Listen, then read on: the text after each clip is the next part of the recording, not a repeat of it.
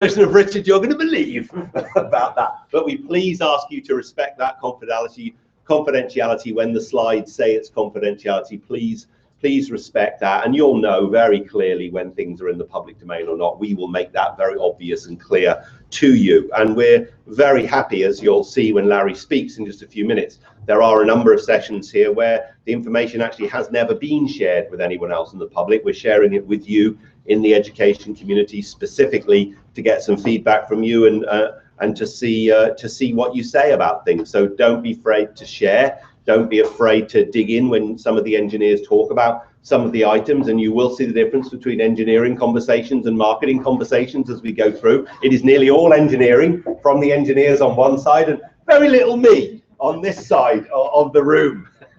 So that'll be fun.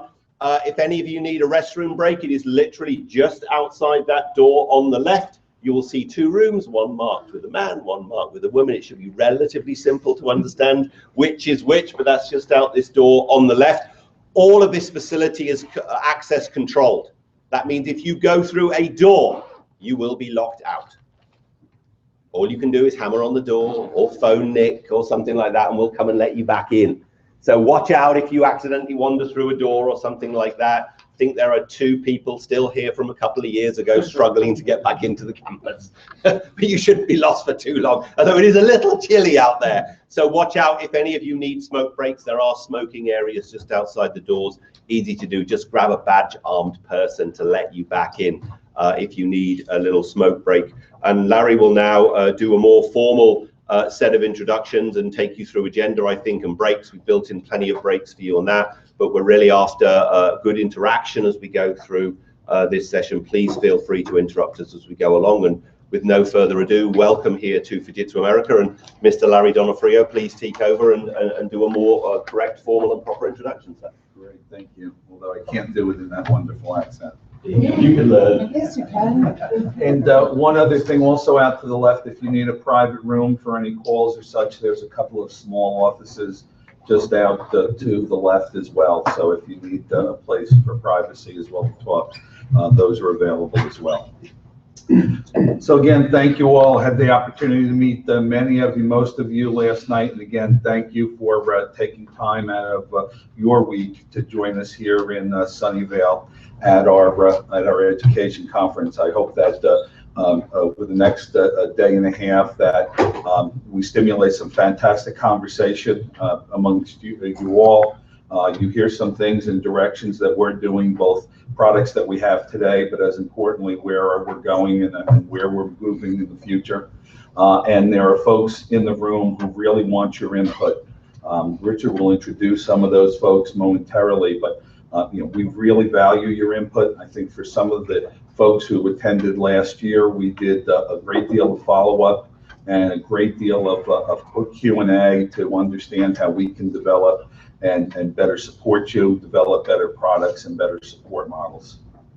So I want to introduce a few folks. Many of you met them last night, but some folks you'll see over the next day and a half and from the Fujitsu organization. First and foremost, Hiroki Kondo is our Executive Vice President and head of our Platform Products Group here at Fujitsu America.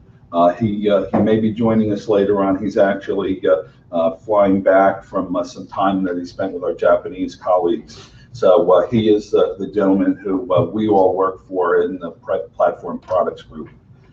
Kevin Wren, who many of you met, is our Senior Vice President of our Platform Products Group and is responsible for a lot of the interaction, not only in driving our business unit, but most importantly, our interaction with our colleagues in Japan.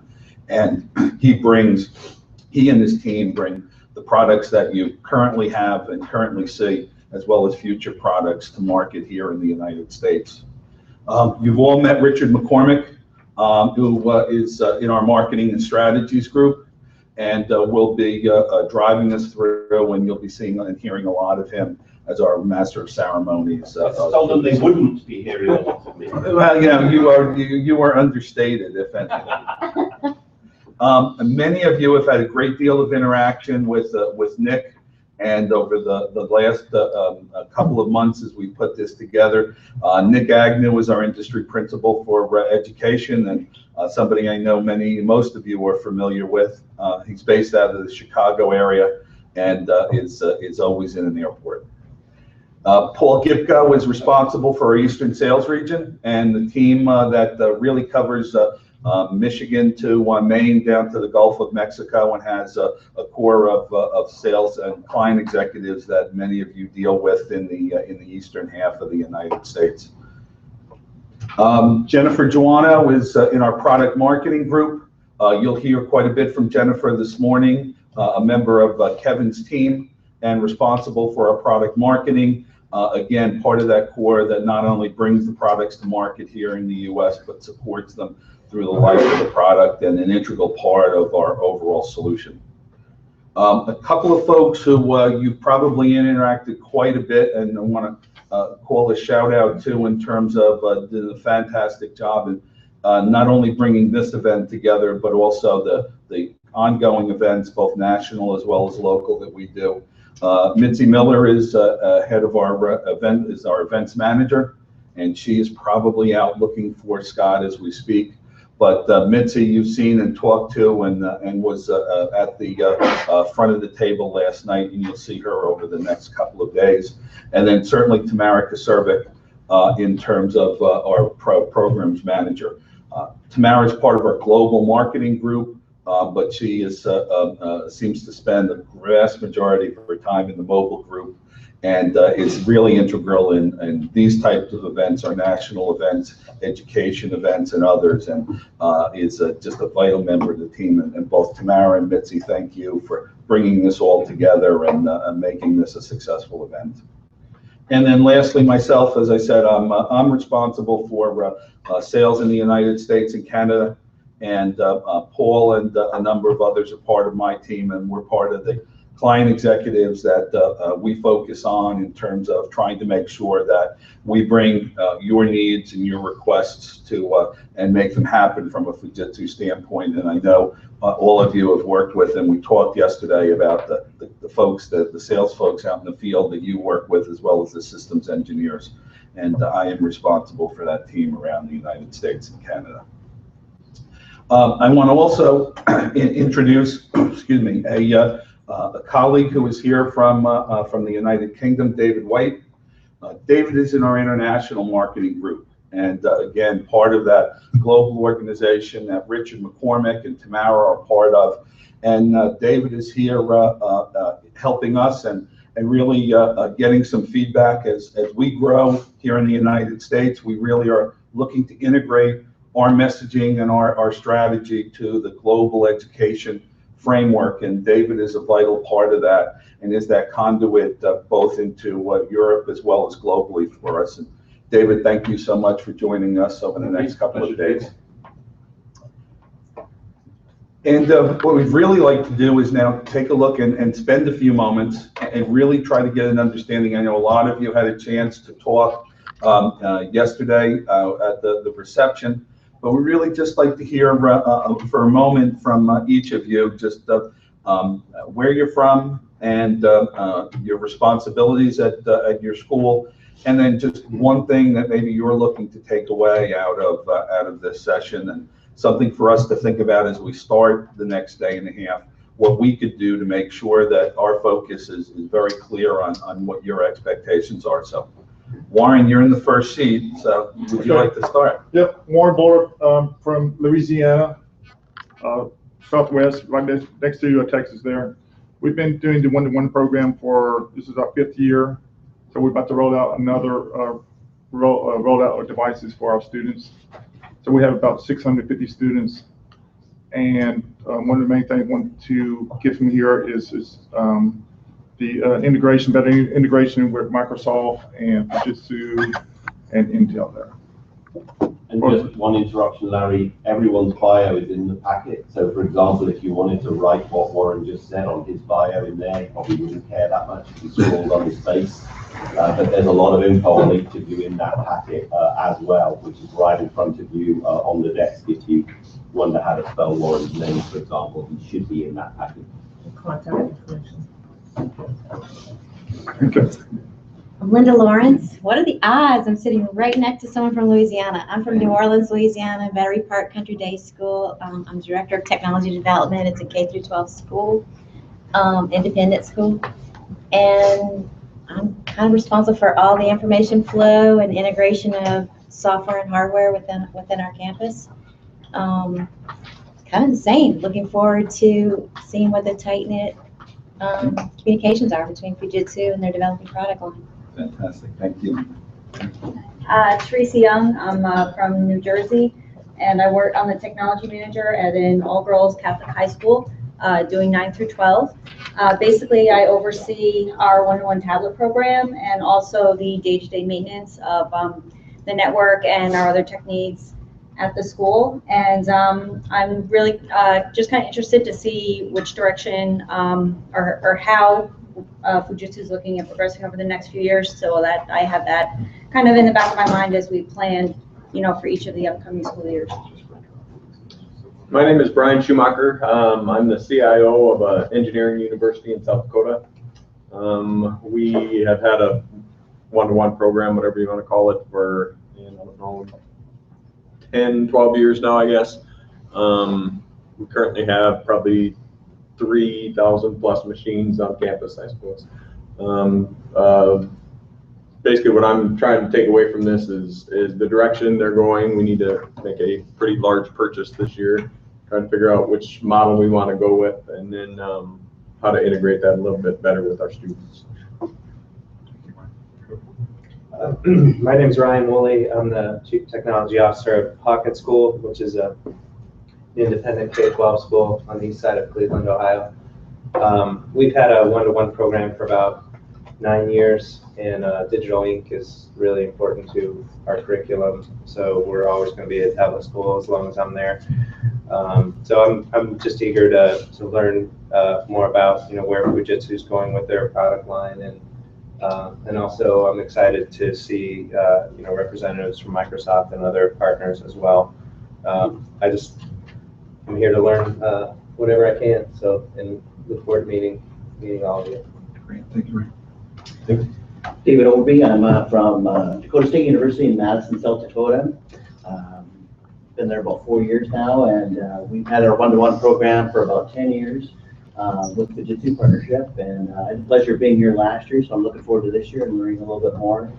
And really just to hear more from Richard McCormick and learn a little bit more about the June event. And that's really the best part of it. I'm Kyle Cronin. I think I'm the oddball faculty member here. I'm the principal of our cybersecurity programs at Dakota State University. So I'm actually kind of here to learn about and share kind of our ways of engaging in classrooms with students in our security program. Hello, I'm Richard Lloyd. I'm from the Petty School in central New Jersey. We've been a one-to-one school since 1998. So we've been doing it for a while. With the changing landscape, we're very concerned about serving our students with the technology that they'll need after they leave the Petty School. We are a 9 through 12 school. So that what the future holds is very important to us. I mean, there's one thing about sustaining and maintaining what's needed in the immediate classroom, but we also very much want to know what we can provide to the students so that after they leave Petty, they will be very successful. And technology, we feel, is an important element of that. And we want to see what kind of guidance not only Fujitsu can provide in that regard, but also my associates here have to share in that regard. Great, thank you. I'm Kevin Bashik, and I'm Chief Information Officer at Appleby College near Toronto. I was brought in there to prove to the board that investing in technology is actually a good use of money for the school. They had been a one-to-one program since about 1998, and they had done great things, but they asked me to reframe it so that we could actually show that investment in technology would pay off, and I'm sure we all have that mandate here. Like many of you, we have had tablets in schools, but we know it's so much more than that. We looked at and really eviscerated everything and looked at everything from a pedagogical and learning standpoint. And I must say that we've been on this is our fourth cycle of Fujitsu computers. We've refreshed every 2 years. And Fujitsu as a company and a partnership has certainly helped me keep my job. As we've done some pretty amazing things and had some great challenges, and we'll talk a bit more about that if anybody wants to know why this is a good company to partner with. This is comes to me. And the depth of knowledge in this room, the depth of experience in this room was the main reason why when the invitation went out, I said yes. Yeah. My name is Sienna Dalbaum. I'm an instructional technologist at Nazareth Academy High School in Philadelphia, the greater Northeast, so not directly in the city, but just on the outskirts. I've just been working there for about 3 years now. My primary job is to make sure that the teachers get all the knowledge to actually interact with the students in technology more efficiently. I also help with the policies and kind of be the bridge between the teachers and students when it comes to technology. Good morning, everyone. My name is Todd DeCesar. I'm with Nazareth Academy High School as well. I work in my college. And I'm the IT director there. And I've been there for 17 years, and I was the first IT director ever at the school. And I built the school from the ground up, from no internet to where it is today.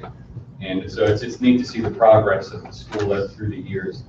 And so I've kind of always done it myself, and I'm always looking out to better my perspective on everything for everybody. And when we brought Deanna on, she filled a void that in our school that we didn't have, which is an instructional technologist role, which I think is growing in today's schools, trying to get the teachers more trained and efficient in use of technology, and better to have the students. I think it's a more efficient way of the students learning the technology and everything. So we're here to get ideas. We don't have a current one-to-one program, so we're looking to get into one-to-one.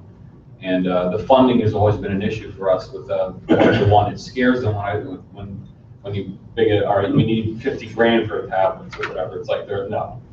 And then so it's we're finding new ways of bringing the technology in and realize it's an investment worth making.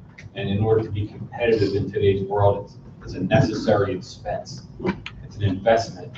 So that's been a difficult challenge for me. So I'm looking to get ideas from everyone in this room on how you guys did it, and what a good way to approach it. A board would be that don't know technology and are afraid of it, and they don't want to put the money towards it. So I'm looking forward to hear all your stories about how you did it, and we're looking forward to the partnership with Fujitsu with training our students to be coming out with valuable skills from school that can be a selling point to the school. Anything to get ahead and to bring kids to the school because our enrollment's dropping. So we're looking to survive.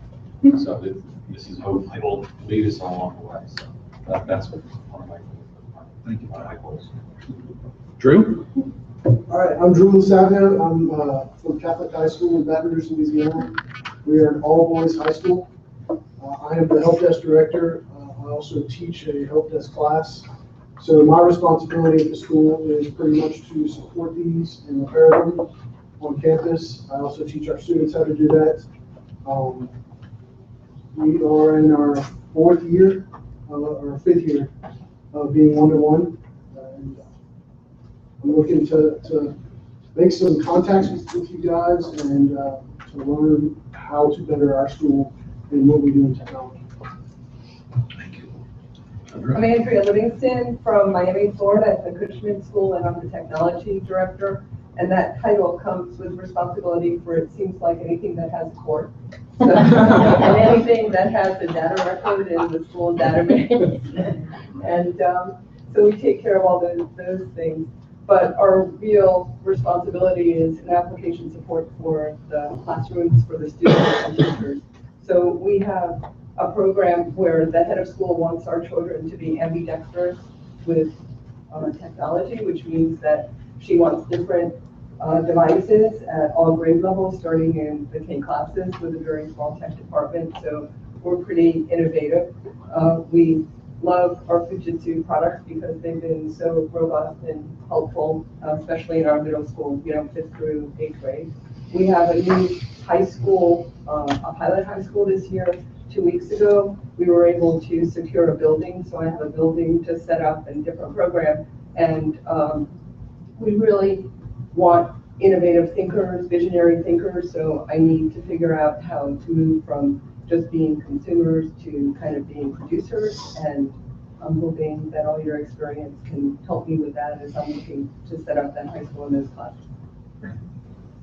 I'm Kim Pearson. I'm the Director of Technology at Kent Place School. It's an all-girls private school in Summit, New Jersey. Let's see, my role there is wearing many hats, certainly. So anything from infrastructure to curriculum as well. I started as a tech integrationist, essentially what we called the technology coordinator at the time. And then grew into the director position about 2003. So it's been a long road. I've been there about 20 years. So I've definitely seen us grow as we started our one-to-one program in 1999. So, and as an all-girls school, it's very important to inspire young women in the areas of engineering and technology. So it is certainly a strong focus that we have there. So, in terms of what I want to get, it is all about the social networking opportunities, right? Or the networking opportunities, not the social networking, but the networking opportunities that we have here. And hearing more about the roadmap as well. Hi, I'm Carolyn Creasy. I'm the Director of Technology at Mount St. Mary Academy, which is right down the road from Kim in central New Jersey. We've been one-to-one since 2006, and like you know, when I came to the school, there was like one computer and nothing. So I came to school in 2001, so we basically built everything from the ground up. We work with Fujitsu customers. We've moved to Windows. I'm interested very much in seeing what Fujitsu has to offer. Personally, STEM is one of my big things, and cybersecurity are my other two areas of interest. So I'm anxious to hear some of the presentations today. I think for our school, we're smaller than Kim, so we don't have a lot of opportunities to do a lot with the girls because, you know, they're very regimented into that AP track. And when you're in a school that, you know, there's lots of APs and there's, you know, we only have like about 360 kids, so there isn't really a lot of room for other kinds of courses and other kinds of things. So, you know, I often struggle trying to figure out, you know, how to get, like we were talking about robotics the other night, we had a robotics team, you know, we couldn't keep it moving forward, there wasn't enough interest. So, you know, these kids are so focused and their parents are so focused on AP, you gotta have, you know, 7 APs and get straight A's in all of them to get into good schools. And I think, you know, trying to bring technology to the forefront and all of that and all of the pieces that go around technology and STEM and all that kind of stuff, and to be able to do that without interrupting this, you know, focus on academics, that's kind of what I struggle with a lot. Hi everyone, I'm Joe Lepane. I'm the Director of Information and Innovation at Roland Park Country School in Baltimore, Maryland. I'm responsible for the infrastructure and data as well as academic technology for all divisions. I'm just interested in learning more about mobile technology, you know, active learning, how we can engage students just in different ways in the classroom versus just having them stare at laptops or tablet screens, and having them move more, having them produce rather than consume, and also just the direction of one-to-one models in any school. We're BYOD in the upper school, but we still make the suggestion of what you know, they should be bringing into the classroom. We're one-to-one tablet in the middle school, and so we've gone through different variations of models and vendors. So I'm just interested in what Fujitsu has to offer. I'm Steve Compton, Director of Technology for Franklin Academy in Nashville. I head of schools, Mr. Sean Casey, which I think was at Eddie's school. So small world. Yeah. So the picture in my bio is what I looked like in 2000, and then this is what happens when you do it for 17 years. Been with Fujitsu since 2003, when we started a one-to-one program. We left for 1 year, and then that was not my decision. After the machines fell apart, I said it's time to go back to Fujitsu. Been very committed. Quick story, back when we did our first year, we had approximately 450 units, somewhere around there. And a guy by the name of Jeff Buchanan. Do you anyone know Jeff? Jeff's a big talker. I love him. But anyway, we had to explain to him that in the education environment, you have to have a damage warranty. And he assured me that we did not need a damage warranty, that 1% of the Fujitsu units only break. And I said, you have never worked in a school, have you? Jeff was a big corporate guy. So we convinced him to do a bucket program back in the day. I don't know if you ever remember that. I remember it well. Yeah, so we had some bucket of repairs. We didn't use them all. He gave us, I think it was 1,000 buckets, and we didn't use them all. We had some loaners, and it went really well. So we've been very happy with Fujitsu. My challenge as tech director now is that this is it's a wonderful machine. I love this. And our challenge now for us is that the thinner clients and the fact that kids want to carry a thinner client or perhaps a smaller unit, like in the middle grades, has been a challenge for us. We can't, a fifth grader who's like 9 or 10 years old can't carry this. They won't do it. Parents won't let us. And so the challenge are the things like the smaller units. Of course, that interferes with my point, is that break, right?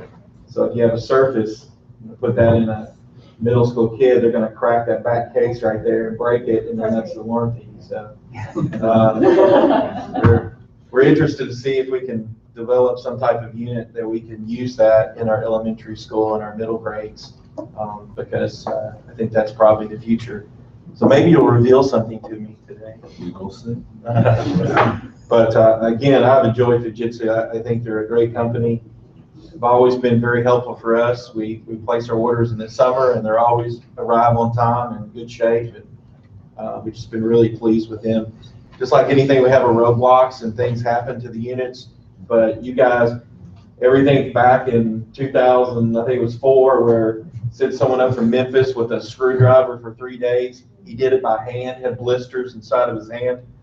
I didn't introduce him to an electric screwdriver. But that was just a commitment of Fujitsu. It's always been something that we've enjoyed. I'm John Richardson from Baton Rouge, Louisiana. All Catholic, all girls high school, St. Joseph's Academy. We've been one-to-one since 1998.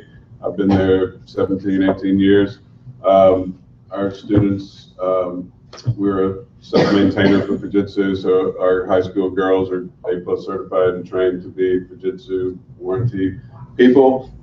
I can second everything Steve just said. I think Larry, Kevin have been huge supporters of our school. I also have a weekly call with Lynn over there. Shout out to Lynn and the engineering team here. I'm looking forward to meeting all the folks that I talk to every week while I'm here. I'm also interested in sharing our girls' story of using a lot of donated Fujitsu equipment to take to other places in the world. Our sister's mission is education, and we travel lots of places in the world where our sisters have missions, giving these donated equipment from Fujitsu, which we're very thankful for, to people that are in much more need than our kids. And so, again, I'd like to thank the Fujitsu group for all their support, and look forward to sharing our story and learning about what others are doing. I'm Dino Vandenheed from the Academy of the Sacred Heart in Bloomfield Hills, Michigan. It's about an hour outside of Detroit. The Academy is infants and toddlers through grade 12. We've been doing one-to-one in the high school for about 15 years. And we've migrated from a traditional laptop to an inking device, and we'll never go back now. We really enjoy it. We do have 5th graders in Chromebooks, and then by 7th grade we shift to a Windows 10 machine. We've used Fujitsu in the past, and I give them a little plug. It's the only company that I've worked with where we had a problem with a display driver, and my sales rep got us in contact with an engineer the same day.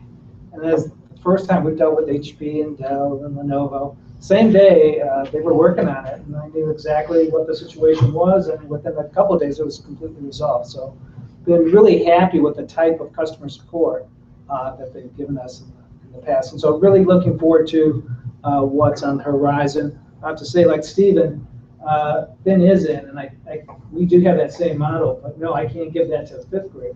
So we are looking at these ultra portable devices because it's what the kids expect, it's what the parents expect, but the fragility of them is an issue. So hoping to see something. Sure. Thank you, Dana. Hi everyone, my name is Chun Chao Chang. Please just shorten that to CC. I'm the help desk and laptop coordinator at St. Andrews College in Aurora, Ontario, which is about 45 minutes north of Toronto. We're a grade 5 to 12 day in boarding school. Two major aspects of my job are to coordinate our on-site service desk and technicians. And we're coming up on a new refresh cycle, and I'm excited to see what Fujitsu has to offer, in terms of a roadmap, and also to hear sort of the collaboration between Microsoft and Fujitsu with regards, especially to OneNote.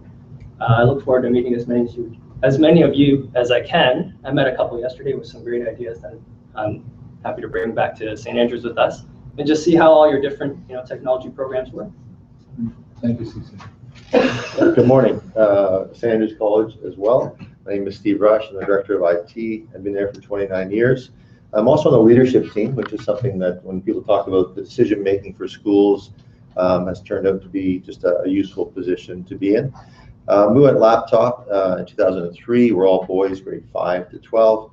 And then we were with Dell for 5 or 6 years, and then moved to tablets. We realized that the pen was just essential, that laptops were hardly being used in math and science and geography classes and modern language classes, and you needed the pen.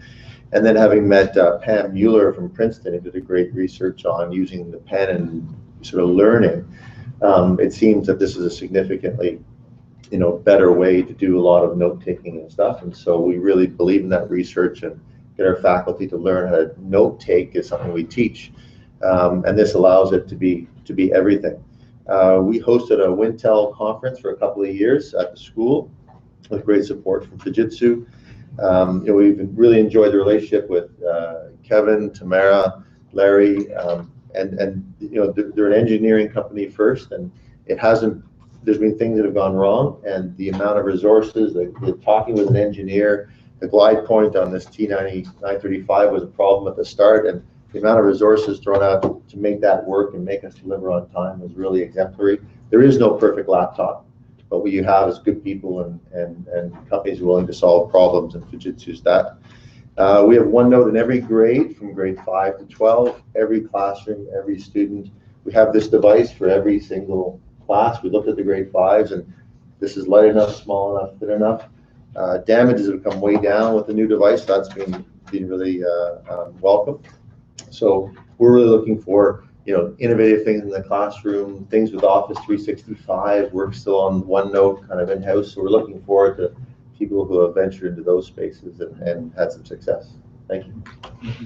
My name is Trevor Novak. I'm the Executive Director of Business Operations at Athol Murray College of Notre Dame in Wilcox, Saskatchewan in Canada. And so if you want to know where that is, it's pretty much right in the middle. So we've sort of been on a journey as well. We've learned a lot from St. Andrews College. We partnered with them. So I think the value of a forum like this is one of the things that I want to get out of this, is more networking with the rest of you. And there's lots that can be shared and learned. So we're on the second of a 2-year cycle. So we're in a refresh cycle as well, and looking at what's next to come. So looking forward to that, again, partnering with Fujitsu on that. Much the same as the St. Andrew experience. It's been infused and integrated in every classroom, every student, every teacher, and there's no notebooks, pens, textbooks. It's all done through the device, and it's been very successful. We would never go back, and that's definitely not the intention at all. Our teachers, even the wily veterans who were reluctant to jump in, would not go back. They're much more organized, and the collaboration is much higher with the device they have now. Notre Dame is a 9 to 12 boarding high school, and it's co-ed, and we're a heavy athletic school, so lots of travel. Our sports teams travel all over North America. Hockey is the primary sport in our school, so having a device that's portable, durable, and adaptable is very key to us. So this is where the Fujitsu devices have fit in well for us. So looking forward to learning more in the next couple days. Great. Thank you, Trevor. Scott, I apologize, I missed you. No, you didn't. I wasn't here, so. Hi, I'm Scott Dunning. I'm the director of the School of Engineering Technology at the University of Maine. So we have four programs: electrical engineering technology, mechanical engineering technology, construction engineering technology, and surveying engineering technology. About 500 students, 17 faculty. And so we moved to a laptop requirement in 2003. And we hit a brick wall from that point. In other words, my faculty are stodgy old engineering faculty that really don't jump to change. And what is this pen thing you talk of? You know, so they like the clamshell, and so we've been working on trying to develop a pathway forward with Fujitsu. I've had good support, and we've had a couple of near misses. So I'm hoping to learn from the folks here today about how you transitioned into going with a pen touch type PC basis. So. Thank you, Scott. Just one other thing. We are broadcasting this internally to our team, our client executives and systems engineers. So Brian Holler is our videographer, and he'll be moving around, but it's being broadcast internal. So your client executives, your salespeople, as well as the systems engineers you work with, are taking away some of the takeaways from the meeting today. So just want to let you know that. Perfect. So we're almost on time. Look at that. Right. Look at that. Dangerous. Yes. So I'd like to introduce Kevin Wren. Kevin is going to kick off the session in terms of an overview on not only an introduction, but really talk about our mobile vision. And we'll be bringing up others as well as part of the team. So Kevin. Thank you, Larry. Good morning. I'm going to stand over here because I'm still a little bit of Jennifer's time. She's the one you really want to hear from. But what I wanted to do is I just wanted to, first of all, welcome you all. Thank you for coming and participating. I know it's a lot of time out of your schedules, and so we're very, very appreciative, and I think very excited after all the introductions, both for the newcomers and the existing people that I some know very well and some I know very, very well. So I'd just like to give you, from a Fujitsu perspective, we're part of Fujitsu Client Computing Limited in Japan, right? And our vision is we're contributing to customers' prosperous lifestyles by managing all the offering of all their computing required and generated for everyone, everywhere. So on your feet computing, right? So we really do understand, you know, how that these devices are part of someone's life, and it's what they use in everyday life to support. I want to talk just real quickly about our value chain. So we do design, we build the product, and we support the product globally. Okay, so when I talk about designs real quick, we do global platform portfolio planning. So all the regions of the world get together and we look at portfolio requirements for the world. So we do that for a couple of different reasons. One is because it's really, really important, not only that we can provide global customers global platforms, but also so that we can leverage capabilities of our factories, okay, by providing the same product around the world. We have a factory, our main factory is in Shimane, Japan, and I have a video and some information on that if you ever want to see it. It's quite a fantastic place. I had the pleasure of visiting there last summer for the first time in about 5 years, and it's quite a state-of-the-art factory with robotics and a lot of other things. We build everything from the motherboard right up to assembling the unit.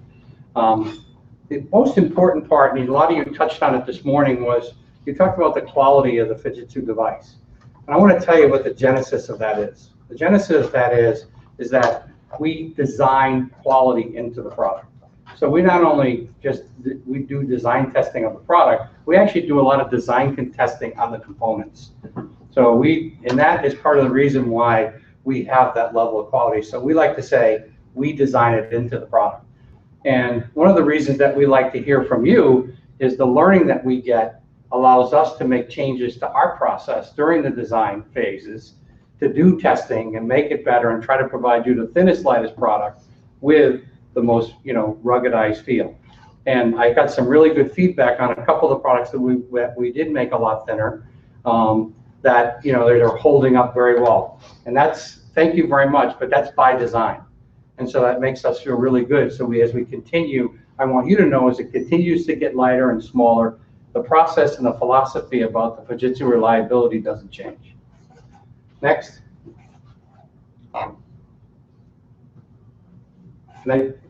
I'm done. I'll let that. But I'm going to have Jennifer come up and speak, and then there's a couple of colleagues here that are going to speak this morning, and it's very, very exciting to have them. They're from our design team. We're going to share a piece with you on education in Japan.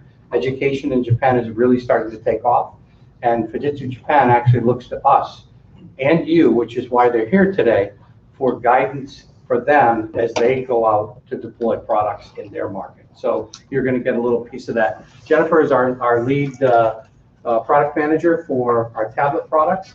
She's been with us 10 years. Yep. And this is the person that drives the portfolio that you spoke so highly of this morning. So Jennifer, please, thank you.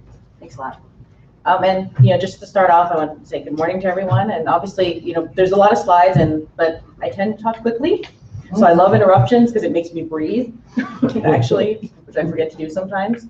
I'm going to be covering basically the entire portfolio, a little bit of software, a little bit of some utilities and other things. But again, glad to hear some of the feedback because we have actually brought that into the portfolio, so that's always good to hear. All the folks in Japan are here, and so think of it this way, they'll hear it directly from you, and then later I can follow up to make sure those things actually happen as we make the product and say, hey, do you remember when this person said, these people said they needed this feature? Yeah, they still need it, and now they're, looking to implement it. So I'm just going to do this is a quick overview of basically the products that are coming up with the 7th gen processors. Left-hand side is your convertibles, tablets, 2-in-1s. Right-hand side is your clamshell notebooks. For those of you who are familiar enough with our portfolio, you'll recognize the T9 at the top, and then the Q series, the Q7, and the Q6 are detachables, and then the P7 is our new one, our new product right here, a little folder into product. So I'll talk about that too as well. And after this session, there's going to be a break, and you'll be able to see all these devices and touch them yourself. So normally I would pass them around, but I think it'd be just as well for you to see them during the breaks, and you have a couple breaks throughout the sessions. I think. Do you really want to do this now? Yes, old school. Old school statement. So you can kind of see what we call out. I'm short, so this isn't going to really help. So the new ID on top. So even though it is a T9 and it is a swivel hinge, you'll see it's a brand new design. We have tried to bring back some features that were in that original 901 and 902 that some of you may be familiar with, because we know that it's that balance of I want these features that were in that older convertible that also have the durability as well, obviously, but then I have the same demand for something thin and light. So you'll notice the weights on these devices, we've actually dropped a lot of them. And also another big thing for us was having a smaller footprint. So even though it's a 13 or a 12, it's a smaller footprint than our previous generations in terms of the length and the width. Because we do realize that on a desk, that's something where it does matter. And however you're carrying it, those things come into play, almost more so than thinness, if that makes sense. I think there's a big drive, especially on the consumer side, to have thin products. But the reality is what you need is a durable product, a light product, and something that, again, takes less space in a desk or in a bag. 2 questions, Jennifer. Sure. One, will they all get slides at some point at the end of the session? And secondly, will you be able to show any of the products that you're talking about now during the break? So like I said that earlier, so all the products will be there about to see them at the break time. Other than I think I don't know if every single notebook, but pretty much all the tablets, these guys will be able to see all of these ones. In terms of the slides, I am more willing to share the slides with you guys. These are products that are about to come out, and so I don't think there's any issues there. No issue with these slides. All right. So this is just a quick overview again, just to kind of show you there's markets listed there, but really that's sort of when we talk about where we want to focus. It doesn't mean that we don't think they work for other verticals. Just to give you a high level overview. Next slide. Okay, so we'll jump right into the T937. So the big things that we did here, based on what we heard, not just in the sessions here, but also when our engineers and design folks went to visit all of you and different customers. First off, that, again, thin and light, we heard that in a lot of places, but again, thin and light yet durable. So you'll see that it is very similar in terms of weight overall as the current system.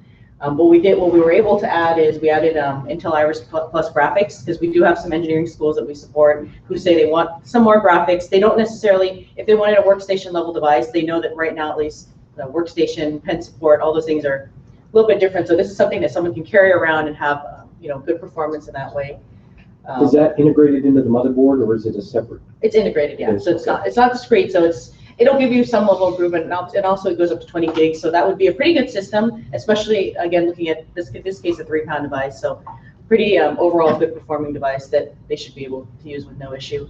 I talked about this last time too, is that we made a move to the Wacom AES pen. So you'll be able to try that out yourself. I think the last time I mentioned try it out, see what you think. This is a move in terms of giving, across the industry we see it. And so it's definitely something that we, love to hear what you think about it. From an accuracy standpoint, we've only heard good things. And from a pen standpoint, you'll be able to see that we made a lot of improvements to the pen as well. It's slightly bigger. I'll pull it out really quick. You'll be able to see it as well for somebody in the back.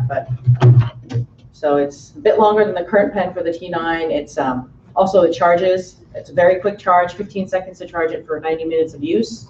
So don't worry if someone forgets to charge it, they need to just put it back in for 15 seconds. We think that's a pretty respectable amount of time in terms of if they forget to do it. And again, it's not a unique pen to each device. So obviously if they forget their pen, they can put a pen in, charge it, and they're back up and running.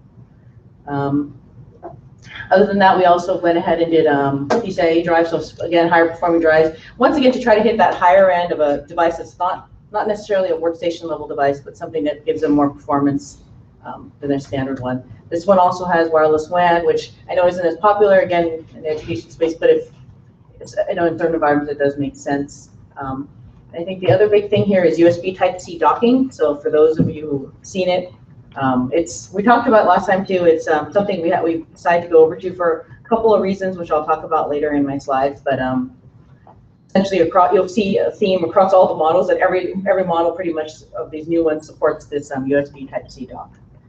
Also, some other features, you'll see this little dot right here, and you'll see this on one of the devices outside, or little square. That's PalmVein. So PalmVein authentication. So we do have that. Again, when you think about moving to Windows 10, there's lots of ways to log in. This is just another way to log in. Face recognition is nice, but I still haven't seen anyone really using it in any kind of broad strokes. What's nice about this is that it is unique, but at the same time, it doesn't require you to actually have your face showing and your camera on. A lot of people block off their camera. Actually, the design team showing something about blocking the camera because that's the thing people like to do for privacy. So this kind of eliminates that piece too. And serviceability, and I'll talk about this a little bit more. You'll see this more on the device itself, but we actually went back to putting in some doors in the device. So for those of you who are ISPs and things, you'll notice there's more doors put in. We've also looked in terms of how easy the keyboard is to remove some of the serviceability items. And it's not very exciting, it's not very sexy talking about those things, but realistically, on a thin and light device, being able to have it also serviceable is a pretty big deal, actually. You can see this happening on a device that's a 5-pound device, but when you get into around the 3 pounds, you can see with like an Ultrabook, for example, almost all the Ultrabooks are not serviceable, very easily serviceable for that reason. When you say they're light and sexy, have you looked in, kids love to personalize their machines, right? If they own the machines. Have you looked into ways to, I know with a convertible, it's kind of difficult to, maybe attach a leather skin or things like this. I mean, obviously we can put a standard stick-on skin, but anything to personalize, I think, is very attractive to the students. And, we tend, for the engineers, they all look, it's either a silver or a black, That's why you get a fire engine red computer that are, ooh, right? It's the same guts. But so I didn't know if you guys have looked into ways to be able to Fujitsu offer some way to personalize their devices.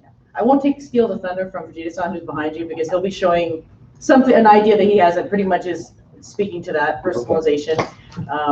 So suffice to say, yes, we heard that feedback last time, and we also saw, and you'll see in his presentation, when we went to all the schools, tons of schools littered with stickers and first, different things. So, it's sort of the idea of, yeah, we're thinking about how do we maybe encourage more personalization, but also something that, like you said, maybe is a little bit cleaner. Yeah.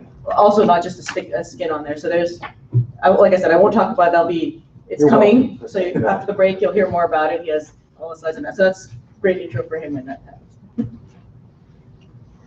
Okay, P7. So this is this device, which I'm sure they're all excited to see you. So this one's kind of a similar feature set to the other one. We also have, which I didn't get to talk about, I'm sorry. One thing we decided to do on this device is, and as well as the T9, is we added a bridge battery. We know that a lot of you guys do battery swaps either in the library or bookstore or wherever situation you have where someone who needs to switch a battery out because, hey, they forgot to charge it the night before. Also, I know that more than one person has told me their students don't like to turn off their devices. So what's nice with the hot swap, and in this case it's a warm swap, it either goes into S3 or S4, depending on the device. The hot swap right now, you go into S3, and then what will happen is there's a little indicator here. You see it's lit up right there. So what will happen is you push the switch, it'll go from red to orange to green. When it's green, pull it out, put it back in, and you're pop it in, and you're back on. And it's a much faster operation. Now you may say, okay, well, I would still maybe want them to power it down, whatever. Either way, it's something that if someone does decide to take it out, there is that safety there in terms of data loss, and it also gets them back up a lot faster. One of the things we had struggled with, and for those who looked at the 902, is if we have the second battery, the modular battery, and people love our modular battery, we get it, but at the same time, you can't have a thin and light product and a second modular battery. Those two things are pretty much counter to each other. So what we thought is this bridge battery, which we put on both of these products, is something that gives you the ability to change the battery quickly. And that itself is probably, hopefully enough. And frankly, from a battery life standpoint, this is 9 hours. The T9 is 11 hours, mobile mark. So quite respectable, actually, I think from a full day use. If they needed to swap out, they could. But again, just things that we think help address the thin and light, but still keep the features that you like. So exactly when you pop out that battery, was machine's on. So you got sort of like a temporary internal battery. Yes. So that okay, and how long does that last?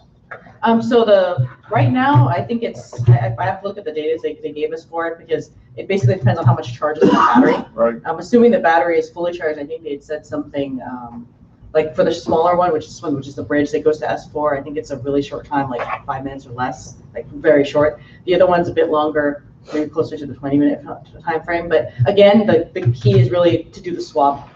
Right. Without having to power down. It isn't something where you should take the battery out, walk somewhere, and I mean, I guess you could do that, and that would be, but it's enough time that someone could walk to a cabinet and get something and come back. But it's not something where they're in class, take out the battery, walk somewhere to get a battery, and come back. Yeah, no, I would not recommend that. But it is a decent amount of time. And the difference is that there's two different there's a larger battery in the T9 than the P7. So. Again, because we don't know how much battery is in the bridge, it's really hard for us to judge how much time you're going to have, if that makes sense, because that has to be charged as well. Right, but the key thing is if the main battery goes out, watch that window. That's the key thing, because of the students, they keep into, my battery's dead. And I want to see what's that window. Oh yeah, and so right now, that's what I was saying, it's about that time, but I'll verify to see if they have better data points on the timing specifically for that. They've been focusing more on trying to get the swap timing, so I'll ask them about that. If the main battery is completely drained, at that point, how long can it last? Assuming it's at 100%, because it doesn't really pull from that battery normally, right? It shouldn't. It pretty much only charges from that one. And that's actually something that came up too as a question from my internal team. But in terms of the pen, so this is now a pen that charges. So once you have a charging pen, you have to think about that. How does that work? So from that standpoint, this pulls from the main battery. So even if the system's powered down, as long as the main battery has power, it can still charge the pen. So, which is good if they do actually turn off their machines, or if they're, that it has battery life and they can continue on. And if it's plugged in, then the main battery obviously is charging, and so therefore it can charge the pen. But I'll take that as an item. Just write that down. Okay. Is that the same consistency on the serviceable side you were talking about? Yes, it does. So actually this is the P7 unit, so you'll see that. I just want to show you the bottom of it. The T9 has similar little covers on the bottom too. Have you experienced anything, You go back maybe one. it's just us, the touchpad always seems to be a problem for whatever reason. Yeah, so one thing we did do on this product that you'll see on this one and the T9 is we actually went back to this discrete touchpad buttons, which those of you who have the older devices still remember them, but on the T9, T904, T935, T936, we went to that full touchpad, which was kind of the trend. It was what people wanted to see. Feedback was, okay, this is just not easy for people to use, so we went back to these buttons, so you'll see that. So hopefully that'll help some, because I know that if you're on those devices, that was some of the complaint. But again, the idea was we did try to look at each component to make it easy, if not easy to service, at least something where it's, well, mostly looking at easy to service, but even if it isn't, at least the components that they are serviceable without changing everything out. That's the other thing we look at as well. Any other questions on the T9, P7? So we have the access covers. So what do we actually have access? Direct access is memory SSD. Okay, we can access the SSD. Yes. Yeah. Okay. So memory SSD are the two covers. If not, then it's also all screws on the bottom too. So it's all accessible anyway. It's just a question of doors or no doors. For the most part, I mean, I've seen some of the Ultrabooks too that don't have any access at all, frankly. So for me, I mean, it's just a question of, there's only so many doors we can put on a unit, because unfortunately it does actually add, I think, to the overall thickness, the more little doors we add through the whole thing. So, but we did think, removable battery is something we continue to do for that reason too, because we do think people want to be able to remove it. And we know on other devices, yeah, there's lots of batteries that can't come out, which isn't very realistic. Anything else? Well, Just the pen, Jennifer, just understand Sure. the benefits of the new pen. You mentioned the size of it, made it longer and. yeah, so it's a bit bigger pen. Actually, Yeah. from a material standpoint, we went to, and you can feel it later, but it's it's a metal pen, so it's much stronger. Because we did have some people come back in terms of saying that the small pen wasn't, it's about this size, was not very durable. So I think there's that improvement as well. Because of the pressure levels, it's 2048. It actually should be more accurate. We're trying to find a good way to test the two, because obviously it's both Wacom technology. One's EMR, one's AES. They themselves don't even really want to advertise the difference between them. So we're trying to internally find a good way for you to do it. But again, I think with you guys, you have the experience too. The best is to take a device, try it out in ways that your students are going to use it, and see if it makes sense from that standpoint. The charging aspect of it is probably the only disadvantage, I would say. But it's, again, I'm pretty happy, I think, with the 15-second charge. I don't think that's bad at all, because it gives you this, this kind of a pen. Also, it's 2 buttons versus the 1 button. So although we lost the eraser, which we kind of already lost when we went to a small pen, you still have the 2 buttons, so you can map that as well. And we are looking at a larger pen as an option. Maybe it'll use a quad A battery in it, but so far the feedback's been kind of mixed on. People seem to like this because it has a pen garage, it doesn't get lost. Loose pens are nice in theory, and maybe for your faculty or something like that, but for students, it's not realistic. They're just going to lose them, and they're not, inexpensive items either. So. How about the expense? Are they any less expensive or compared to the current one? These pens, no, because there's a lot more. Actually, there's more technology in them, but again, they are more durable. So I think these will actually last quite a bit more than those. So. Do you have an idea of the replacement cost? Right now, this guy it's 69 is a retail, if you will. So I know you guys all have pricing, so I'm just using retail. But again, like I said, it has a supercapacitor in it, so it's not a dumb pen, frankly speaking. And that's one of the things too, is because it's Wacom, a Wacom AES pen.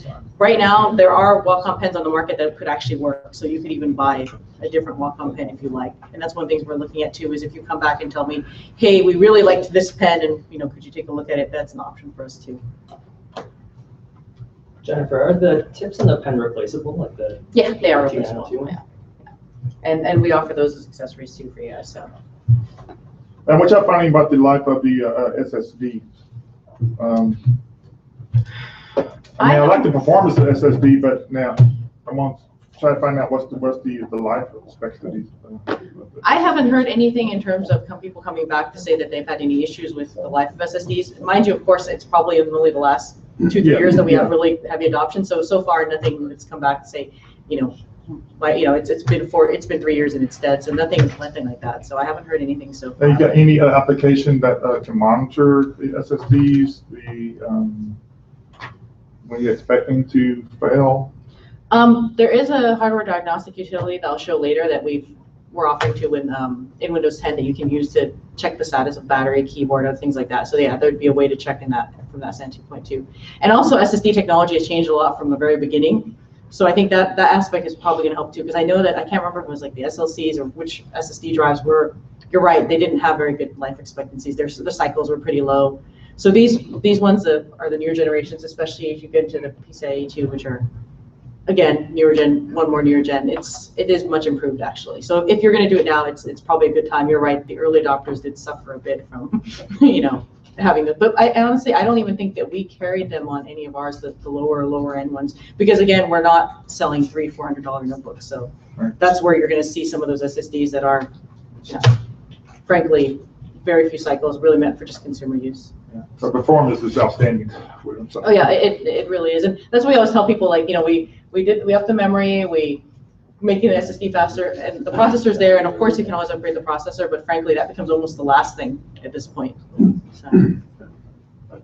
Hey Jennifer, maybe that should be our first action we should capture on the board. Let's give them an SSD life cycle estimate versus HDD. I was going to say it was going to be the same, but then I'm not providing the warranty or the engineering. That's a good. That's so let's capture the action. Yep. And I think it's a good point that if folks aren't on SSDs now, they probably are considering it from a performance standpoint anyway. And also that's a good segue, because these devices actually only offer SSDs, both the T9 and the P7. And you can kind of imagine why. Spinning drive, and it just increases the size of the unit. So it's a very valid question, because you're going to have to sort of make that decision when you go here. And that was intentional. We just really felt at this point, really the cost is the only reason where you might consider it. And yes, but at that point, do you really want your students to have that much data sitting on their device? And the reality is you probably don't. So in a way, by having a 500 gig drive there, you're sort of telling them, save all your stuff on here, versus here's a really fast 256 or 128. But that gives them a better when they're using it, and also it doesn't encourage them to save quite as much on here. And again, external storage is still inexpensive now too, so if they really wanted to, that's an option as well. Jennifer, you hinted at the graphics card integrated still. So for us, it's the everything computer. So our media arts, Adobe, Photoshop, Premiere is all being used. Is there going to be? We found the move from the 902 to the 935. Not any significant improvement in terms of that type of application. Is there going to be will there be some benefits in terms of? Yeah, so like I said, we have the standard Intel if you will, going from generation to generation, but we also offer that Intel Iris Plus graphics, so that will give you a bump up. And I think we can action it or not, but I know we were looking at in terms of what applications they improve on, that kind of thing. But again, it is not a dedicated graphics option, but again, it will provide an up for sure. When I was looking at some of my own research, looking at it, it looked like it was on par with like a lower end, probably NVIDIA, not like a graphic design type of thing, but something, not CAD, not that, but somewhere a little bit lower, but it's still, again, within the device, within the cost, it's a nice up for your model, especially if you tend to buy the higher configs. Great. Okay, we're good? Jennifer, just since the subject of the SSD longevity came up, just to share, we've been putting SSDs in our laptops since 2012. We still have those SSDs working. Fine, we have maybe 3 or 4 failures a year of the SSD, so they've been very reliable for us. And as far as them coming in the machines, we actually did it early on in 2012, 2013, was the cost of the SSDs in the laptops that we were from the manufacturer. There was a premium to go to the SSD versus the spindle drive. We were actually buying the machines from the manufacturers with the cheap spindle drive, pulling it out and putting in either Crucial or Samsung SSD, and still saving money from over what we would have paid to have it pre-installed. But those are the SSDs we've been we have been using since 2012, Crucials and Samsungs, and they've been very reliable in terms of longevity. I'd second that as well. I can't think of one unit that we've had a replacement on. How long been? Some over 3 years, and not one that I can recall we've had to replace. So. And the good news is that 128 drive also is getting a lot more just from a price standpoint, affordable, so it's not as bad as it was, again, 4 years ago when you were first implementing it, so, Oh, yeah, the price is like dropping. yeah, so that's been good too. And I do think the size of the drive matters. Didn't mean to say it that way. Because of the syncing that students do with the class, Yeah. so that they need that space in order to. And I think, like I said, for the most part, 256 hopefully would be enough. I mean, you can get, the 512s are still expensive, I think everyone would agree, it doesn't matter where you find them, they're pretty pricey. But yeah, I think for sure the 128 256 is quite comparable. Okay. So I'm gonna hop through. Here's the the notebooks, slim books. Our E5 is basically our entry. Then we have our U7, 57, 47, and 27. These also feature some of the things that I've talked about. Let me jump up to the slide just so you can see it. The USB Type-C. Between the 3 models, what's interesting is we've tried to do where the ports and everything are in similar locations. There's NFC, smart card, all the different features you want here. I know most of you guys are interested in pen and touch and not so much on the clamshell notebook side. However, what we think is nice is that we can give you these, we spend a lot of time talking about this for a reason, these type of devices, but we also offer just the notebooks as well in case there's an environment where this makes more sense. I know, for example, if it's an engineering school, maybe other schools don't require a pen and touch, maybe they just require a notebook. What's nice is you have the option to be able to all get it from one vendor. You've heard all the stories about the excellent service and support, so you get that with the notebooks. We don't give you different support on the notebooks. It's exactly the same. So there you get the palm vein, you have all the features there. You can kind of see the battery life, etc. Again, it just complements our existing line. And we try to do as many things that are with it that are common as well. One interesting one that I thought Kevin was going to talk about, so I get to cover it completely, so that's kind of fun. I don't want to steal it from you. Yeah, apparently you did so much. There you go. So the Lightbook U937, this one, that you can see the weight, it's 2 pounds, so it is a very light product. 13-inch screen, it is a standard notebook, but it will have a touch option as well. Of course, you imagine Type-C, US memory up to 20. It's a pretty nice little device. I mean, I think that's what this is going to be for the environment in which someone says, hey, I just want the thinnest, lightest thing that I can have. And I know in education, perhaps that's not ideal for students, but maybe it is for older students, because again, MacBook Air sell other things that are thin, light do sell on the notebook side, so that's an option.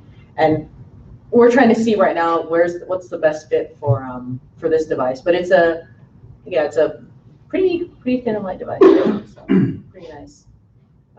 And I mentioned earlier about Kevin talking about it because this is a really key device for Japan and for some of the other regions that do a little bit more on the consumer side, because as you can imagine, it's quite appealing.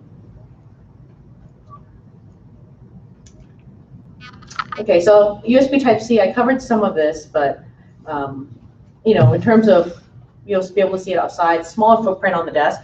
So for those of you know our current port replicators, they'll take the space that's required for the largest unit it supports. So if it supports a 15-inch workstation, which is what our current ones do, then it needs to be able to dock and have a sidebar for either that or either the length is about the length of the 15-inch. So it's quite large. This one's quite a bit smaller, about this big.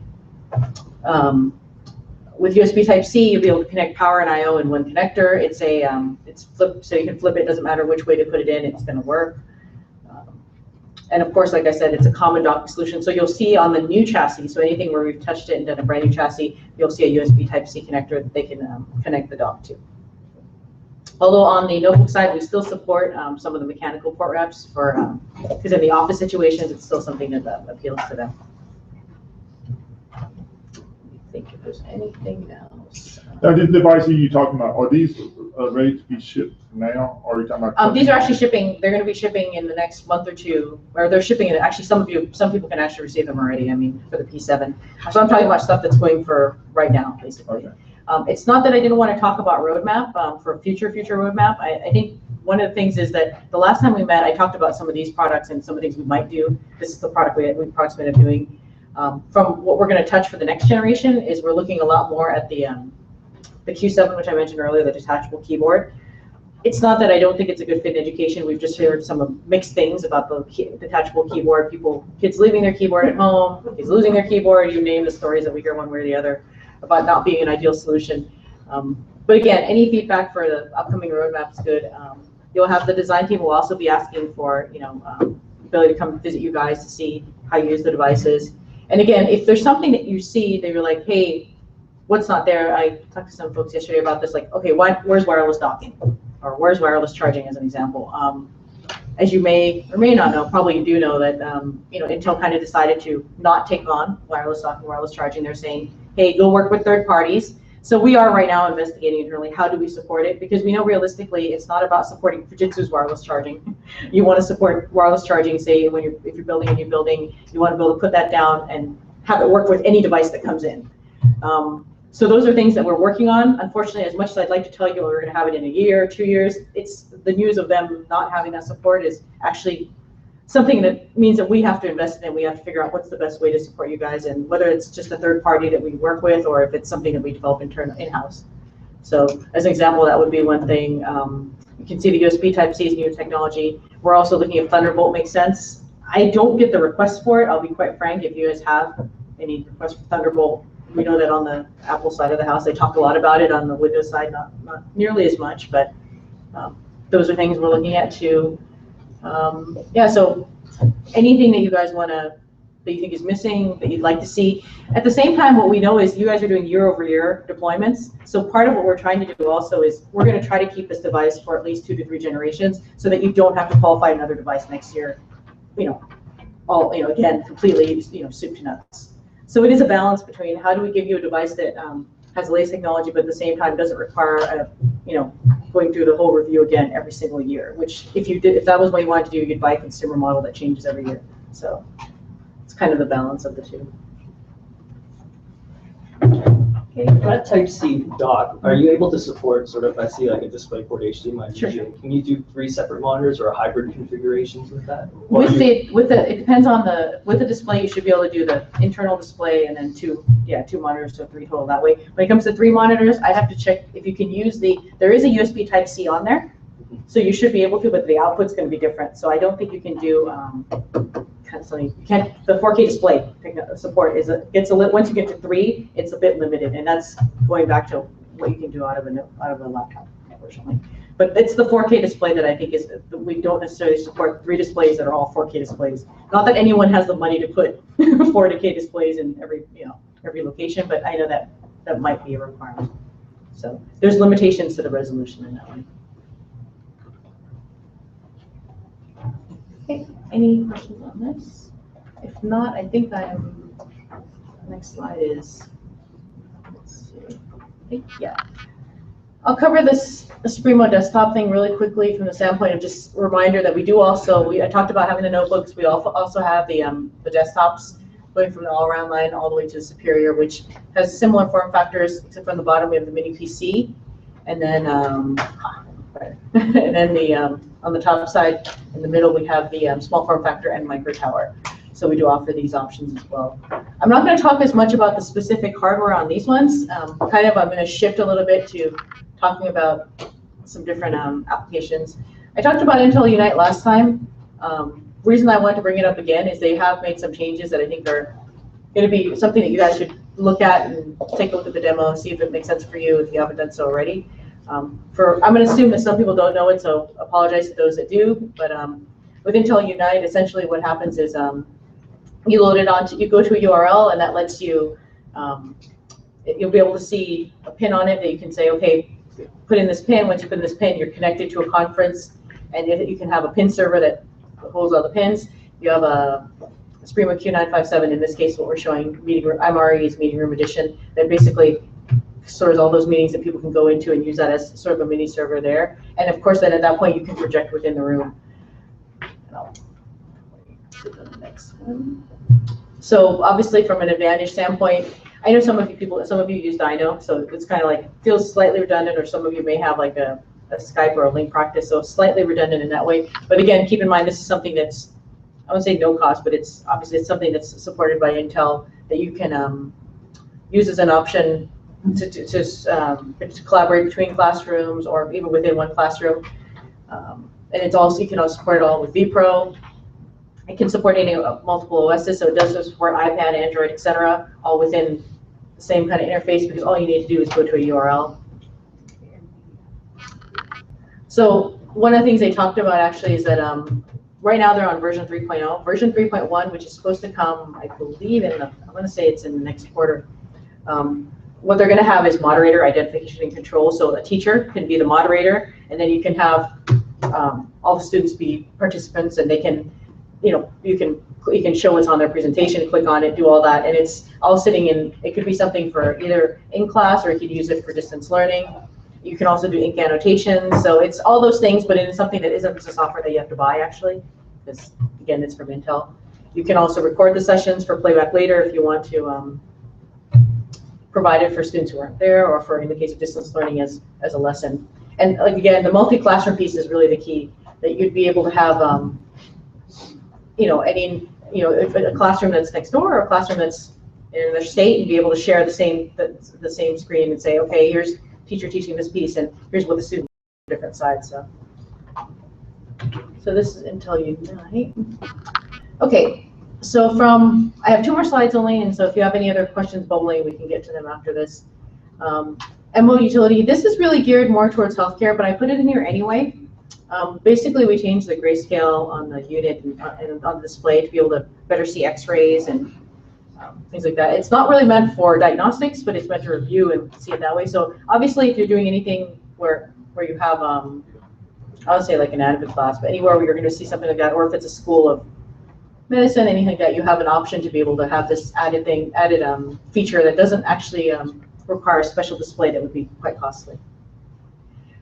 This one I'm actually pretty excited about is we're opening up some SDKs with APIs for the different P7 working models. So what this means is on this guy, Microsoft supports the clamshell, so so you can set notifications to, okay, when it's a clamshell, launch this application or whatever. And then they have it, of course, for tablet. Tablet's been around a really long time.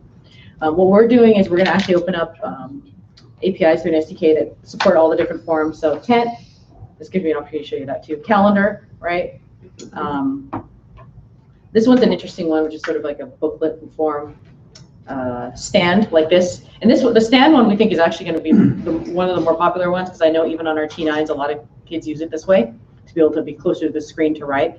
So what you could do is actually, as an example, in different modes, say like in this tent mode in PowerPoint, you'd be able to say, hey, go to view mode only, not edit. I mean, you'll see the demo outside, so you'll be able to see it a little bit better, but imagine that, for example, I was trying to think for education what would be a good fit, and I was thinking maybe in a testing environment. Like imagine if you said, okay, when you're taking the test, this is the mode it has to be in before you can launch this application. That way you can see if they're typing anything else, because the keyboard has to be flat. If they just have to hit it with their pen, do that, they can do that, but you're able to see everything. Yes, they could technically, you can, navigate out and do all that, but it's actually quite a bit more difficult to do it. It'll be pretty obvious that they're doing more than they should be doing in that environment. So again, we're just opening it up. You guys may have much better ideas than I do, obviously, but I was just thinking of one idea of how you can use it. But again, the way you can do is you can change basically within an application, depending on how the application is written, the different modes that application may support. And we're going to look more on the Office side to try to do some of that, in ahead of time. For OneNote, I haven't found, there's not really a good, I'm trying to think if there's a time when you don't want to edit OneNote. It seems a bit odd to turn off editing for OneNote, so I don't know if that's going to be one, but PowerPoint for sure, maybe some of the other ones, so we're going to take a look at that and see if that makes sense. And again, being able to launch a certain application also might be handy, especially with all these modes. It's also going to teach them, okay, here's how you use it. It becomes a learning tool in that way too. So.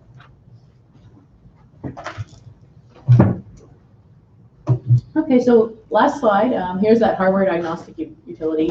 Again, you'll be able to see it. This does do battery, keyboard, touch panel, digitizer, processor memory, etc., as well as driver diagnostics to make sure what drivers you have installed. So that could be a problem.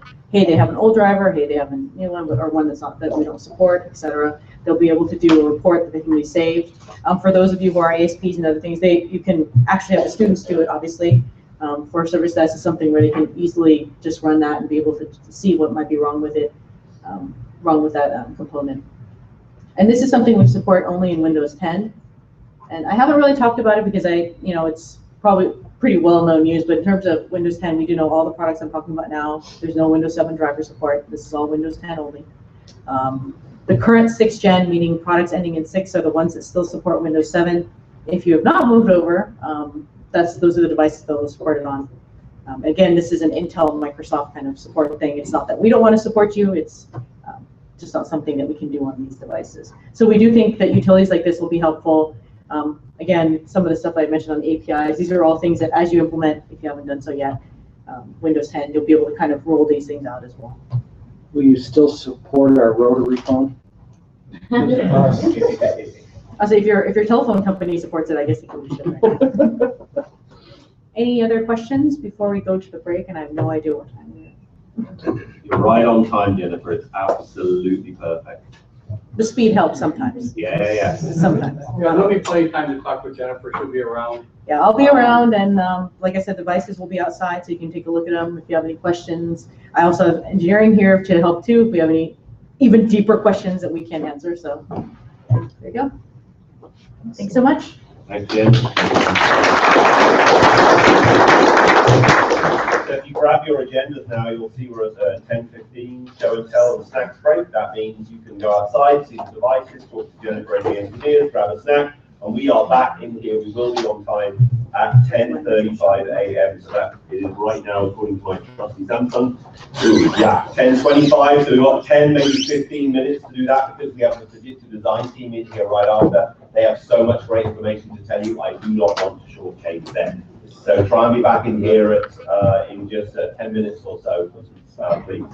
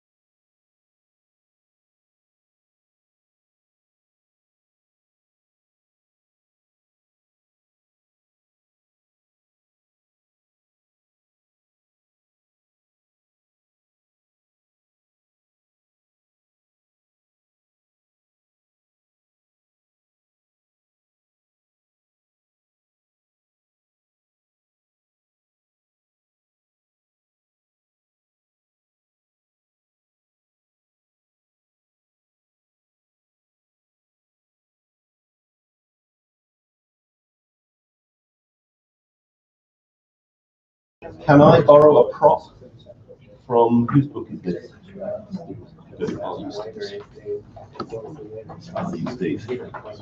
Take your seats, everyone, please, so we can get rocking and rolling. We've got a very full next section of the agenda and some speakers who've flown 2/3 of the way, 1/3 of the way, half the way around the world. Is it halfway around the world? 1/3 of the way around the world. Quite a long way they've come from Japan. They've flown so far their arms are tired. Thank you for laughing. Excellent. We had one laugh at the front. It was very good. My rim shot joke. So let's move on to my slide with names. Oh, there it is. Excellent. So welcome back, everyone. Two logistical things. One is we will move all the show and tell devices into one of that big room, so you're not all crammed around that one tiny desk. That seemed unnecessary to cram you around the one tiny desk. Also, it blocked a device I wanted to tell you about. There is a blue machine right there. It's actually a laser engraver. So you've all got one of these little black books. There's a couple of spares extra as well in case you've got kids. You can take the book. You can give it to Richard Navidad, who is nowhere to be seen, who's standing near the laser engraver, and you can say, I would like you to engrave my name on this book, or a phrase, or the opening line of my favorite song. The more words you put in, of course, then the longer the engraver takes to engrave the name, but it can basically engrave anything into a book like this. This was your book, Steve. I took it from you. In theory, it can also engrave the beautiful Force flask we gave, although it's a bit curvy and it kind of moves around a bit, so the engraver might not work that well. It can definitely engrave your lovely Intel Fujitsu battery power with your name and other things, so it's fully personalized. If any of you have a nasty little Lenovo laptop, you can whack that in the laser engraver. Feel free to put it onto 6mm depth and it will beautifully engrave that device. Your SSD may fail to reach its appropriate life cycle after doing that. But I did actually engrave my phone last time it was in here. I had a little plastic case, it engraved it absolutely beautifully. We do not recommend you engrave anything other than the book. That's what the manufacturer told us to tell you, but everyone here has engraved all kinds of strange things and it works just perfectly. But we do not recommend you engrave anything other than the book, according to Tamara, who has signed the legal form and has to pay all the insurance. So Rich Navidad's outside, he can guide you through that process. Feel free to grab a book, put your name, address, whatever. It's rather cool to see it burnt into the book, and it actually does burn into the book, so there's smoke and flames and things like that to look at. It's very exciting. Do that any break during the next day and a half. Please spend time looking at the devices as well during the next day and a half. They'll be there every single break. This section, though, is really dedicated to two folks. We've got our Fujitsu design team here. I'll introduce them and what they're going to talk about in just a second. And then right before the break, we've actually got a little spotlight speaker here, Jonathan C. I'm not sure where Jonathan is yet. I can't see him in the room. He's coming in from Adobe and he'll take us right up to lunch. And then after lunch, we're going to physically move to a new location. I will be your guide and I will personally guide you to a new location. Unfortunately, it's raining and there are no umbrellas. Those of you that wish to sprint can run with me. The rest of you will just have to get wet because we have no alternative plan. That's actually not true. There are umbrellas? You can go through the inside of the building, come out the door where there's an overhang that keeps them dry. All So Kevin, who is responsible for all of the logistics and organization of the company, knows things like alternative routes out of the rain. The entire marketing department has always walked through the rain every single time, being unaware of this secret passage, despite working in the building for 20 years. So I will allow Kevin to take us through that special, important people only route. But let's move on to the next section. We've got team members with us from Fujitsu Design Limited and from Fujitsu Client Computing Limited. On the design side, we've got Hiroyuki Fujita. Fujita-san, please stand up, wave your hand. He will do the opening part of the presentation. He'll be followed by Yu Karasawa. There he is, right over there. And then Mie Sakai, where is she? I saw there she is, right there. She was here earlier. She will be doing the presentation for Fujitsu Client Computing. These guys came to America around a year ago and very kindly went with a number of other educational institutions on an ethnographic observation road trip. believe it or not. They will tell you what they did, what they found, and what they learned. This caused them to receive information from the people, take it back with them to the design teams, and actually discuss whether they could or could not achieve some of the observations they showed, and they will show you some real-world examples of what they were able to do. Extremely exciting part of the presentation. We're grateful to have you guys making this part of the presentation, and please, Fujita-san, kick it off, and let's get going. Thank you, sir. Thank you, Richard.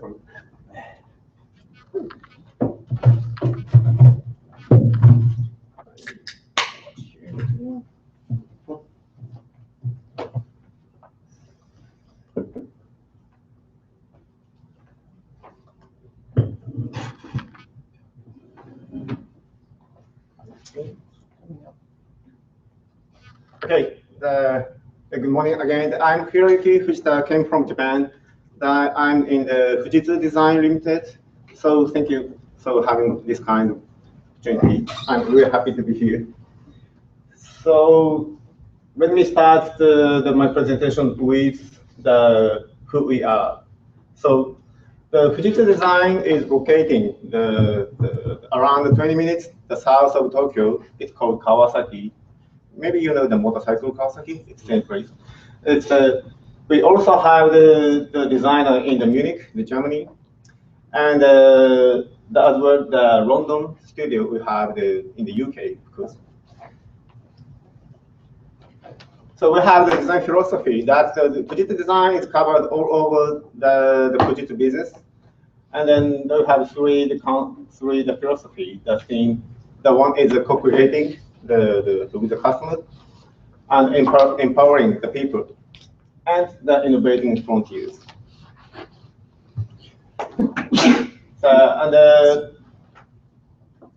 We have 4 aspects for the design field. As my activity, of course, the product design, the solution design, the UX design, and branding design. So from the product design, of course here, the US and the North American market, they use the Fujitsu as the computer company. But in Japan, we also designing not only the personal computer, but also the smartphones, the ATM, the banking machines, and the IoT, the small devices. And especially in Japan, we are making the smartphone and mobile phone for a long time. And we're focusing not only the standard model, we're focusing that the smartphone for the senior or old aged the people who call the digital divide. So we are trying, we have been trying to give them the comfortable the lifestyle by using the aged technology. So that kind of know-how is conveyed to the laptop PC also. So that's one of our strongest points, strong points. Of course, the kind of ATM, it's as well it's a public machine. That know-how skill, it's our strong point as well. The solution design, on the screen, it's showing the kind of the graphic user interface thing, but not only that. The important thing is Fujitsu is covering the business around the public thing. The middle of the screen showing the expressway, that's the control center for expressway or the railway system. So it doesn't have to be the mistake. It's always keep running. So that easy to see, easy to understand. It needs highest usability. So it's also this kind of know-how into the laptop PC as well. The user experience design, we call it the UX design in this time. It's the most advanced area where the design team contribute you or your business. So these days, not only our creation. That's the most important thing is the co-creation with you and with your customer. So we made Fujitsu Design made the place in the Roppongi, which where the middle of Tokyo. In the middle picture is showing that the space is called HABU, the human, business, and you. You have the double meaning. The you one is the because you, and the second meaning is the connection in Japanese. So that's the HABU place. It's a very exciting place. We're collecting the many kind of people from the different business situation. So we do the ideation, the workshop, the discussion, of course. So it's that place made the many good opportunity to the next generation. On top right side, showing the I will explain that it's a picture of the water pipeline company. So we had with them, we had project with them. So in Japan is facing the critical situation, which is the population ratio. That's the many old, but the young generation is so small. So and around the people who are around 50 or 55 years old, it's going to retire so soon. So how to convey their skill to the young generation? It's a very critical situation. Even me, the designer. So that we're trying to that kind of skill transfer by using the IT or the VR or something like that devices. So Fujitsu is also that kind of the business. It's trying always. So this is the last section. That's the branding design. Of course, the branding design, especially, I believe in Japan, the Fujitsu is a very well-known company. But unfortunately, from the all over the world point of view, it needs the more high, strong branding. So design team also trying to expand the Fujitsu brand to all over the world. So especially my section is product design theme. That these days the product itself is coming small and going behind. So going to the kind of invisible thing. But still the product is the only the tangible, the only the physical, the thing, the touch point you and to customer. So I believe it's still important thing, the product design for the branding. So the Fujitsu is making the small devices, such like the IoT device or smartphone, to the big system, like a supercomputer. It was the highest, fastest supercomputer in the world. So it supported all products from. So it's branding. It's the please no. You know that Fujitsu is that kind of company. So, but still, back to the education situation. Education the situation is still difficult to me. So because all school has different situation, and then has the different problem. So we tried the new design process that called ethnography, the design process. So the president changed the presenter to the Kurosawa. He is the chief designer of this kind mobile thing. So from this page, yeah.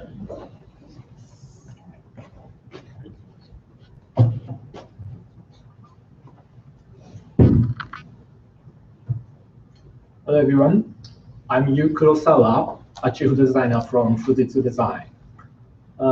My main background is designing hardware product design. In Fujitsu Design, I started from designing laptop PC, and then I experienced many types of Fujitsu products. And then I moved to London, and there's a Fujitsu Design London studio. I was in charge of user experience design. And now I'm back to PC design team, so I'm very excited and I'm really looking forward to work with you. So let's start the introduction of design activity, design process, especially the ethnography, how the ethnography works in that process. Now, if you look at the left pictures, there are 4 students using their laptop in each ways. We believe that through these observations, we can find insights from them, and based on that insights, we can improve users' experiences, and by designing hardware, software, and also work style. Sorry. And here is a very famous example of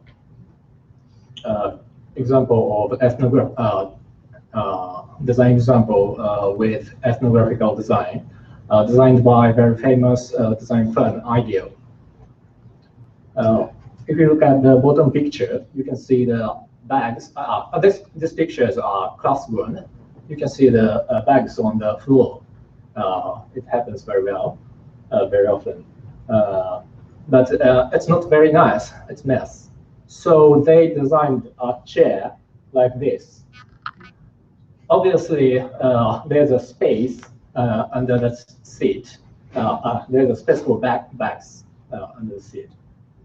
So it makes the classroom uncluttered.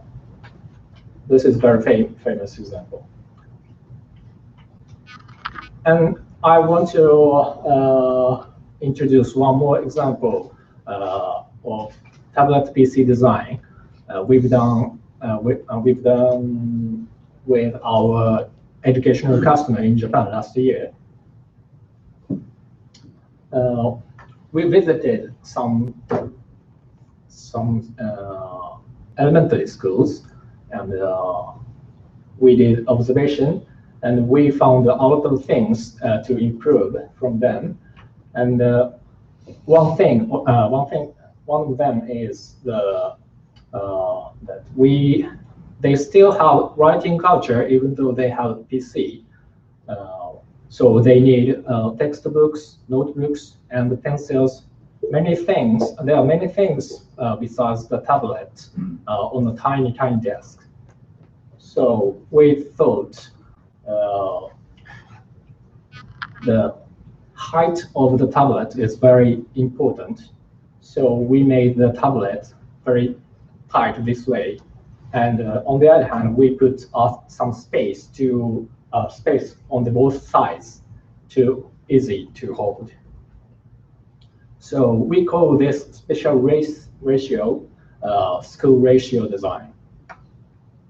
And there are a lot of the other features improved based on the ethnography. And this product we got a very nice feedback from our customers. And this design also got a very good design award, Kids Design Award in Japan. It's very successful, our example.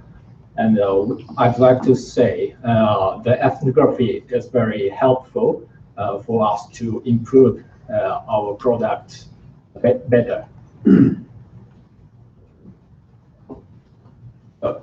Last year, thanks for your support and cooperation, we visited some schools and we did the ethnographical observation. Here are the pictures from that observation.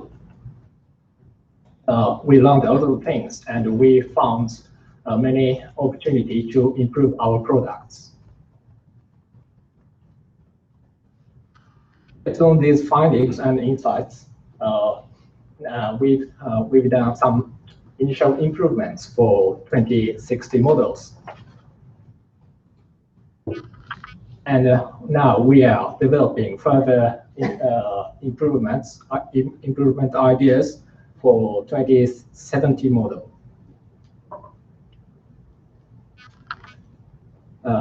For 2060 model, there are 3 improvement points here. The first one is current model we have plastic antenna part on the top of the LCD, but we united the parts, antenna part and LCD back cover, so there's no more any parting line. It means more durable. And next one is we changed the palm-rest material, plastic to magnesium. Of course, it's durable, and we changed the color. We put the same color ink on the same color ink as the material. So if you scratch it, the scratches don't stand out very much. The third one is we changed also the pen material. It's metal pen is very rugged. So these 3 improvement points, thanks for the observation with you, we could achieve.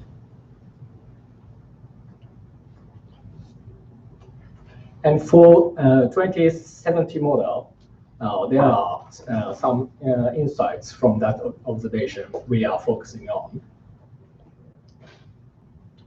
Now we are developing solutions for the 2070. But I'm afraid we can't show all of them today because it's still under development. So I'd like to show one of our idea we are thinking now. It's a creative customization platform. Through the observation, we are very surprised that your students make custom their laptops in order to good for them each way. So we are very surprised, very creative. So the idea is we open the online 3D printing platform, and we provide 3D data for them and upload it, and you can download it and 3D print it. And also you can modify, customize the data and create a new idea and upload it again. That sort of thing we are now thinking. So here we have some quick rapid prototype. This one is a stand for laptop. You can save the space. And next one.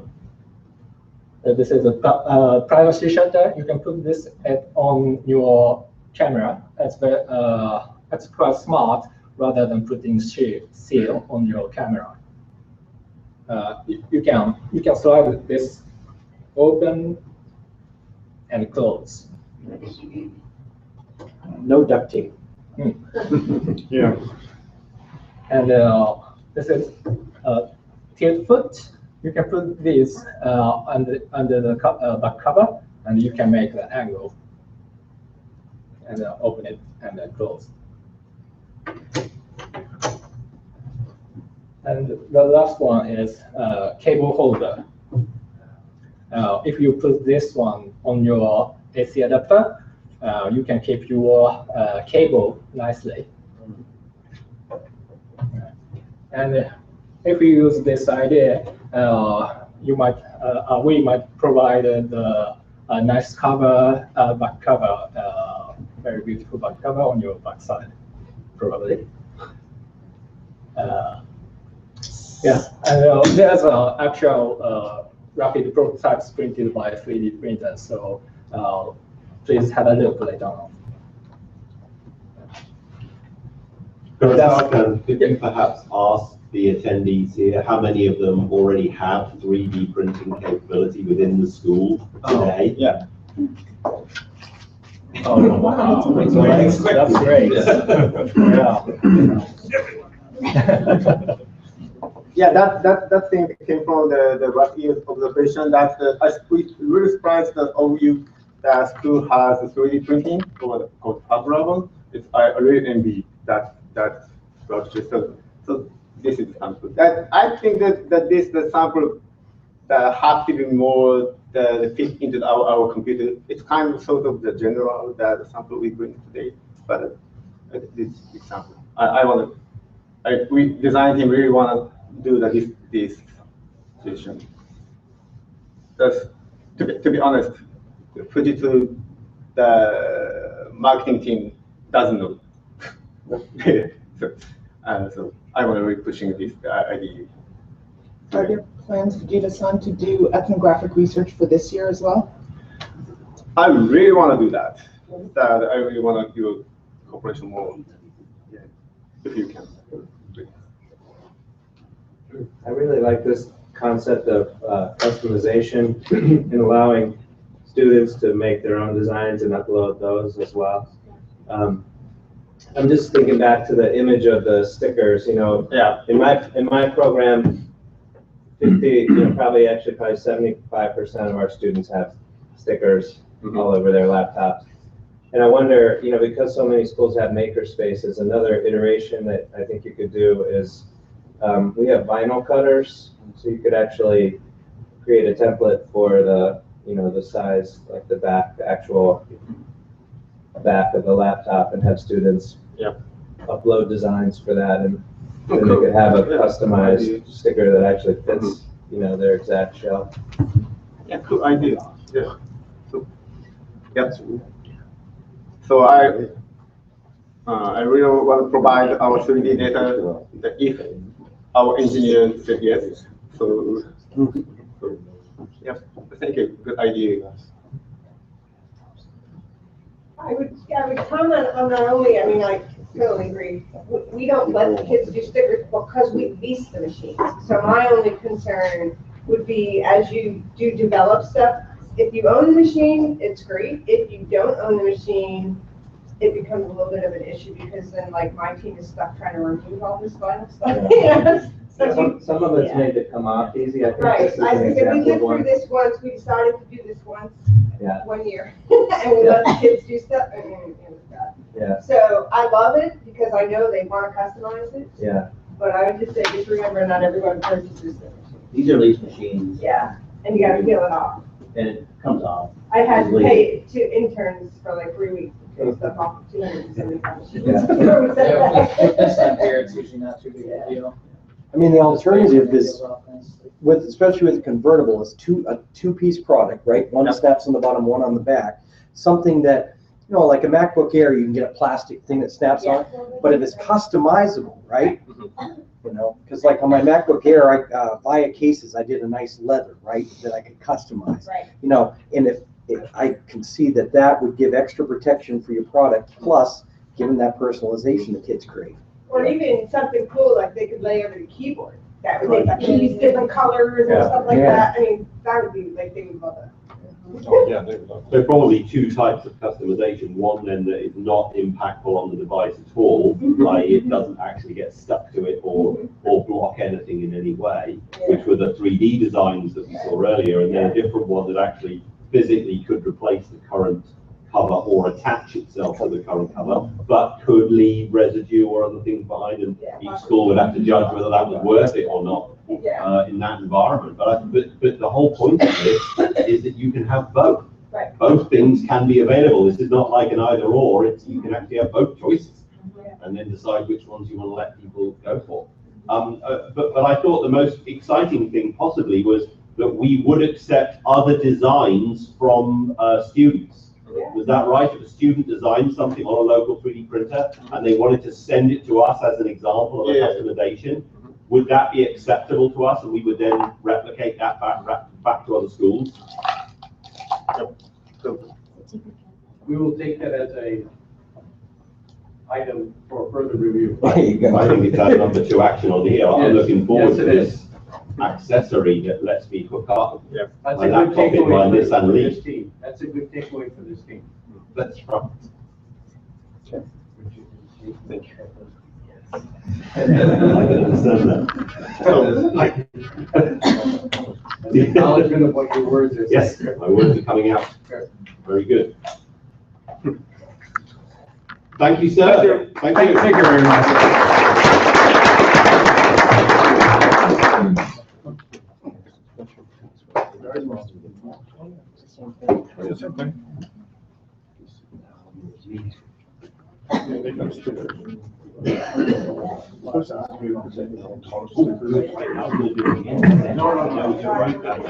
And just 1 second, ladies and gents, Kevin just wanted to have a quick point of order here. So what I want to also offer up to the group between now and tomorrow, anyone that's interested in having a review this year, then please let us know, and we'll add you to the list, and we are going to make some visits again this year. So if you'd like to participate, we really encourage you to do that, and just let us know, and we will log it in, and then we'll do communication with you as to, when and how we're going to do that. And just to set people's expectations, do you remember from last year how long each study took approximately? And Approximately 2 to 3 days. Yeah, it wasn't a 1 hour thing. It was actually quite a big commit for the But school. for those that did it, I think I heard a lot of positive feedback, and because I think it's good for you, it's good for us, and so we're certainly open to that. Once we get the list, I can tell you it was pretty funny last year, because once we had the list, we had to figure out where people were to try to schedule, because we can't crisscross the United States very effectively. So we'll once we get that, then we'll set up little groups and coordinate with you guys, but we'd love for some participation. So please let us know if you'd like to. Is there like an approximate time range? Would it happen in the fall of 2017? Would it? We did it last year. When did we do it last year, Tommy? April through June. Yeah, April through June timeframe, I think, okay. That kind of timeframe. So we're doing this spring, 2017? This spring, yes. That would be the goal, yes.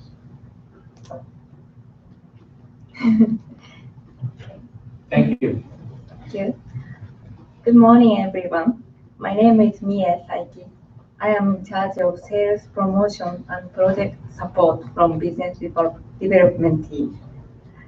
Today, I would like to share education market in Japan and a little bit about Fujitsu tablet usage case studies.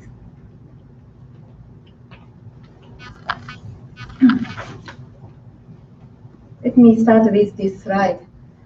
This map shows the share of tablet implementation to schools in Japan.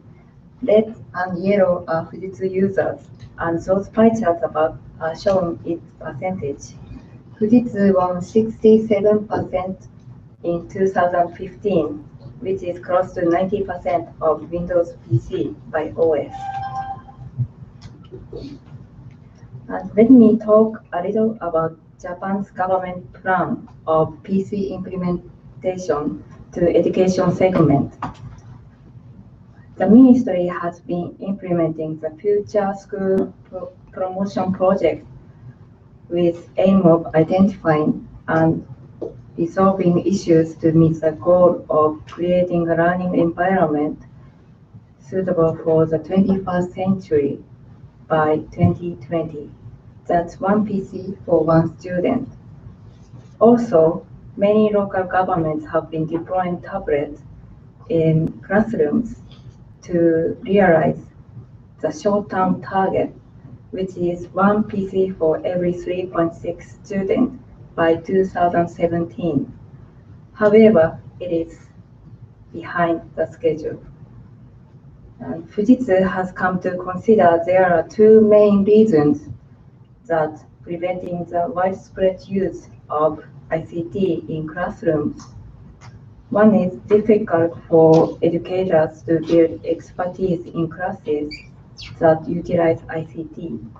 And the other is difficult to visualize implementation procedure and utilization steps for ICT. So Fujitsu started a project called Learning Project of Tomorrow to address those issues. The purpose of this project is to create a dissemination model for spreading teaching know-how and practical implementation of classes utilizing ICT.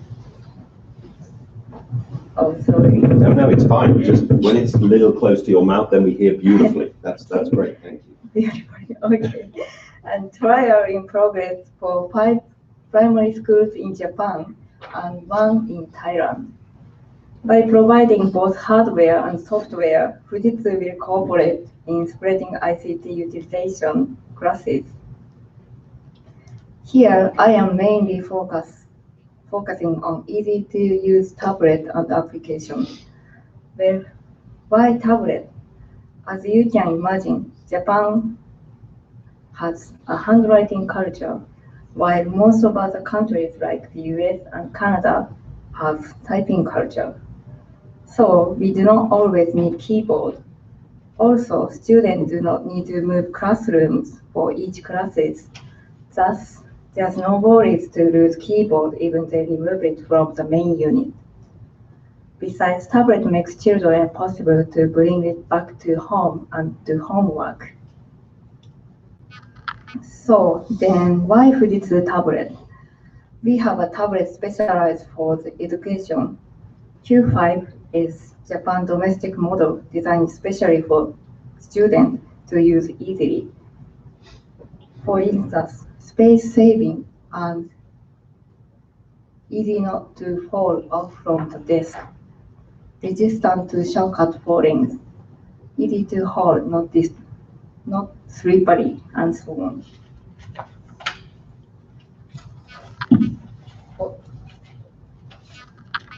And as you can see from those pictures, Fujitsu tablet can be used various classroom environments. I've got a sample unit of Q5 today, so please have a look later. Q5 is this one.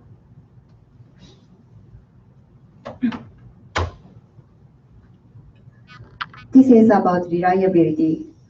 We have many tests like drop test, vibration test, pressure test, and so on. Fujitsu has industry top level testing standard, and I can say our tablets are suitable for school use. Easy to use application is another reason why Fujitsu tablet is widely accepted in Japan. Since that's only for Japan domestic models, I am not going to explain about applications today, but I will show you a video about using Fujitsu tablet and applications in a primary school at the end of my presentation. Fujitsu is committed for global education and focus to execute promotion campaign in each region. I think the US and Canada are much more advanced than Japan in education market, so I would like to learn many from you during this event.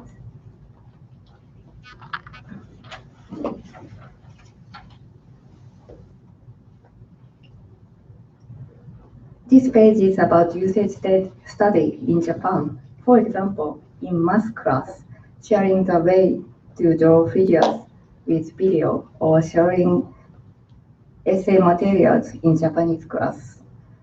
By taking photos with camera, teacher can check the form in PE class. And another usage study here. I visited a primary school last Friday and watched a class where our tablet and application were used. Children were using tablet like this. Now, I'd like to show you a video how children learning using tablet.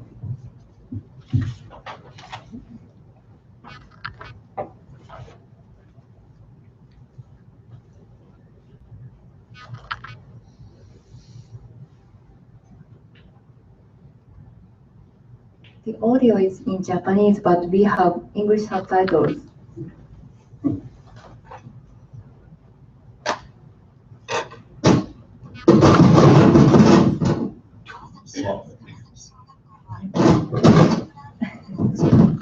Richard, I'm not sure why it's, I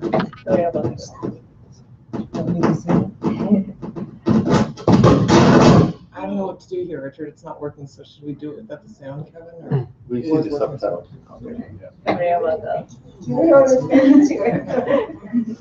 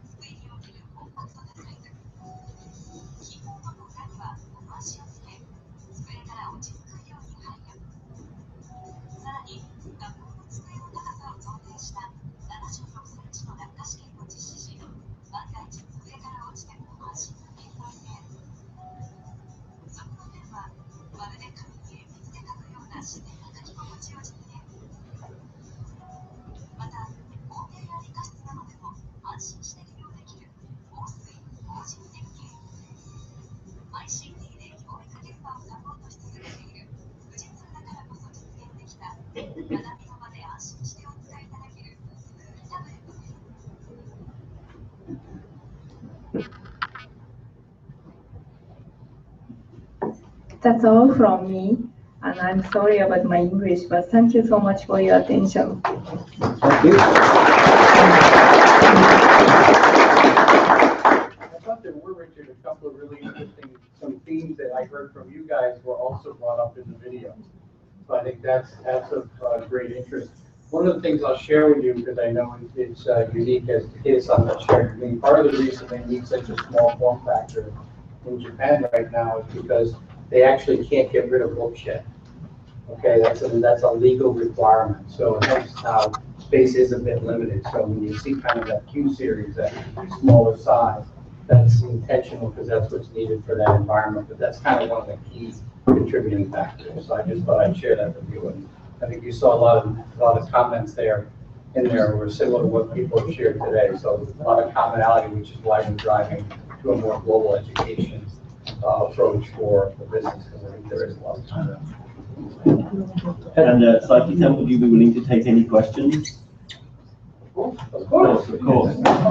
We have one at least at the front. I see a waving hand. I just have one question. It talked about, I think, 2 software products, Manification and Chiatima. Is that anything we'll be introduced to at some point? I'm not familiar with those 2 products. So both of those products are Japanese language only products. So guess not. You could, but Japanese.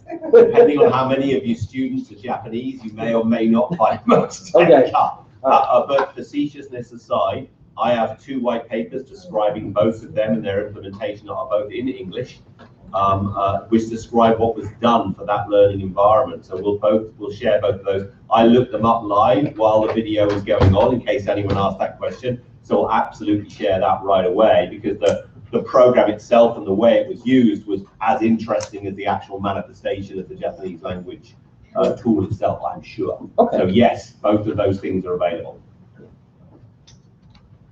Either side. What was the software that was used to display the pictures that were being taken by the students? So it seems so seamless, and it was all collected into one sort of diagram, and then you could zoom into individual students' work. Pictures from the chalkboard, you mean? Yeah. Yeah. So the way the students wrote on the tablet their answer to the question, and then it was all collected into one. Yeah, that was modification. Was that, but it seemed like it was. He's translating the question. Oh, that was a piece of software. Yeah.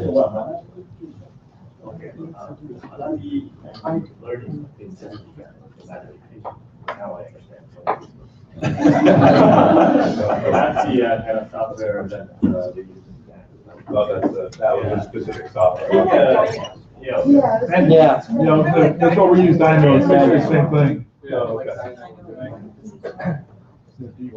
Yes, because I think it's kind of just starting this initiative, so you guys are kind of standing more ahead, but for the Japanese teachers, they're used to textbooks and chalkboard now, this is how teachers coming in. So as actually your provider, we need to provide tablets as well as the classroom environment, for a whole bunch of solutions for the schools. So that's where you guys already have some software and experience within the classroom. I think that's the difference.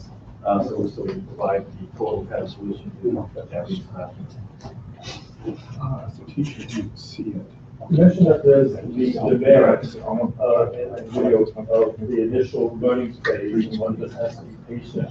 Now, is that just when it's first introduced to the students and the teachers? I mean, is the demand both for the teachers and the students both getting on board? But after they get over that, so I mean, I guess what I'm thinking about, is this something that's best presented to the youth in the lower grades, so that by the time they're in middle school and highest upper school, it's a non-issue and they're operating basically full throttle? Do you understand? I do. Yeah. I do. I think I understand. But so it is a big challenge to get them to adopt the technology. Hence why they have that demerit type system there to get them going. Some of the discussions I've had with Takeda-san have been around, they're bringing in assistants into the classroom who are technology oriented to help drive the adoption quickly. Because as soon as a teacher has a problem with the device in the classroom, they push it aside and go back to the old way. So it's really, really important. They're making investments. Not unlike, by the way, some stories I've heard in the U.S. but very similar, right? So it's a way to drive the adoption, which has to happen. So, and that's preferable to happen at basically the younger grades, though. Yes. Yes. So that's like K-12 and maybe junior high. I was going to say that on the utility side of things, the hardware utility I showed, that actually came about because of just what they're doing on the Japan side. That device was the first one that required being able to quickly troubleshoot their devices. And eventually we were able to bring it here. It took about 3 generations, but it means that if you do take a look at what Richard sends out, if it's something that's really interesting to you, then that's something you can always bring back to them hey, this is a really good feature that you guys are looking for. So it can happen. It starts in, especially the handwriting pieces are obviously a little geared more towards Japanese. And this is the Q507 that we're also kind of introducing in the US as well. The picture shown was the Q506, the second generation. So this is coming out a couple months later. But yeah, and this is kind of based on Atom CPU. So the CPU power is kind of not as much as the core CPU, but kind of sufficient for K to 12 kind of learning experience. Okay. Great, thank you very much. Oh, I just have a quick question. Just reading the E727's data sheet. So the operating system, actually someone asked me that, right? It supports Windows 10 Pro, Windows 10 Home. Does it not support Windows Education? Yeah, it does. We don't call it out as editions because they're technically the same edition. So it is Pro, basically, yeah. So we'll do those change for future schools we do offer those. Okay.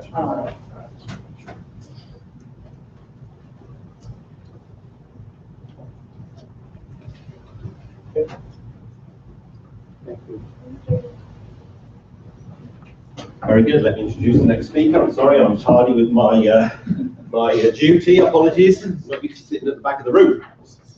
Why did the sound not work? What is this? Plugged in there. It's plugged in there.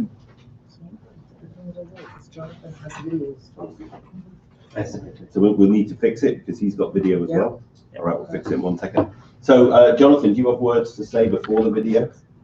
Well, the video will be later. So. Good, excellent. So we'll fix it while you're doing that, so I can introduce you, and you can go while I subtly fix things in the foreground. Please let me introduce, ladies and gents, Jonathan C. from Adobe, you local base, I think, so you didn't have to come very far. Thanks for not bringing the rain with you. That was excellent. Adobe's based just around the corner. For those of you that don't know, here in the Bay Area, we're lucky on this facility, of course, to have the head offices or facilities on R&D of many of the key software partners are all here in the Bay Area. So it's a great environment. For those of you that wish to know the Adobe unsaid strategy that Jonathan won't tell you, there's a little bar around the corner that all the Adobe engineers drink in. Just go and sit in there. They'll probably be telling you. Just don't tell them who you are. Jonathan, kick it off. Thank you so much. Thank you, Nick, and the rest of the Fujitsu crew for inviting me over here today. By way of introduction, my name is Jonathan Say. I am a senior product manager at Adobe. At Adobe, I focus on leading the product strategy for education and for security. So a really brief bio about me. I grew up in these 4 countries. I was born in Wales in the United Kingdom. I'm not American, though I certainly sound like it.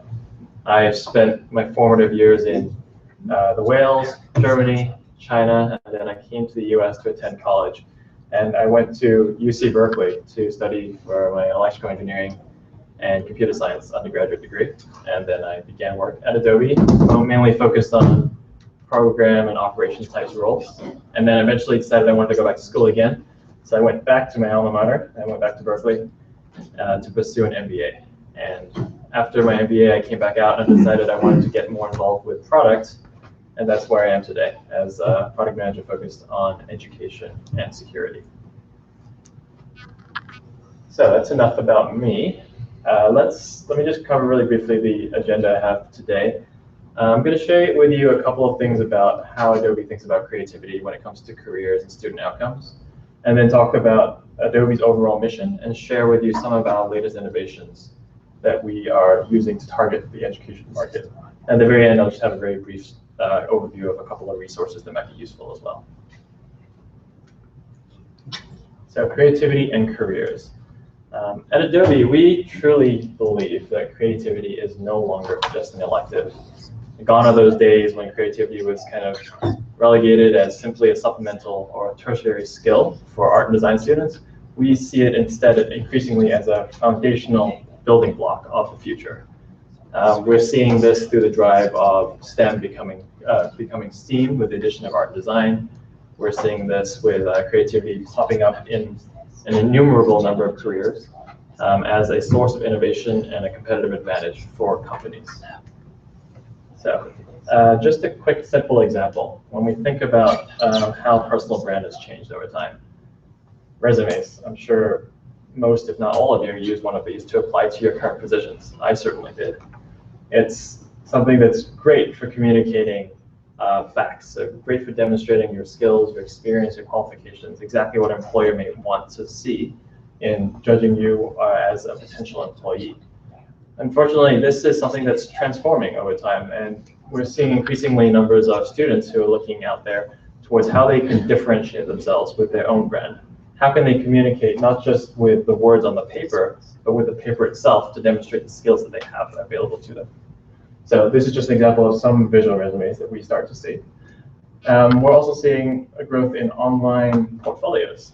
Typically, again, used to be reserved for art and design students to demonstrate their portfolios, but increasingly is being used by computer science majors, business majors, a lot of other degrees to showcase their work and their personal brand. As this says right here, it's becoming more and more about showing and not telling, about leveraging visuals, about video, using your online presence to showcase yourself. So now, just putting in a different light, I want to just turn to a recent study that was performed for, we didn't survey, a third-party surveyed over 1,000 different hiring managers in the United States to get their take on creativity in the workplace. And some of the results are a little bit astonishing. The first, when they were asked what skills they think are most essential for new hires to possess, many of them said tech savviness. A lot of them said communicate through digital and visual media. And many of them also indicated that creativity is of great importance. It was actually in this survey, we also found that creativity is actually one of the key driving factors behind salary increases over the last 5 years. And then also, while 8 in 10 of these hiring managers believe creativity is important to success, only about 7 in 10 of them actually believe that students are not yet ready for the dynamic workplace that we are heading towards. Another study from the US Department of Labor indicated that 65% of today's school kids will actually end up in jobs that have not even been invented yet. What better way than to foster creativity and independent thought to prepare themselves for this unknown environment? We're also seeing that 60% of the world's major economies are experiencing talent shortages. If we continue to neglect creativity, this number will only grow in the future. At Adobe, we speak a lot to educators, such as many of yourselves here. And we found that educators tend to agree with the direction that creativity is taking. And that is that creativity will fuel the economies of the future. A lot of curriculum today discourages creativity, and there are efforts underway for how they can encourage creativity. And that overall, the importance of creativity in education is generally misunderstood. The latter point, it being misunderstood, can be adjusted for over time, simply by sharing and communicating details. But the one gap that we're seeing is this red line here, is that the majority of educators actually feel that they need the tools and training to enable creativity. And that's where we believe Adobe fits in. So for Adobe's mission, Adobe's overall mission for education is to inspire and empower the next generation to be lifelong creators. We are firm believers that creativity is something that extends beyond traditional art design majors and actually extends into all walks of life. With the products that we build and the services that we provide, we aim to remove software as a barrier to creativity so that anyone and everyone can express themselves however they wish, wherever they are and whenever they are. At Adobe, we believe in an entire ecosystem. There are students who are the ones, of course, going out there and creating. We also have educators such as yourself who are there super critical as a source of fostering that creativity within the students. And then we also believe strongly, of course, in partnering with administrators, as they are in many ways the gatekeepers. They're the ones, the necessary partners that we need to engage with to ensure creativity permeates the curriculums that you have at your institutions. Just a couple of quick call-outs for Adobe. We have seen that Adobe's are starting to engage strongly with us. We have over 1 million students on our Behance platform. Behance is a professional community where you can share your work and get feedback on the kind of work that you're creating. We're also seeing that over 500,000 Adobe Certified Associate Program certificates have been awarded. This program is designed to allow students to showcase that they have proficiency in a number of our products. And of course, we have a variety of programs such as the Adobe Design Achievement Awards, which if you win one of those programs, you actually get partnered with directly a great mentor, a well-known mentor in your field. So now on to the fun part, which will be, I just want to show you guys a little bit of some of the videos and some of the latest innovations that Adobe has. Looks like someone's getting ready for the videos. I think it's plugged in now. The first slide, just really quick, is the for what we build in terms of our products. We believe in several principles of creativity.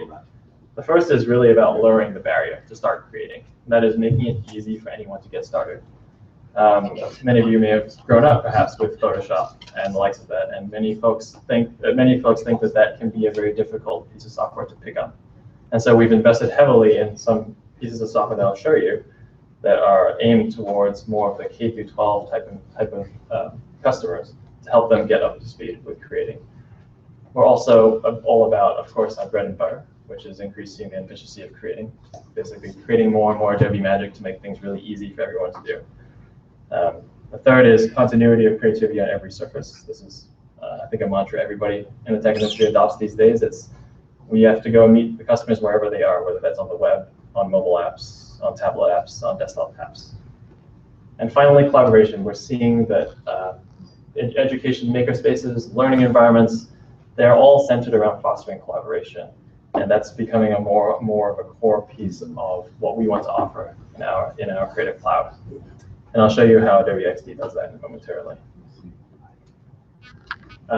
Just a quick announcement as we move into removing the barrier to entry and allowing more customers to use our products. We have just released Android applications that are compatible with Chromebooks. And of course, let me see if we can get this video to work. So we have Adobe Spark is a suite of 3 products that we've released, and it's primarily targeted to K through 12 students. One of the applications here is Spark Post. Let me see if I can get this to show.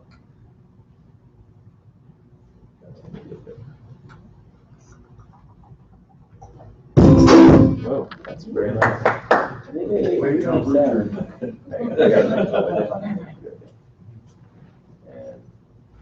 This video is only 30 seconds long, so I'm going to play it at half speed because things move really quick.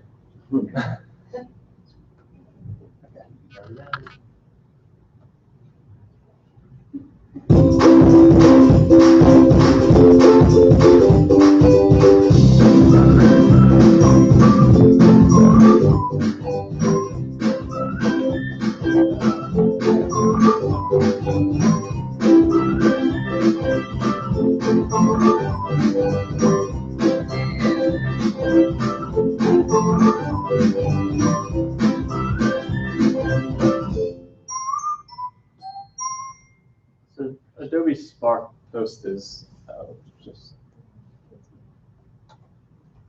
Adobe Spark Post is just an example of a mobile application. It's also available on the web that we have for, as you can see, it's very, very easy for anybody to get started. You can use photos from your mobile phone. You can use just text you just input on your phone. You can do it on the web.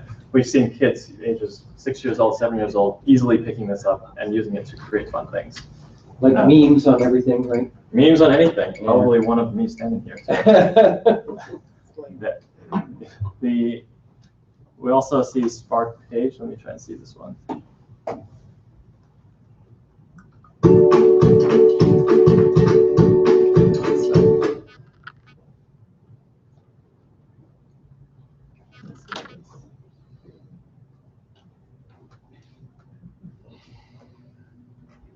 The Spark Page is an application that we have, which is designed to help anybody get up and running with creating online web pages as a form of communication. So you can create stories about how your day was going. If you want to do a presentation, it's another alternative way of doing it.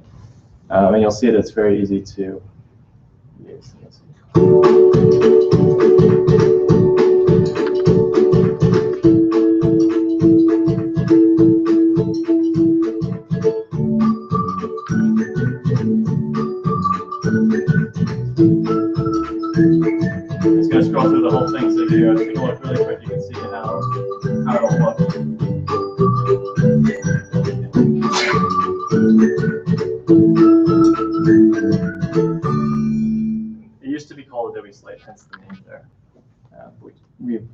rebranded it to be Adobe Spark Gauge.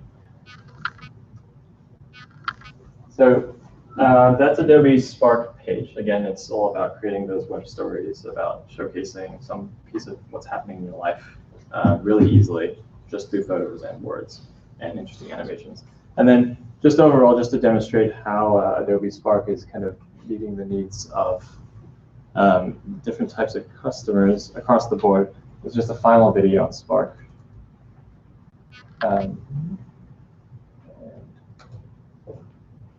You'll see that all of us are juggling multiple roles. Just finding the time to create compelling images that get the word out quickly is tough. You want to be able to have a far reach, and you want to have people know about you, but you don't really have thousands of dollars to spend. My students this year are amazing. I am always looking for new ways for them to be able to demonstrate their knowledge.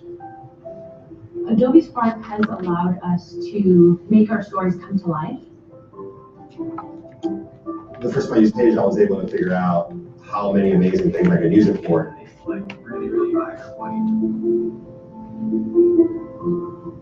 It keeps my students completely engaged. I thought this was going to be very hard, but it's surprising how easy it is. And in the play, I was a hyena. I think that once people know about us and feel connected to our story, there's no way that they wouldn't support us. Using these tools really allows me to support my business and my mission. The food is already amazing. The culture is already amazing. We're just telling the story.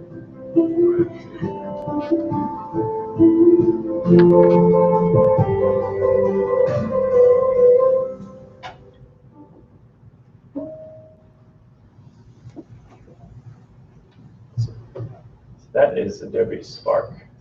As we look at trying to meet the needs of technology demands of tomorrow, we're also investing heavily in new types of applications such as Project Felix, which I'll also play a quick video for that. And Project Felix is all about how do you allow users to interact with 2D and 3D assets in an easy way, in an intuitive way. And let me just show you that video, what it looks like. Something that we're currently in beta, so the full product is not yet released, but it will be out shortly.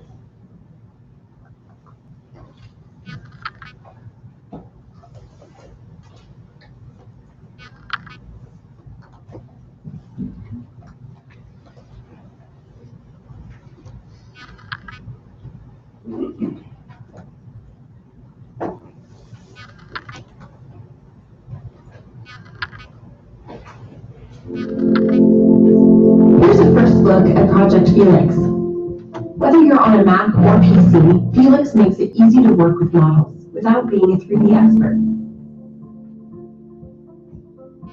Simply change the look and feel of your objects by adding a material like wood, metal, plastic, glass, or even liquid, for example. Here we've applied glass for the bottle, plastic for the top, and soda inside.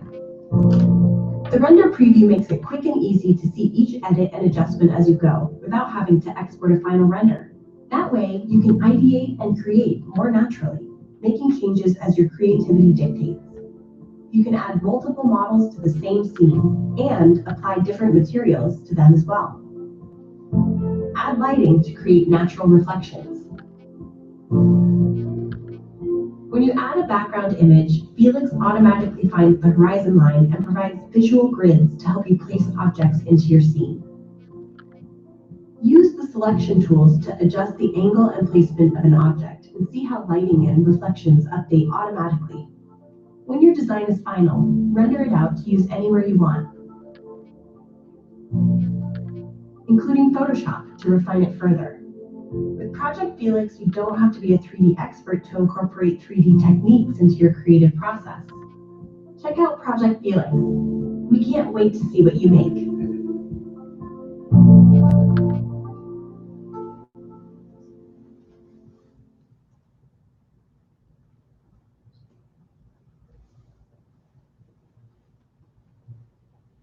There's also a lot of work being put into other types of technologies, even beyond 3D, such as in the space of VR. If there is time at the end, I'll play the video for VR, but in the interest of time, I'll just move forward. And the video is basically a video of somebody creating, putting on a VR headset and doing creations basically in space. And the final app that I wanted to just talk about briefly is Adobe Experience Design. This is, even in high schools today, we're starting to see students joining code camps to become developers, and yet we're also seeing in industry the increasing need for impeccable design to accompany that code that is being developed. In some ways, the designers are effectively the partners in crime to those developers. Adobe XD is designed for those designers. It is meant to be the simplest tool ever for designing, and also to be an all-in-one product that will allow them to execute on the work they need to do really quickly, as well as allow interesting features like real-time collaboration. So exactly what your students expect to see in Office today and on Google Docs, you can also do in XD. So I'll just show a video of this one as well.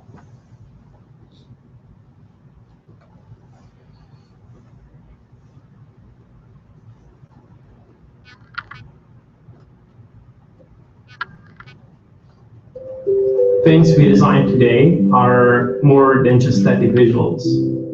Today, designers are more and more challenged with how things actually behave, how they interact, how they move around, how they feel. As a designer, you're like at the forefront of the battle of technology. So when we started working on XD, we had this idea of designing at the speed of thought. It really is about removing the barrier between you and other people and letting your ideas and visions flow. So you can't design at the speed of thought if you're always aggregating notes and creating feedback checklists and then going back and then designing again. It takes time away from what designers really want to do, which is create. So XD is crafted as a modern design tool. And the first thing you notice is how really fast it is. There are a lot of really thoughtful touches in XD that let you shortcut your way through tedious tasks that designers are doing every day, like duplicating objects or managing symbols or smart objects. So it's not enough just to rebuild or even reinvent design tools that people are working with today if we don't take advantage of the cloud. With the power of the Creative Cloud, we're able to actually provide online, real-time collaboration that hasn't existed before. With co-editing, when you create an object, we'll see that object. When you drag a line, you'll see that line. When you start typing text, that text will change in real time. I think the core principles for XD are relieving the burden of managing your work. We've really tried to pare away all of the unnecessary stuff that designers would rather not be doing. If you look at the whole workflow of design, prototype, and share, it really is one thing. It is not 3 separate workflows. In the same way that Google Docs and Office 365 has transformed the way that team workers collaborate within the office space, Adobe XD will transform the way that designers create. We really believe that design can change the world. It really has. But at the same time, we know that the way we work needs to evolve too. We really believe XD changes the way you design. So when you're able to be creative, the sky's the limit.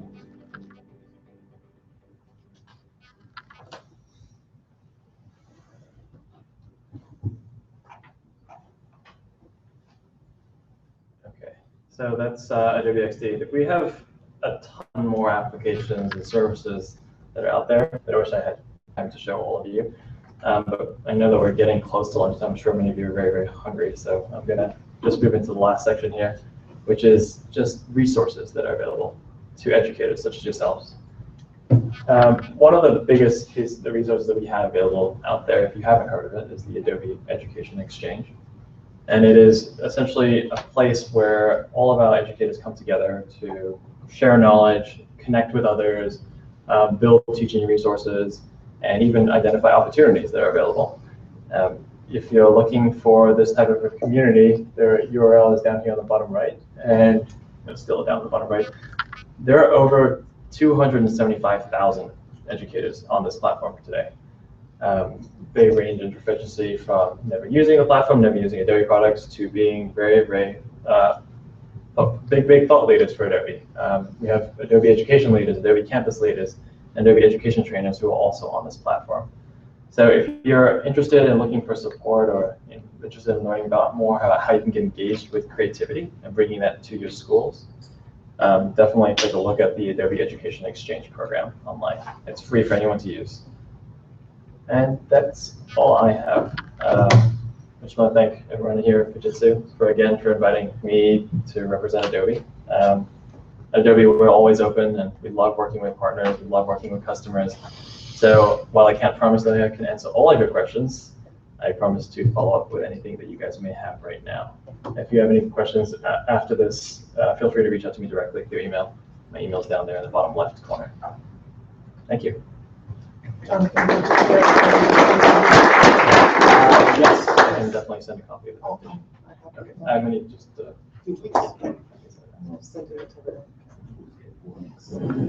Yes. Can you clarify the licensing ages for Creative Cloud versus the device licenses for those of us who have programs that go younger than high school? Yes. Well, I say yes and no. I can clarify to the extent that in order to use the Creative Cloud in our products, you do need to be 13 years of age or older. So those younger than that cannot use our Creative Cloud applications. We are working towards how we can enable it better through COPPA compliance and things of that nature to enable students, because, for example, Spark seems like a perfect place for younger students than that to get engaged. In terms specifically of device licensing, I'm not sure what the specific terms are there, but I imagine it would be very similar. Please don't quote me on that. Yes.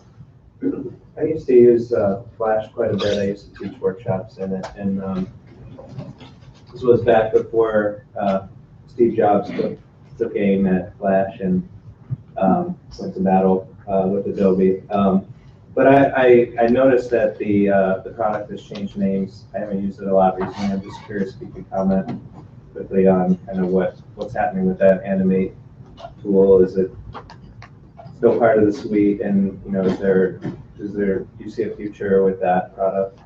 It is definitely still part of our suite. I'm not the product manager in charge of Animate, so I can't speak to exactly what their plans are. My understanding, though, was that when we definitely are continuing to work and build Animate, as we believe it's focused for gaming and that kind of an industry, but I'm not sure exactly where else it's being looked at for now. Yes, sir. You showed the 3D and 3D animation applications. Is that available now in the Creative Cloud, or is that coming at a later time? It is in a beta currently. The actual full 1.0 release is still to come, probably later this year. You kind of glossed over on the Spark video that creates animated videos. Yes. Can you kind of give us just a quick highlight of? Oh, sure. Yes. I only glossed over it because I didn't have a short video to show it. All right. But essentially, it's you can record. Essentially, it's like recording your voice and recording short clips and being able to put those together in an easy way and overlaying the voice on top of the video to just create a short clip. Okay. Yeah. And you can, of course, do things as well as put stills on top of it, put text on top of it. It's almost like if you were doing you can almost imagine the videos I showed could be created that way. Exactly. Okay.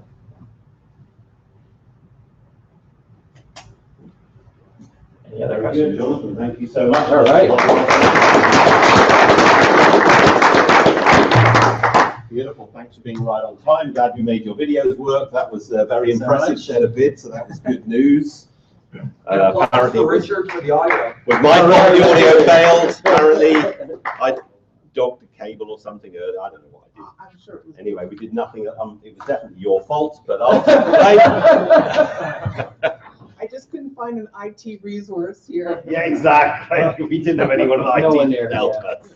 Sound has never been our issue before, but it was this time.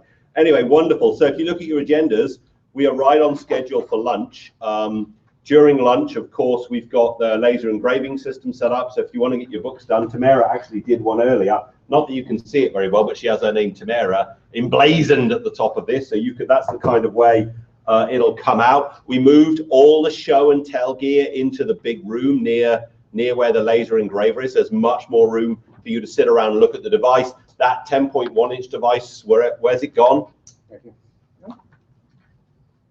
We're watching. We know it's pocketable. So it will also be in the show and tell room, in case anyone wants to go and look at it there. Lunch will be provided right in that room, right outside. It's called the Triola Cafe. It's actually physically not there yet. So it's on its way. So you can all look very hungry and aggressive and standing around. That's right, exactly. The cafeteria will be delivering it. Good opportunity. Exactly. We'll be back here physically in this room at 1:20, but we're then going to go on a walk. We are going to go outside or inside, depending on Kevin's route. It literally is no more than 50 meters. So please don't panic with my little story of it's a long journey. It is not very far. It's just to one of the other buildings in the campus, and we'll take a little flight of stairs up. There is an elevator. If anyone can't make it up the stairs, they can do that as well. And that will go there into what we call the Open Innovation Gateway. It's a separate lab area where we do a lot of our design and innovation deliberately away from this building. So you get a kind of a private space. We'll see that. And then we'll come back here with the president of Fujitsu Labs, and he'll take us through how labs work. And they will then walk us through a set of the labs demos they've got set up outside, which is always very, very interesting. And again, it will be the labs researchers and engineers who will be doing the presentation. So feel free to dig in as deeply as you wish. That impresses them. I promised the labs guys that at least 2 of you would stump them with a question they didn't know the answer to. Don't let me down. Ask them really complicated questions. We want to make these guys sweat. And then when we come back from the tour and labs, we'll have another little break, and then we'll run through to what should be the most, to me, it's the most fun part of the agenda today, when we get a couple of you guys to come up onto stage and talk about your spotlight presentations. That's always really, really great fun. And then we'll do logistics for how we depart for the winery towards the end of this afternoon. Don't worry about that, it's nice and easy, and we'll take it away for the rest of the day. So for now, please feel free to go back to the show and tell area, go and see the devices, make some calls if you need to, and lunch will be available in the cafe right outside almost immediately. Back here in this room at 1:20 p.m. Pacific Standard Time. Or is it Pacific Daylight Time? Anyway, it's 1:20 p.m. today. Thank you very much. Have a good lunch. I'll be there with you.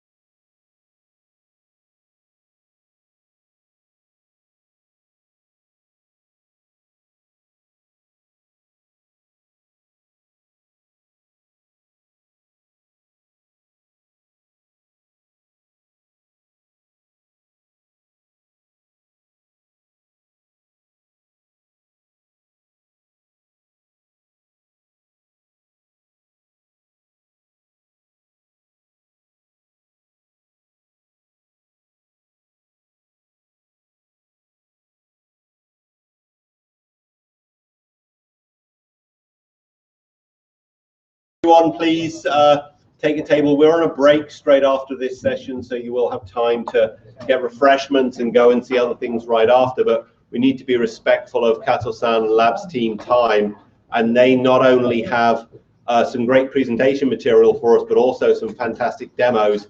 And Surya, did I see my little friend? Yes, yes. And we have a welcome guest as well, which he will introduce later on, who's made his way here from Japan. First time on public display in America, I believe. Yes. At least as far, no, I don't know anyone else that's demonstrated him, so it's going to be very interesting. And thank you, Kato-san, for coming over from Fujitsu Labs. Let me introduce you to Masayuki Kato, CEO of Fujitsu Labs of America, and he will begin this part of today's presentation. I'm sorry we have no time to introduce everyone here to you, sir, but we have all the information, of course, for you. Thank you, sir. Please take it away. Okay. Hello, everyone. My name is Masayuki Kato. I'm very happy to have an opportunity to share what we are doing here with all of you. And I hope you enjoyed OIG. Okay. So let me explain a little bit about Fujitsu Laboratories of America, and then I will show you two of our researchers can introduce what we are doing. So then we can have some demos. So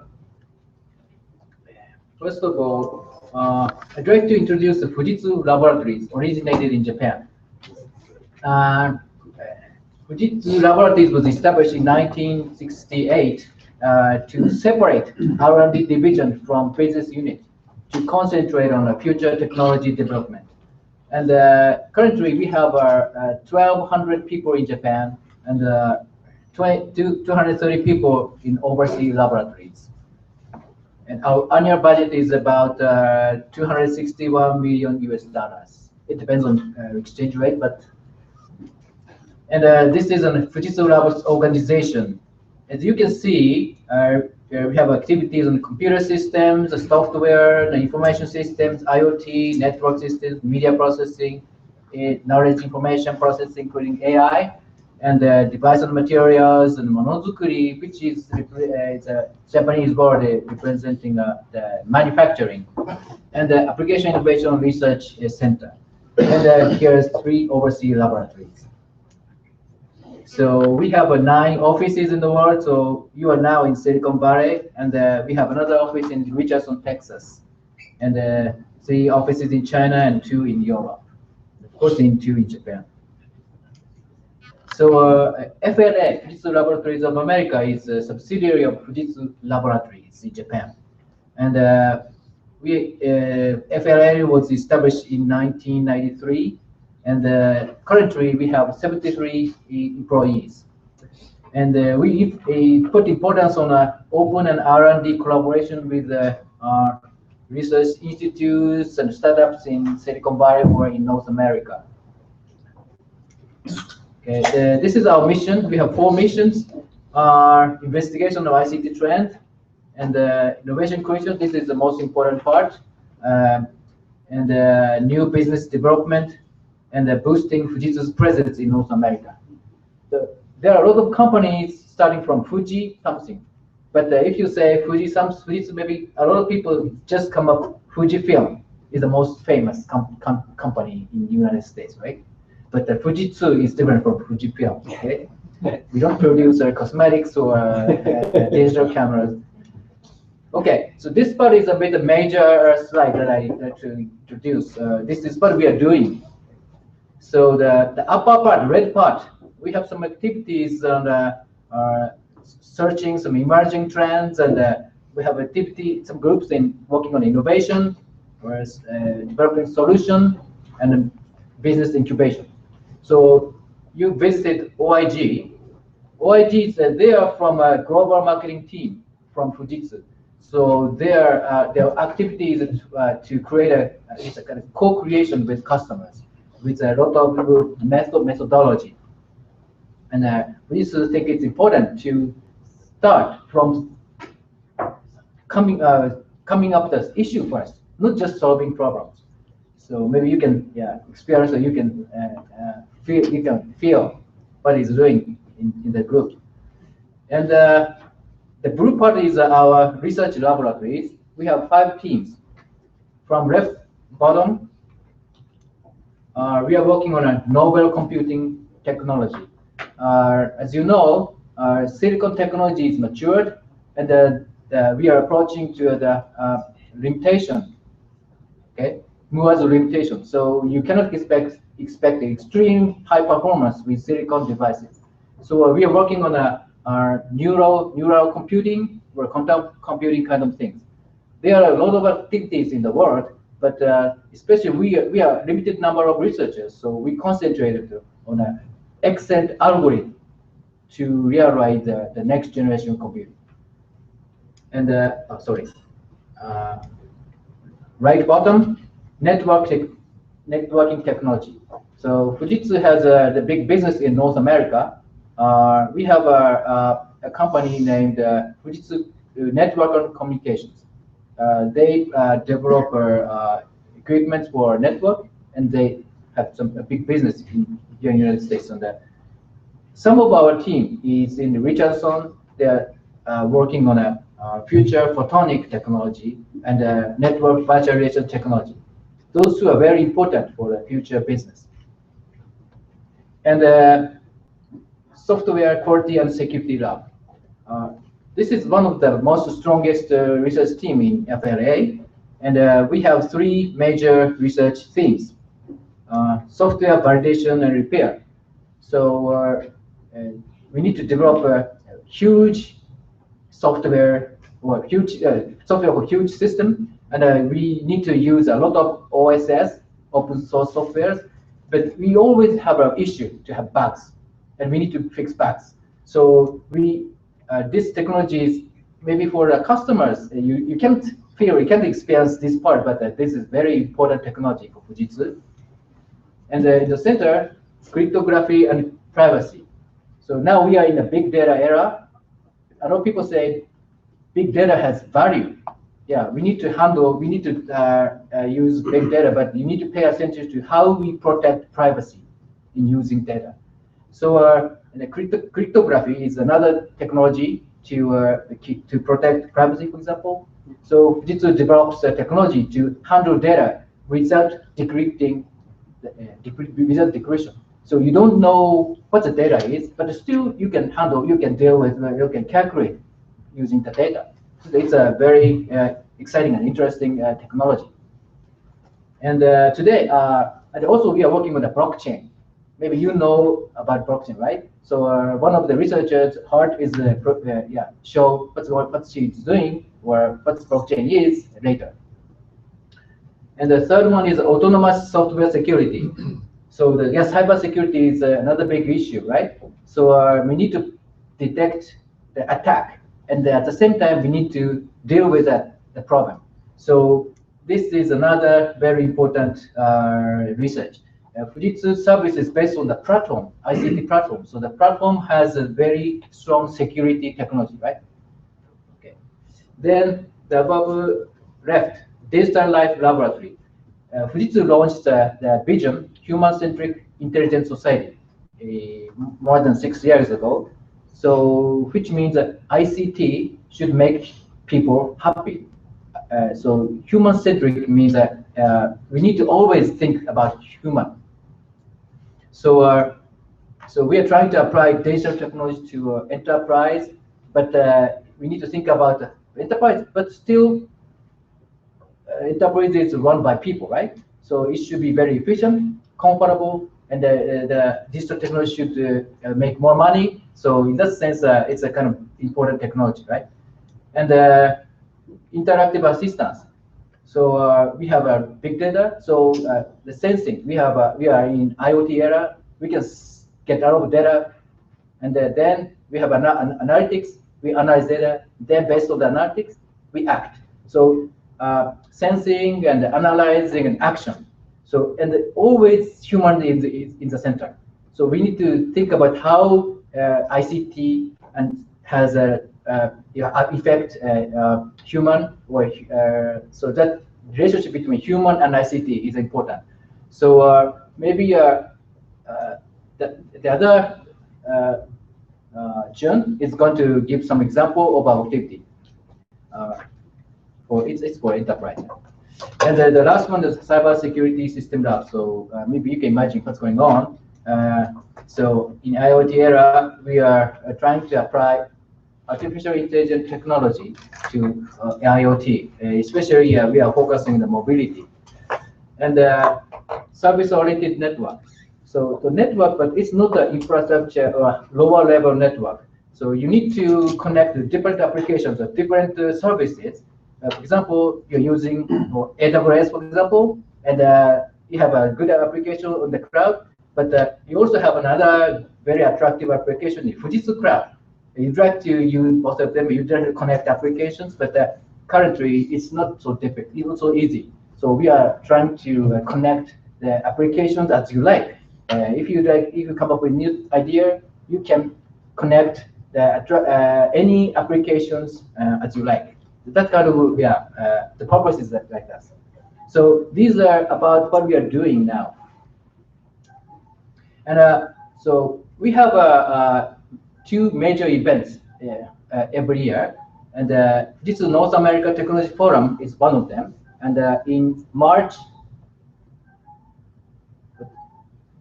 9th, we are going to have the event. So I'd like to, maybe I hope FAI, we invite all of you to the event. Sure? Okay. Yes, please. And it's been so we started the event for almost 10 years ago. So this event is to show customers what the Fujitsu's technology, Fujitsu Laboratories technology. So of course we have a keynote session and a breakout session to discuss the latest technology, and at the same time you can see the maybe a 20 to 30 demo. But this time we have a joint event, Fujitsu World Tour and Fujitsu North America Technology Forum joint event. So it's bigger than usual. So I hope you join the event. So March the 9th. March the 9th at Levi Stadium. Levi Stadium. World record beating San Francisco 49ers. Yeah. Home of the 49ers anyway, not sure. So in the event, we can invite a lot of thought leaders. Maybe you know all of them. Yeah, so it's a kind of exciting event. And since the demo is like this, you can have a discussion with researchers and have some cocktails, so it's a kind of relaxed atmosphere. And we have another event, FLA Technology Symposium. This is not showing our technology, just having a discussion opportunity. So every year we set a very exciting theme. Last year, actually in October 2016, we picked up blockchain was a theme. And we invited a lot of startups, a lot of people working on the technology, and we had discussions with so overview of blockchain or applications of blockchain ecosystem and the future. So this kind of event is also very exciting for experts too. So this is about our activities, and the next I'd like to introduce Art Montgomery, who is working on a blockchain. Are you ready for the presentation? Sure. Thank you. Thank you, Kalsana.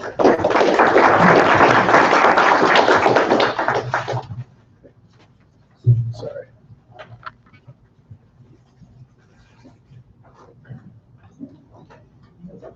Yeah, got the clicker. Awesome. Got it. All right. Hi, everybody. Can you all hear me? I'm Hart. I'm a member of the research staff in the SSIG, the security lab group that Kato-san just mentioned. Today, I'm going to briefly talk about blockchain and some applications. We don't have too big of a crowd today, so feel free to ask questions or make comments or interrupt me if you need to. And with that in mind, let's get started.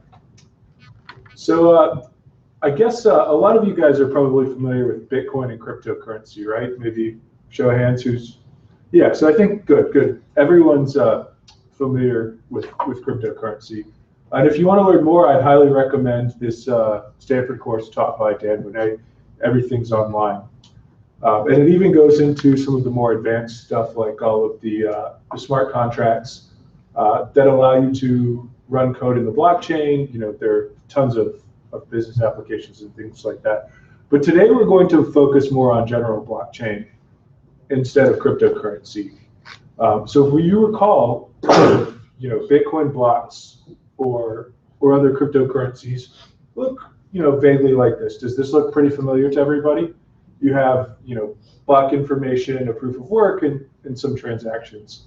If you guys are familiar with Bitcoin, you know, this is kind of what it looks like.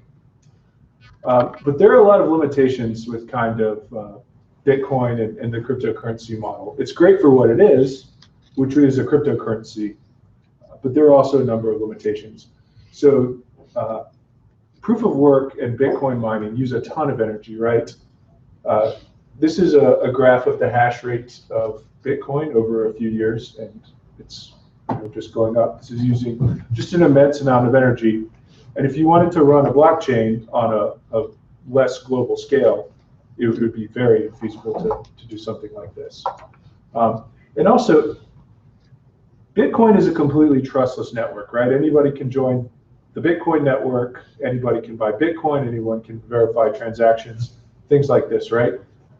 If we have some, and not necessarily complete trust between participants in a blockchain network, we can avoid this kind of use of proof of work.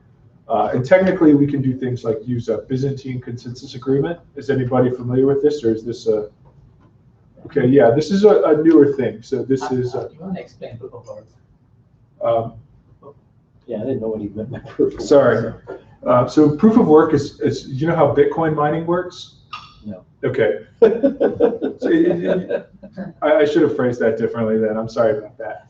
So proof of work is what goes into Bitcoin mining. It just requires a huge amount of energy. That's all you really need to know. It's the technical details kind of basically it doesn't scale well. It's this graph kind of shows. But we need this if we want to have completely untrusted networks. But if we can restrict people to have network access, we can get around this and use a sort of general blockchain. So what I'm going to call a general blockchain is just an uneditable database. So this is just a write-only database. So once you write something, you can't erase it. So Bitcoin is like this, right? The blocks are kind of permanent once they're accepted in the chain. Many databases aren't like this, though. And to use this in a distributed manner, we're going to use sort of general consensus algorithms. And the nice thing about this general blockchain is it's a distributed database where participants don't have to fully trust one another. For instance, if you have a collection of banks that want to share some common knowledge, right? These banks might not trust one another, right? You know, if I know something about your strategy, I might be able to make money off of you, kind of thing. And blockchain will help us get around these problems so that we can sort of have a distributed database where we don't trust everyone.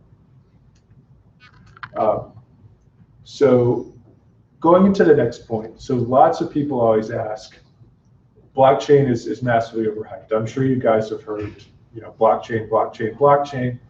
So when is this technology actually useful, right? This is a question a lot of people want to ask.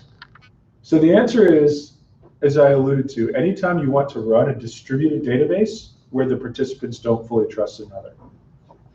So I gave an example of this with banking, but you can kind of see a lot of different cases where this might hold, and we'll go through some of these in a bit. So finance, obviously, sensitive data handling, medical records, educational records.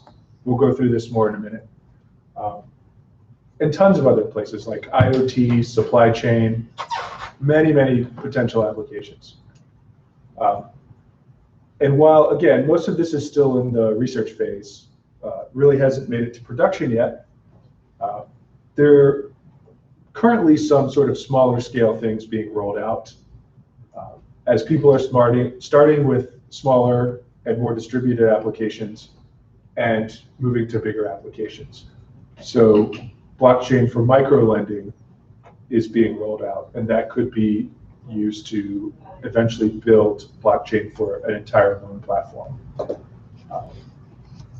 So Hart, do the education records example again. We're getting to that. Oh, excuse me. Very good. No worries. Yeah, no, very good. That's the slide after this one. So without getting too technical, there are a lot of different applications. We need a lot of blockchain flexibility. And this is coming, but this isn't quite there yet. So blockchain for educational records. So as many of you guys are probably aware, there are a lot of legal applications, or a lot of legal regulations for educational records. FERPA has been a big thing around Stanford in particular recently. There are huge consequences if some of this data is stolen. But we, again, still want people who are legitimate, to be able to access their records in a convenient manner. So some goals you might have from kind of an educational database. You obviously want to stop unauthorized people from viewing records. You want, the university registrar or some university officials to still have master authorities. You want professors to be able to modify grades. And you might want to do things like have students selectively reveal grades to potential employers. I don't know about you, but it was always annoying trying to get employers' transcripts. So how might this work? So we're going to use crypto and a blockchain to make this work. And I stress this does not exist. This is purely a thought process, but this is kind of where blockchain is headed in the future. So the registrar is going to have a master crypto key, and it's going to set up the blockchain. Professors are going to have some kind of lower level key. We call it a departmental key here. And they're going to have permission to post on the chain. Maybe they can, modify things from their department, but not globally. And you might want something like this because you don't want one professor to click on a phishing link, right? And then lose your whole database to some hacker. So you want to compartmentalize this as much as possible. And then we're going to give students sort of personal grades, or excuse me, personal keys, where they can, decrypt their own grades and see what grades they got, but nothing else. And you can imagine this kind of works in the following way. So the professors can post encrypted grades to blockchain, modify them, and then the students are going to be able to obviously download and decrypt their own grades, see how they're doing in classes, etc.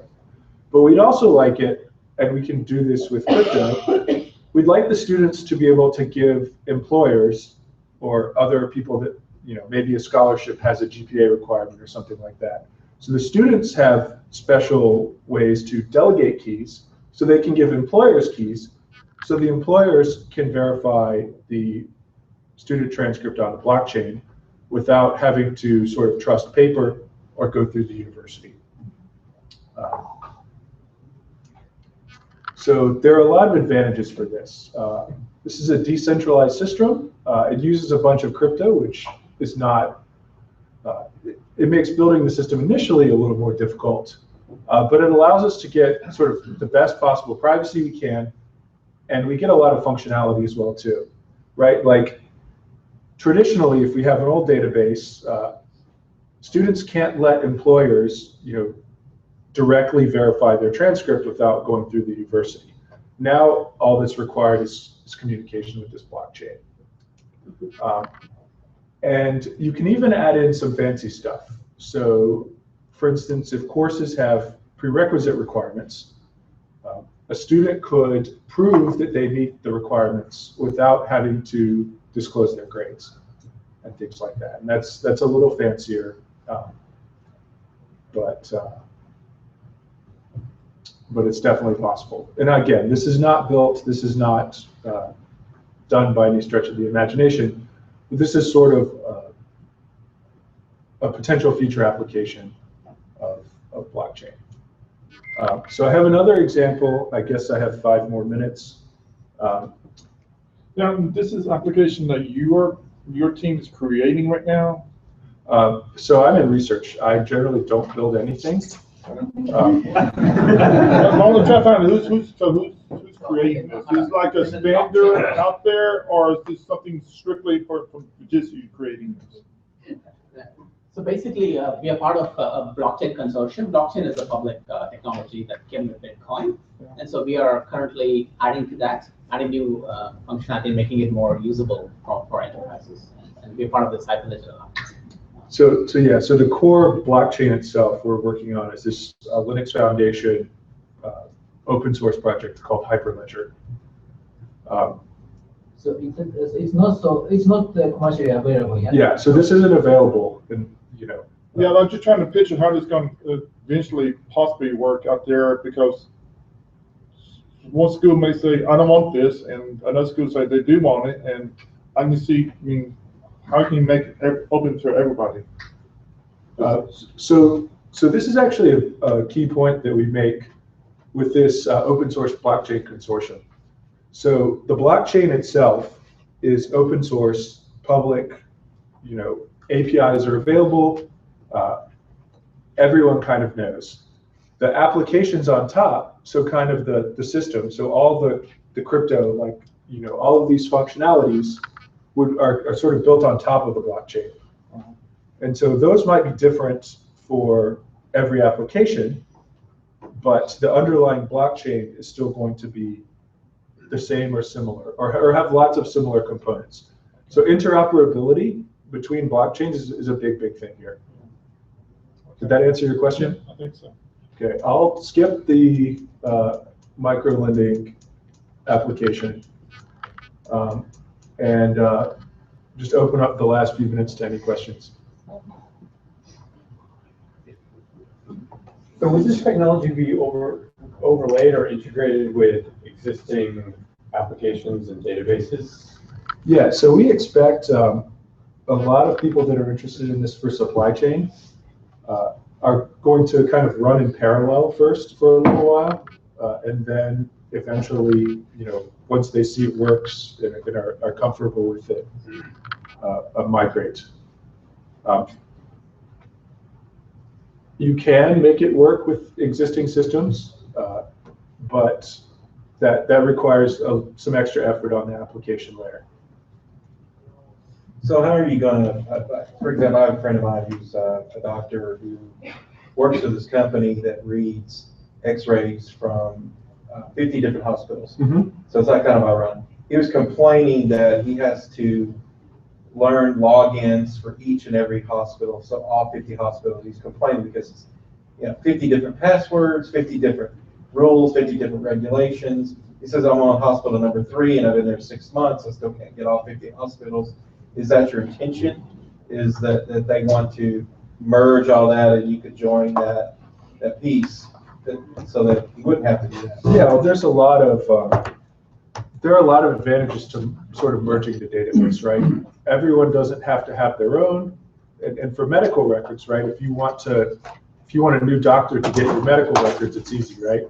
They're all on this blockchain, and rather than having to call and do everything, you can just give your doctor essentially a piece of secret information, and he can just pull down and decrypt all your medical records. So that we think is a lot easier than having to track down medical records in tons of different databases.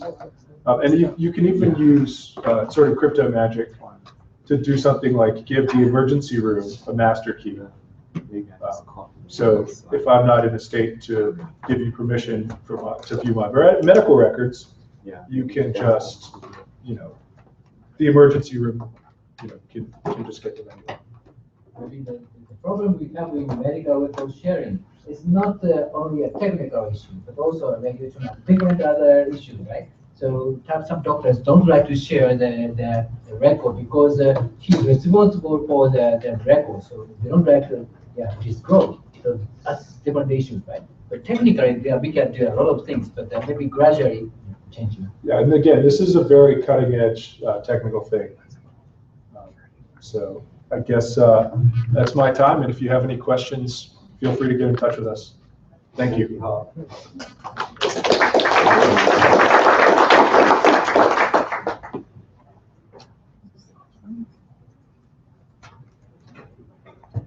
Maybe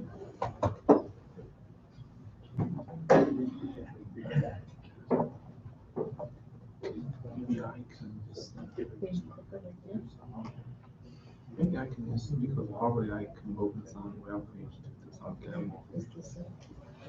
Yeah, yeah. Creation. Yeah. Yeah.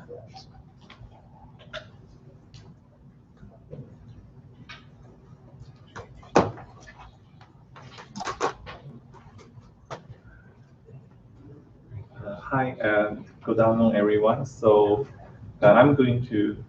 You will need to speak into the. Yeah. Oh, yeah, sorry. Yeah, I'm going to give a brief introduction about some of the work we are doing for the work based on this education domain.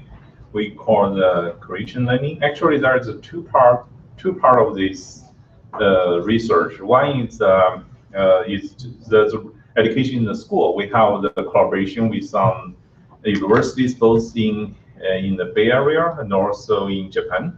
And we also have some corporate learning experiments inside the different business units inside the Fujitsu.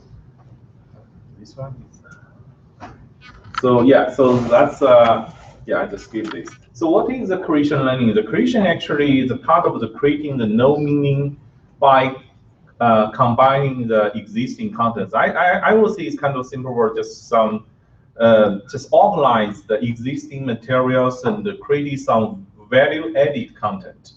So yeah, so basically you need to yeah, I can give some more concrete examples. So there are some tools. So actually maybe I'm more interested in this education. I think you can see that. So I especially highlight something that's kind of, you know, now there's so especially for learning, there's so many open education resources online, like MOOC, and also like YouTube, or maybe just YouTube videos. Also maybe, you know, I think in many domains, especially for me, like computer science, I think almost every professor will put all their lecture notes online. Almost everyone will do that. So it's that kind of resources available everywhere, but it's scattered around the web. So this kind of the user-generated content. So the student, I think for these days, the student, if want to learn something, not only just to get material from his teacher. So the student need to have the ability to find all these resources, this valuable resource online, and put them together to get better learning outputs. So that's very important. And yeah, so that's and also for, I think for myself, actually I'm a self-taught machine learning research recent in the last couple of years. So basically I do this informal learning for my own learning, and I also do this creation for myself. I created a lot of this machine learning related stuff from all these resources that scatter around the web. So that was very, very useful for my own learning. And also we apply the same technology to, I mean, we have the different business inside the Fujitsu. They also use our tools to enhance that informal learning for in the corporate environment. So I can just skip this.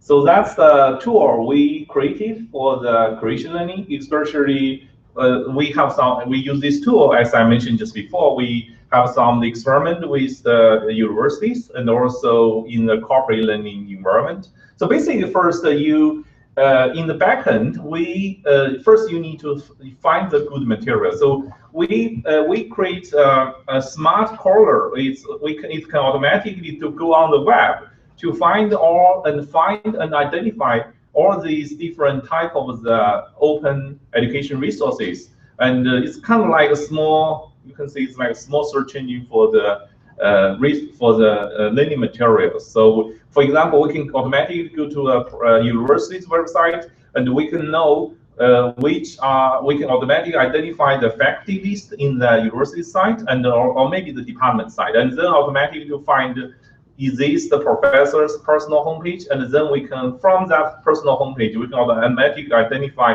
the section for teaching the course. And then we fetch all these lecture notes, everything together and into our own, that's more search engine. And yeah, we offer these resources so that you can do the search, or not necessarily searching the education research database. You can also just use Google or just use the YouTube. And then you use these, find the good resources, like you find many points. And then you can connect in this point, and organize them together to create your own value-added content. So, and then we also have this social network platform. So I can show you some of the concrete examples later in the experiment in Japan. So basically the student, the teacher, they have the interaction. And yeah, that can be also help you to get better learning output. So this I can just skip. Yeah. So, that's can basically help you to. And actually, this one. Actually, I just got this slide from the education BU. Actually, they created this very nice figure from their. I mean, that's actually based on our recent. Actually, this experiment with the Yokohama National University have going a couple years, but it's still ongoing. So basically, the thing is that the professor, he's teaching the information system, this course, and he's using, every week, he's using this creation and learning tool to ask the student to before the class and after the class basically have the weekly lectures. So before the lecture and after lecture, he asks the student to create this use the creation tool to create like an assignment or make some notes. And then we automatically to monitor the difference between the lecture and after the lecture to see what the students doing. We basically log all the students' learning behaviors, what they look, what they create, and these things. We do some analysis in the backend. So, I can show. Yeah, maybe later I can show the concrete site. So that's that's some. The first finger, that's basically some. That one is some just it's a log information. It's basically what student view, what student create, what comment. That's kind of the status information. And here, that in the that corner, that one was the finger is kind of the how to see, we can see is the user analysis. It's based on the analysis, the user's behavior, and also the content and the interest of each student. And then we can see which students have a more common interest, and to find their, basically we give this map to see the interest match between the different students. And this one is this graph. You can see that each node is a person, and basically that connection between the nodes means that the interaction between the students. Maybe we have some conversation, maybe we have some comments, or maybe we read your the creation you created, something like that. The sync the connection line means the stronger or more engaged the communication between the two users or student, or also the teacher. Yeah, we also use that for the training of the data curator that's in Japan. So they use that to create to connect to organize the learning material. And yeah, recently, just now I mentioned that actually this one is the ongoing project. So just now we mentioned that we have the social platform to make the informal learning more engaged, the better engagement. But actually, that's the collaboration with Surya. And we are planning to give more, we want to get more user, especially in the corporate learning case. In the university's case, I think that environment is much easier because the teacher or professor are asked every student, you have to use these tools to do things, you organize your learning materials. But in the corporate one, the motivation is not very easy. So how do you do that? So we are thinking about use the blockchain to get some motivation for the, especially for the employee in the company. So basically, if you create more content, and if you read more content, and you have more communication, we get some kind of the bonus. Use the blockchain to Bitcoin-like motivation thing. But this one is still ongoing project, not yet done. Yeah. And I will give you some other experiments. That one, like actually, we have before this like we have a long cooperation with the UC Berkeley's athlete study center. They have many. They have many athlete students. They have some difficulty in. Sometimes they have some difficulty in the learning. So they have a tutor. They have tutors. So the university hire many tutors to help these students. So the tutors are using our tools to organize their the material, so they can use that materials to teach these athlete students. And also we have some collaboration with the California, Cal State universities, and then we also have this inside, as I mentioned, that's in the corporate learning. And yeah, so that's basically the technology support, because they also have the same issue to organize. Because for example, there is a new software, new Oracle database updated, then or the new Java platform updated. There are many these small issues. So how do you this know-how, the details are also scattered around in many web pages inside the Fujitsu, in many different. But if you can organize these things in these creation tools to put them together, that will be much easier for the later your colleagues to find this value-added content is much easier. So we don't need to do everything from the scratch. Do you want to give a demo? Yeah, I can. Yeah, so that's yeah. So yeah, that's some examples. I can just give some. Yeah. May I? Yeah. I just need to open some web page, man. Yes. Just give me a browser. Maybe Chrome will be good. Yeah. Oh, that's interesting. How about the IE? I think it's extended. So. Oh. It's extended display. Oh, okay. So what I need to do is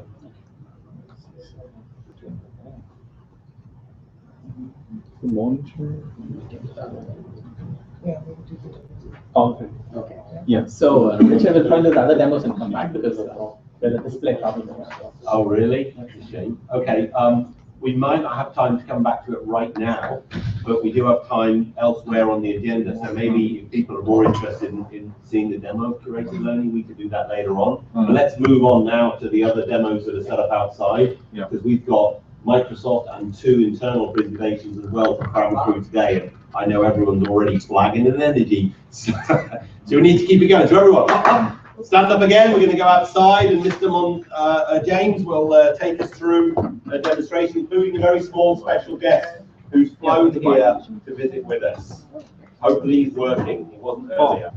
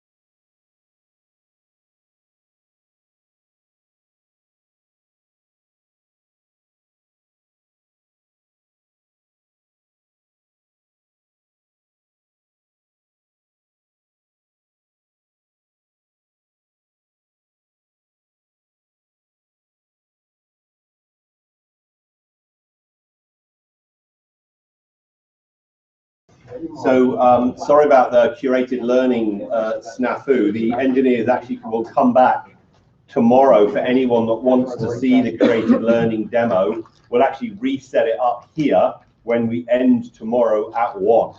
So Suya will bring the engineer back tomorrow. We'll set the demo up properly and give you the time to do that. They're just in the building next door, so they'll just come back round here. What they actually hope is that they can gain access to the lunch again and have a free lunch based on us. Of course, why they actually failed the previous demonstration. So Wonderful sandwiches. yeah, that's right. The wonderful sandwich. That's right, exactly. So he'll be back here to anyone that wants to see curated learning. If you want to see it and you can't stay till 1 for that, we'll set it up privately, separately for you. But hopefully, anyone that wants to see the curated learning demo can do so here at 1 o'clock, straight after the session. That work for you, Andrew? Yeah.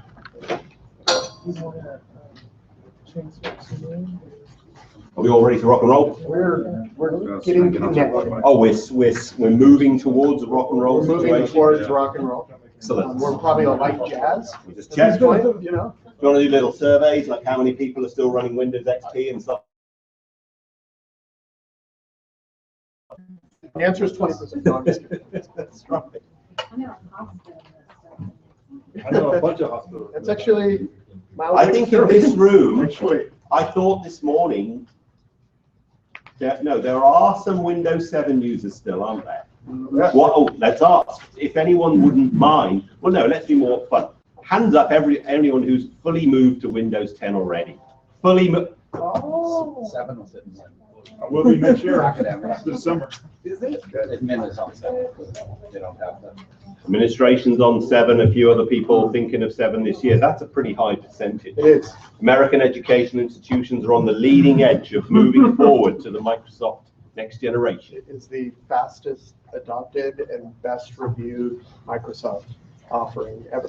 Is that right? It is. Is that true? Yes, it is. How many people? 400, 300, 400 million people? 500 million driving. 500 million. Yeah, there you go.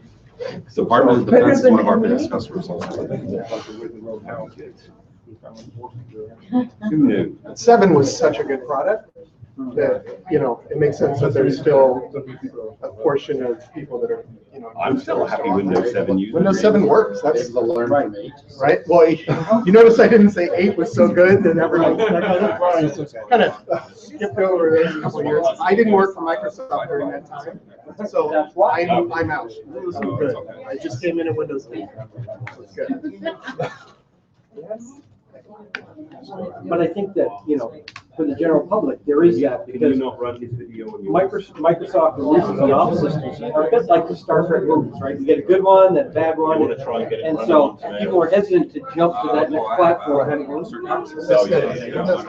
You can't. I spent 10 years at Intel, so I kind of have a weird dichotomy of understanding of what's working, what hasn't. So bear with us for just a minute. We're getting connected. Fujitsu doesn't allow outside devices to get connected to Wi-Fi here, so we understand that. No problem. Is it not at all? Or we could, do you want to switch and do Gerald first? Would he be willing? Is there any way to just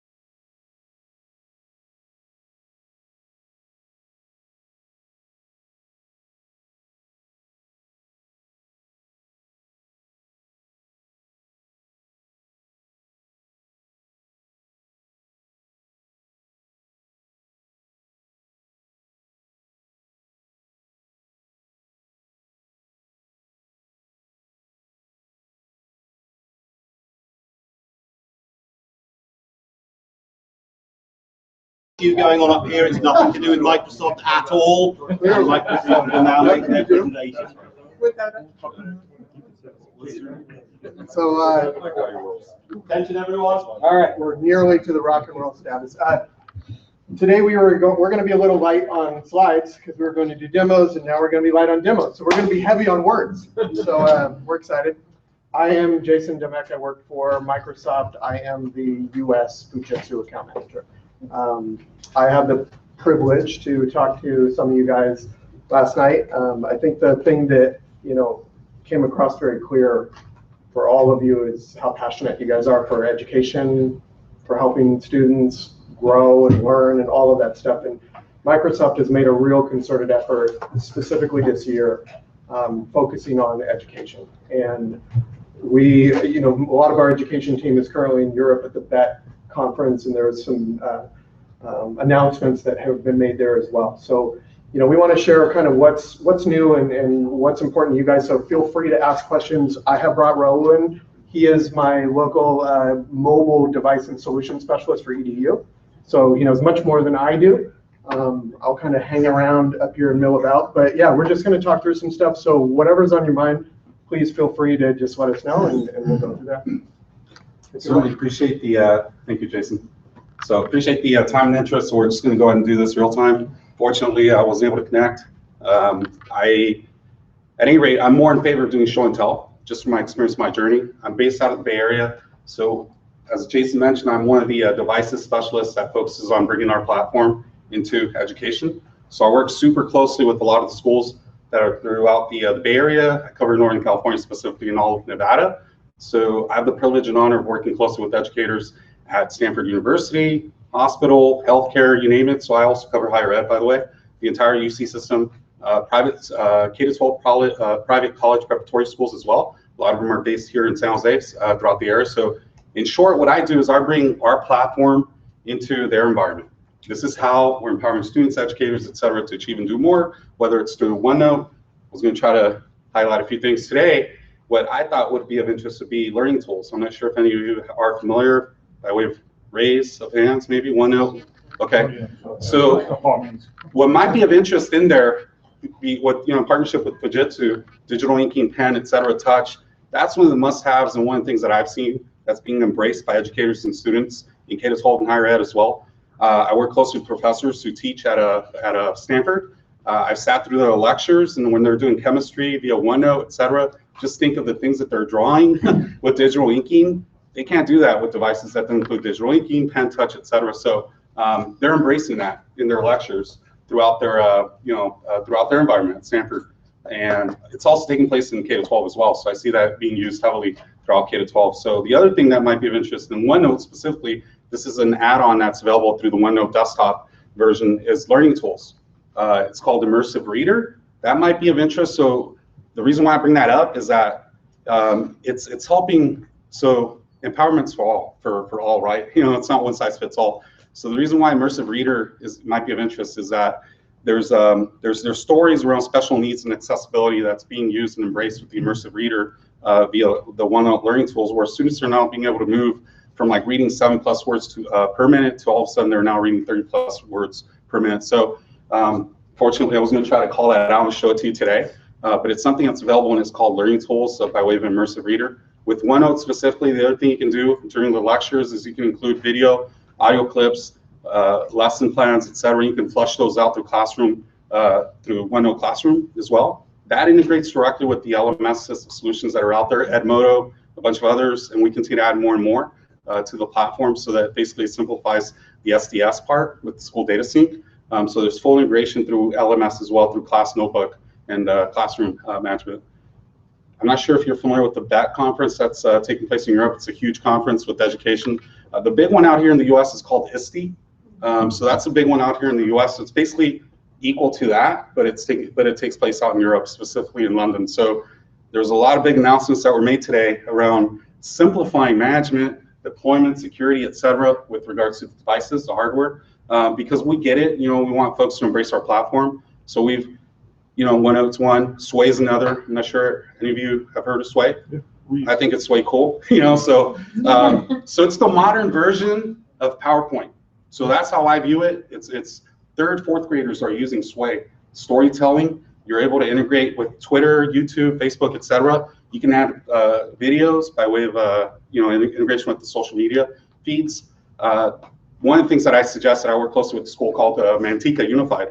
They're out in the Central Valley, outside of the Bay Area here. I work super closely with Superintendent Jason Messer and his staff out there.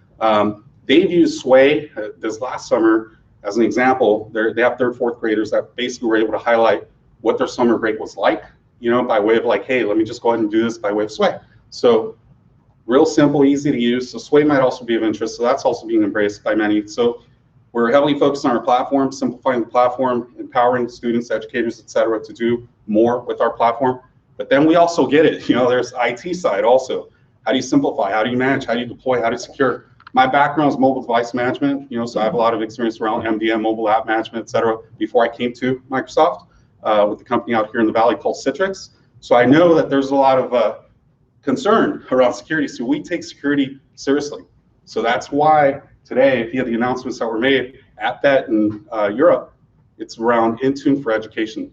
So we've simplified the management and deployment process to manage your devices of choice, Fujitsu in your environment, because we get it. We want to ensure that you have that easy experience right out of the box. In some cases, educators are the CIO, CTO, et cetera. I work closely with school districts where they do it all. There's another school out in the Valley, further out, Empire Union. I also work with Modesto City Schools and a bunch of others throughout the Bay Area and beyond that they're limited with resources, with little to no in-house experience on our monstrous platform on the IT side. So then we, by way of feedback from lots of folks, we've been able to simplify that. Today we announced Intune for Education. So basically what that is, it's simplifying now the management, deployment, and security of rolling out devices out in education. So within minutes, you're able to now, right out of the box, pull devices out, and by way of that, Let's have you a can. little round of applause for marketing here. I thought it was IT. That's not IT. He called his buddies from Google who have now cleared the path.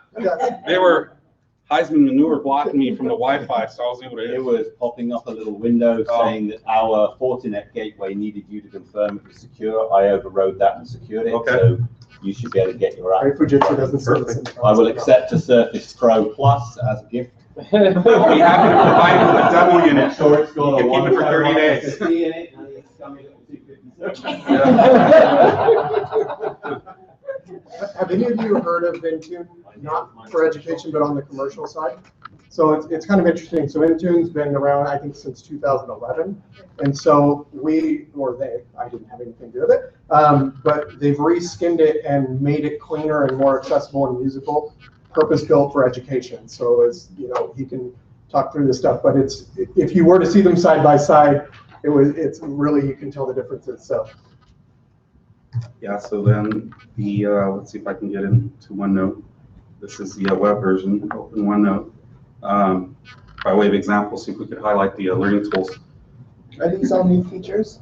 These are, so the new feature today is Intune for Education. It's been improved to basically simplify the management process of devices but OneNote, the learning tool has been around, OneNote's been around for over 10 years. A lot of folks are like, really? You know what? Yeah. It's a lot of these guys have been using it for 10 years. Yeah. Very good supporters of. The engineering team communicates, by the way, on OneNote, since we're kind of highlighting OneNote here today. They're a direct extension to the customer's team. You'd be surprised, when I say they, it's the actual engineering team that leads and runs OneNote. They're always looking for feedback from educators. Learning tools, Immersive Reader came by way of feedback from educators. So being able to embrace, what you guys are doing in your classroom, how can we enable and empower you guys? All of the above to ensure that you're able to do what you need to do. So you're focused more on teaching and not teching. OneNote engineering communicates directly, and they'll respond almost immediately. These guys actually love working closely with education. And I'd be happy to connect to any of you with the folks in Redmond that are on the OneNote team. I was in Redmond all of last week, just got back over the weekend, so apologize for not being able to come earlier. That's part of the reason why I'm just barely catching up with Bay Area activity and life and home and all that good stuff. So this will be a sneak peek to OneNote, the learning tools, and see if I can play this. If it doesn't, then we'll just go ahead and do the default this way. So I'll just go ahead and show you. Plug in the speakers. Let's see here. So the immersive reader that I was referring to, as you can see here, it's highlighting what I've put in front of you here today. So like, I just quickly typed this up while I was sitting in the lobby with Jason. Just, quick flavor of like what I'm referring to with the immersive tools. If you go to the learning tools, you'll see that on top. I'll go ahead and slow it down since I kind of click on it fast. You'll see the learning tools. It's currently what's highlighted to the far left on toolbar up on top. And then right here, there's an immersive reader. So this will basically highlight what's being captured in here. In the so now I can do a quick play. So if I'm a student with special needs and accessibility, I'm able to, in my own way of learning. I'm honored to be here with you today. Microsoft looks forward to partner and work closely with you to transform education for better learning outcomes. Thank you.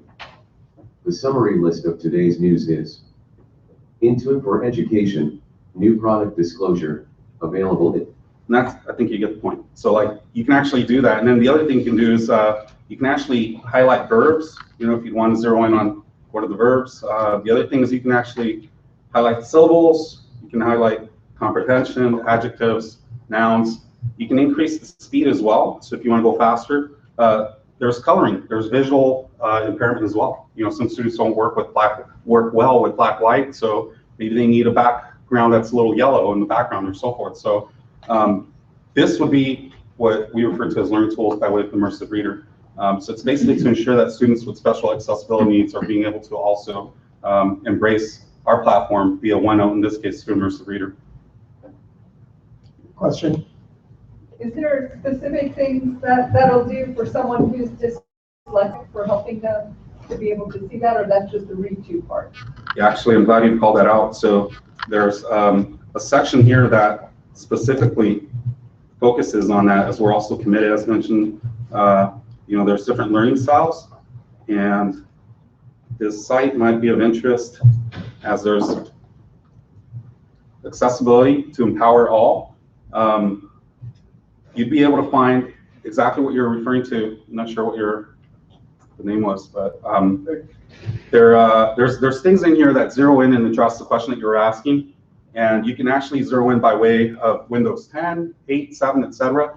This site specifically is dedicated to exactly that, Microsoft accessibility. So this site is committed to providing tools and ways of addressing what you just asked. And there, I saw a raise of hands here. There's a little bit of Windows 7, 10, it sounds like. So again, it's available for these 3 different versions across our OS. You might have questions around Office as well. So we also have accessibility support and services around Office. There's technical support as well if you're interested in accessing our contact disability answer desk with Braille included as well for those that are actually visually completely impaired. We have a help desk team that actually supports that through third-party products that provide keyboards, with like Braille included on there.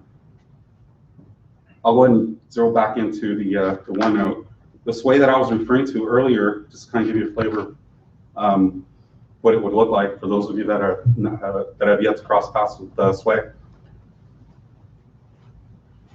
So these are just a few sways that I've put together. Here's one that you could share these. You could publish these so they're available via public search, or you can actually distribute with only a few folks. If you're working with a team of many and it's something that's internal use only, you can distribute these and share by way of a link, or you can embed it to a website. And this here is just a small, as an example, in place of PowerPoint. I'm just going to go ahead and play this. Just kind of give you a flavor of. This is the, so as you can see, I just put a quick message. It includes, pictures. It includes a video, so you can embed video. Let's see what the sound works on this.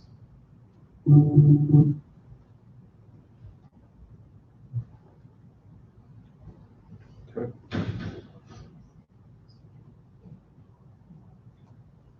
The real question that needs to be asked, as well as answered, is what is it that we can do that is unique, that is impactful? I just sell a pipe from this is my brilliant blessing. We are going to empower every individual and every organization to do more and achieve. I had an idea, a bus that brings technology to kids that need it most. But I look in the mirror. What do I see? I see a brilliant. It's this process of continuous renewal, of showing courage in the face of reality. If you dream big enough and believe in your dreams, you can make it happen. Showing that courage in the face of opportunity. So as you can see, it'll play all the way from start to end. Video, and again, this is all Sway, so in place of PowerPoint, story like telling, you can include video, pictures, as you can see here, I was at an event. Those were actual educators, including the peace sign with the lady out there. I was in Tennessee, that was an event back late last year. And again, you can actually, it's dynamic, as you can see a lot of the stuff as I scroll through it. It's real-time popping different images, different things you can do around creating and sharing in new ways. Minecraft, I'm sure some of you might be familiar with Minecraft as well. We have Minecraft Education. There are some new announcements made around Minecraft itself. Minecraft is also a different tool that's being embraced by many in education. It's not always about the devices. I'm neutral, by the way, to customers' device of choice. I'm not pressing, one device over the other. The main thing I press for is for a great experience on our platform. Devices will come and go, and via refresh, replacement, maybe, a customer's evaluating. I work closely with the college preparatory school here that was looking for a career-ready OS. They were heavily invested in iPads. They replaced 2,000+ iPads with Windows devices. So, and that was because the focus was more around the platform and how you can empower them to ensure that they're not only ready for college, but then ultimately their career of choice as well. So Minecraft is another one where you can teach and learn through coding and exploring. As mentioned, you're probably already familiar with Skype as well, Skype for Business, the store, the Windows Store. And again, accommodating individual learning needs. That's the special accessibility set that I was referring to. And we're looking for folks to focus on outcomes, not technology. More teaching in place of teching. Intune for education will help address that now, so that you're able to manage and deploy devices almost right out of the box in a secure fashion without having to deal with a lot of teching stuff. I'm kind of fast pacing myself through this to make up for lost time with the tech issues here, by the way. So, and then, this is just as mentioned, I work closely with education throughout the Bay Area and beyond. That's Room 9. They're part of Nantika Unified. So I work very closely with them. This is Tammy Dunbar. You can probably see her here in the middle. I'm putting my finger at any rate. She's a great person to work with. So I certainly am all about partnering and working closely with educators, whether it's K-12 or higher ed, to ensure that they're embracing our platform and having a great experience with that. So any questions or anything immediately pop up or come to mind? Again, I know that I'm going through this quickly. Go ahead. How can we find out if there's people like you where our schools are? Where are you based out of? New Jersey. And we have all across the country. Oh, okay. Everywhere from South Dakota to Louisiana. Can we to, take that as an action Yes. item Great. based on attendee region to get their local device education person sent up? what is your name? I'm sorry, Carolyn Preaching. Nice to meet you, Carolyn. Hi. So yes, the short answer is yes. Office 365 people, Yeah. we're one classroom, one Right. everything, but yet it's all because of, I don't mean all because of me. Yeah. But I mean, it's all self-driven. There's Yeah. been no one from Microsoft helping us, and I would love to have people from Microsoft help us do Well- even more, and, they're not happy. Well, the short answer is yes. There's many of me across the U.S., Latin America, Europe as well, and this is just another. Suggestion, Jason, please. Can we take an action item? Yeah, we just did. Do the work, right, with the team, with Fujitsu and Microsoft together. Absolutely. To create that connection for you. Absolutely. Jennifer and I are already working on That that. would make. Absolutely. Yeah, and we'd be happy to work with you. So there's. Others in the room, just out of curiosity, that. We're gonna do it for everybody. We're gonna do it for everybody. We're gonna do it for everybody. Get the local. Fujitsu will do that.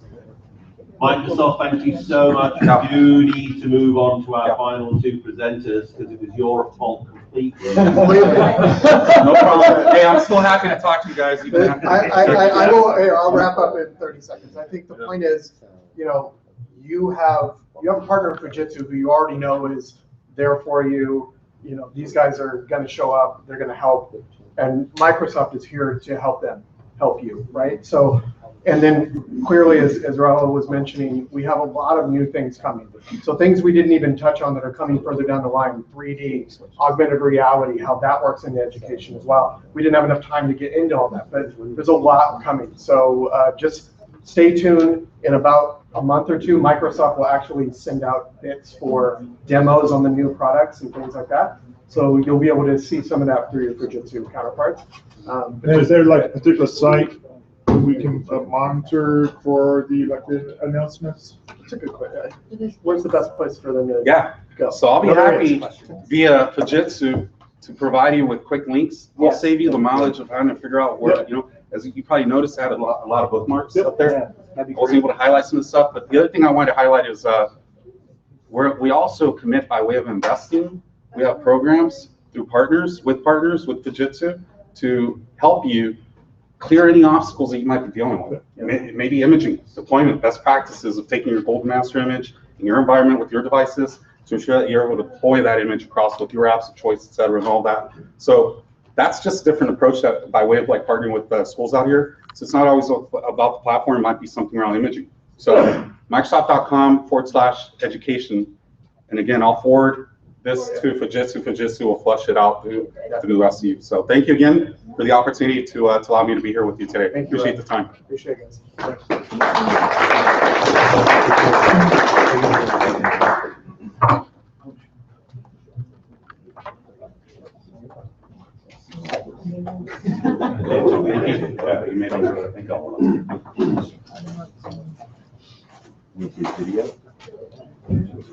You grabs the old school. Maybe some pictures. So far, it's disconnected. No audio.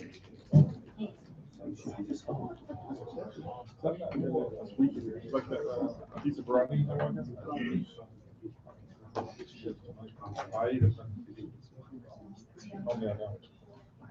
Just do your Windows P again. Make it refresh. Oh, they yeah, it just needed that. Yeah. It just needed that stupid. I don't know what bloody command it gives to say that. That's right. Yes, I will. And your full-time job, I'm not totally sure. Oh, that's good. Don't feel worried. No, not at all. All right, everyone, we've got probably the most anticipated and best 2 sessions at the end. We're going to go full time on these. We can catch up time in the shuttle by making the shuttle driver just drive, a lot faster down the windy roads and stuff like that. You'll all be fine. In the traffic, that's right. We're going to be driving at 2 miles an hour the entire time. So don't worry about that. So let's move on. I'm very proud and happy to announce John Richardson agreed to present the next spotlight presentation. John's from St. Joseph's Academy. I'm sure you'll do an excellent self-introduction, sir. Please feel free to take it away and tell us all about it. Thank you, sir. Thank you. We've read your bio. You're fine. Great. Yes. Yeah.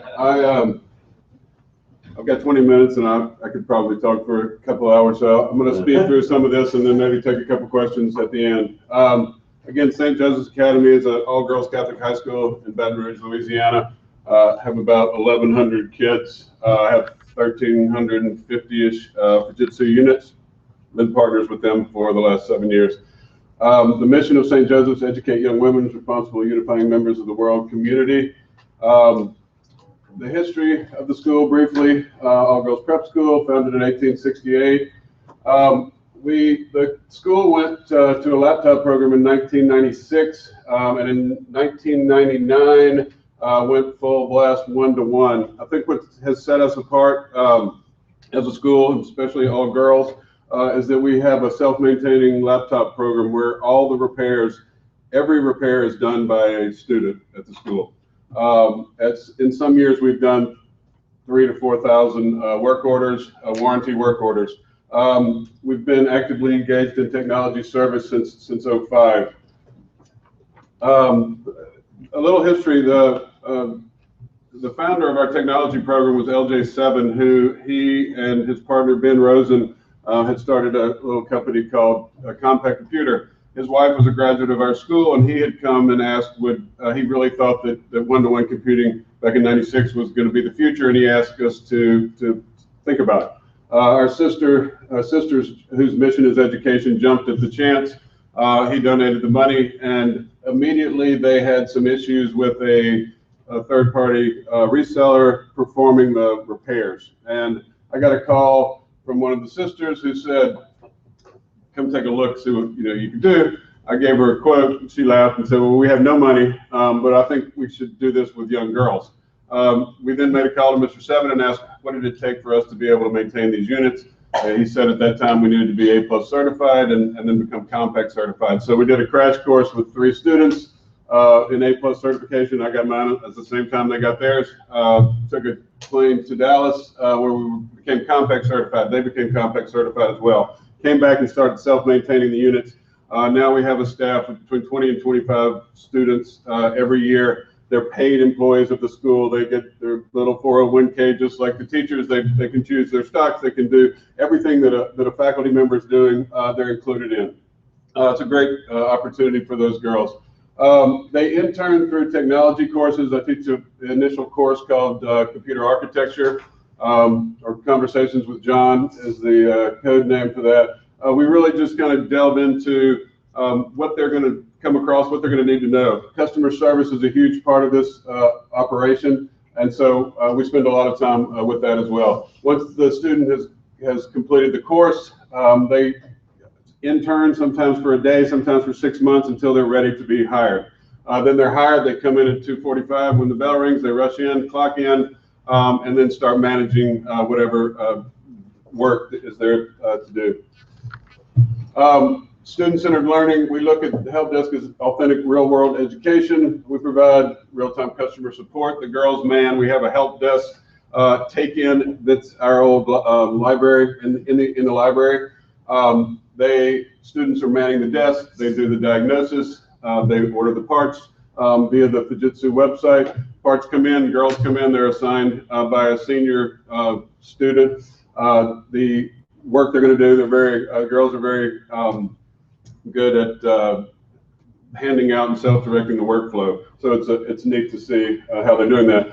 Hands-on learning STEM is a big push at our school, and so I think this is something we feel like we've been stemming for since we started this program, and so it's just a great add-on to that. So many projects had started to come into help desk that they wanted to do that we knew we needed to grow our STEM area, and so we outgrew the help desk, and so we started a STEM lab as well. What sets it apart? A student put this together. Snacks and drinks, they think are very important. I do a talk that I call Pizza and Chocolate. When I started, it was how do you get girls interested in tech? And music, games, and food were things I heard constantly. And so I do have a budget for pizza and chocolate, and it's something that I've fought the administration for constantly because that's one of those things that the kids come in and like to do. Holiday parties, ping pong table. They really wanted a ping pong table. What we did was made it a diagnosis table. When there's units on the table, there's still work to be done. They can't play ping pong. When they clear off the table, then they can play a game of ping pong.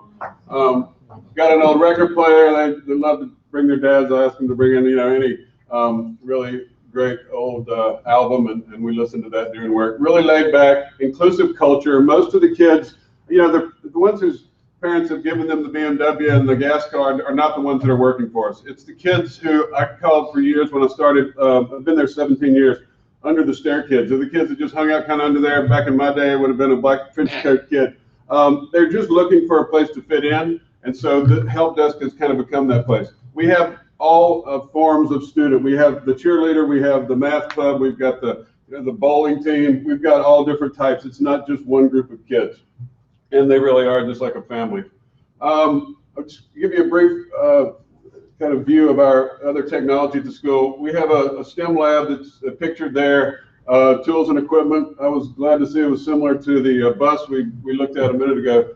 We have about 20 3D printers of different types. Several students have written grants to get the printers, which is great. We've got a laser cutter, a lot of microcomputers.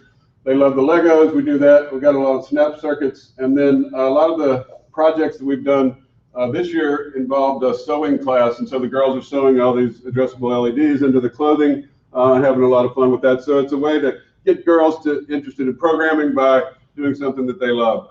I'm a computer science and statistics major, and it's when I started, I've been trying to find a way, obviously, to get kids excited about computer science and about programming. So this is one of the ways this year that really kind of jump-started even more of that.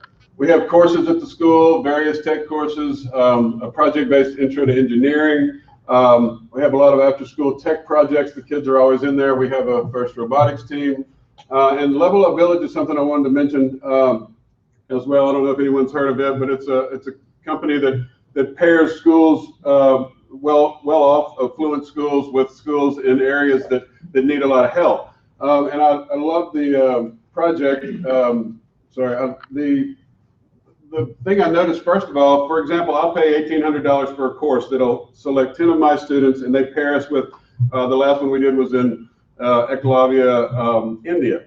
So they have 10 students there. The course we did was 3D printing. The $1,800 fee that I pay enables that school to receive a 3D printer and then enroll 10 students in the course. Then it's kind of like a digital pen pal. Every week, the kids are assigned a project. The kids then work on that project, designing, in this case, a flashlight, a solar-powered flashlight, because there was not a lot of electricity in that area in India that we were working with. The kids send video messages, watch it every week. It's a 10-week course. It's phenomenal. After I worked with them, I asked, what were some of the barriers of entry, if you will, for these schools? And the thing that kept coming back is you have to have a computer to do this. 7 years ago, I was speaking at a Fujitsu event, and I can't remember the person running it, but Dream Big was the theme. And I got to get up here and I started dreaming big. And I said, my dream would be that every computer I saw that was at Fujitsu's warehouse is not going to be used anymore. It can be used by these children. That was my dream, and I kept hammering it until they pulled me off the stage. Well, Kevin, Mr. Wren listened, and we received very shortly after that our first group of computers. Our kids then were able to refurbish them, and we were able to use them in projects such as this. So we've continued that relationship. Fujitsu's been so generous with this project, but we've been able to partner with Level Up Village and send 5 computers at a time to various schools who would like to participate in this, and then they're able to do that. So 5 computers, 5 old laptops are able to provide a class for 10 students in a place that would not have that opportunity. In addition to our STEM lab, this year we've started an innovation and design lab, which kind of is in partnership with the STEM lab. They do the design thinking methodology and innovation lab. It's basically just an empty room with a lot of white walls that they can write on. And then you can see they research, brainstorm, prototype, design a solution, and then do some lo-fi prototypes. Once they've come up with their project, they send it over to the STEM lab where they actually can print it or cut it or things like that. I just described it's Level Up Village. Here's some of the courses Level Up Village offers that we've been able to use the donated Fujitsu equipment to use. And so, again, we're very thankful for that. This is just picture of some of the kids doing the lesson. The biggest,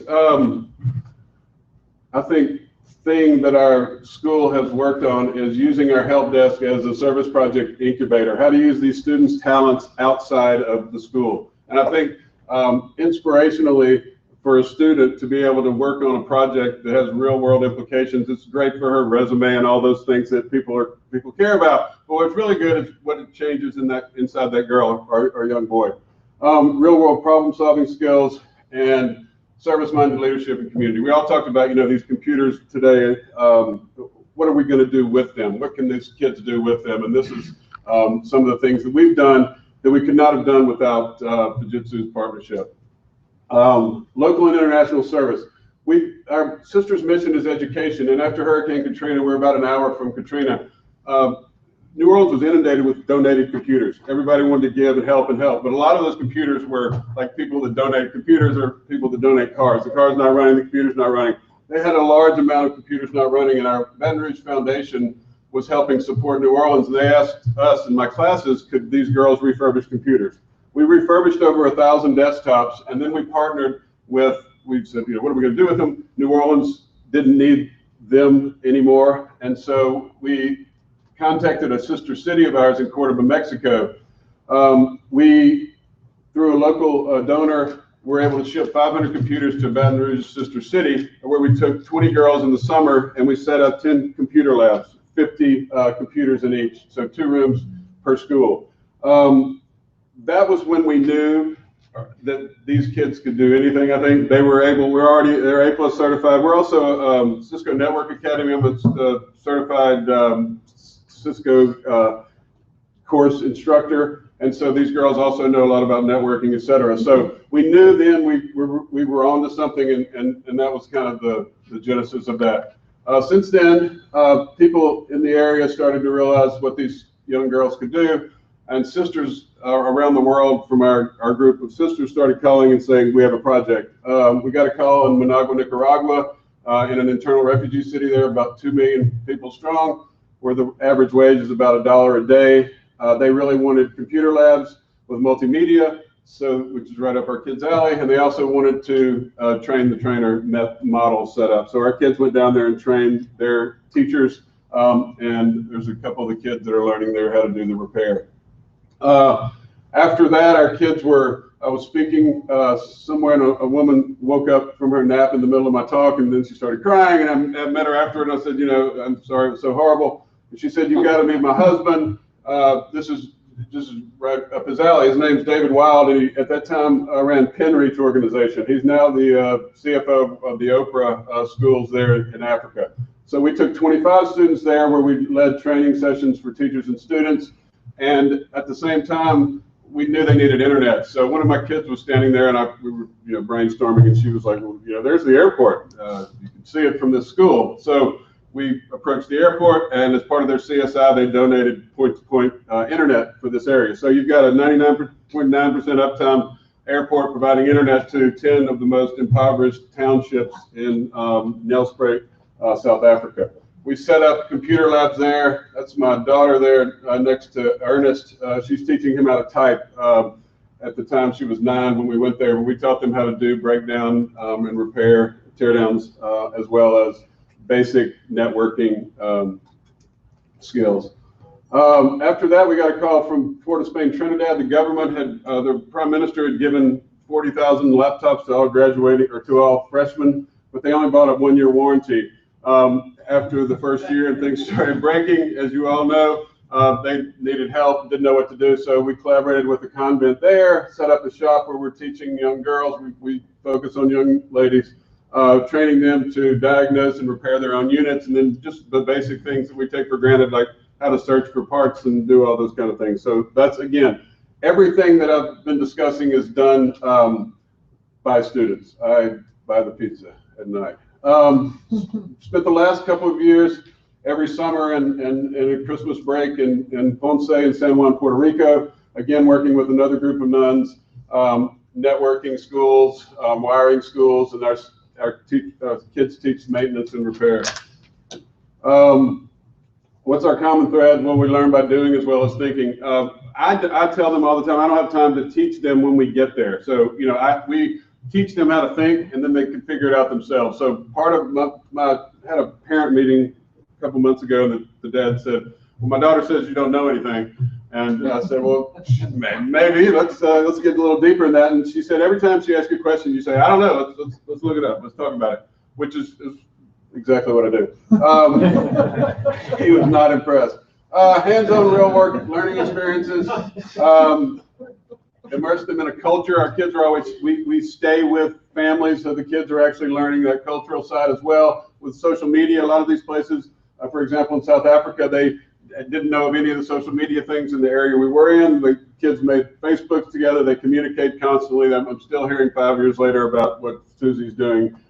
They go back and visit, and it's a great opportunity. This is a project. This picture here is a sister looking at the 3D printer. The kids always, when we were in Africa, we needed things, but we couldn't buy them. And so the girls said, why don't we bring the 3D printers with us? So at that point, we started bringing the 3D printers.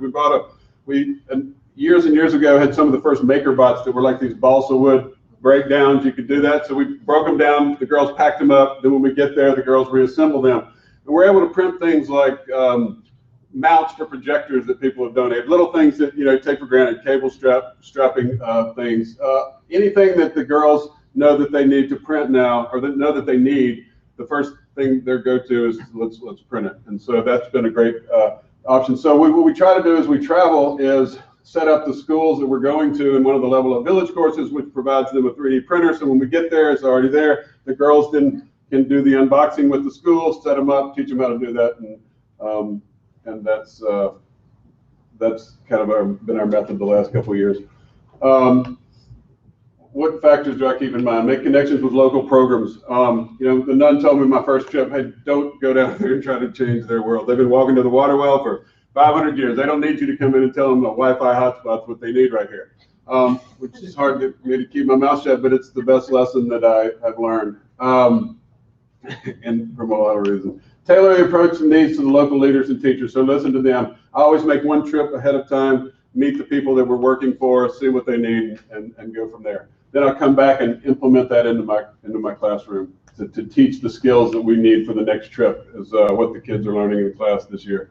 Make ample time for preparation, train the student volunteers, a lot of time needed for refurbishing computers, and then obtain other needed supplies and equipment.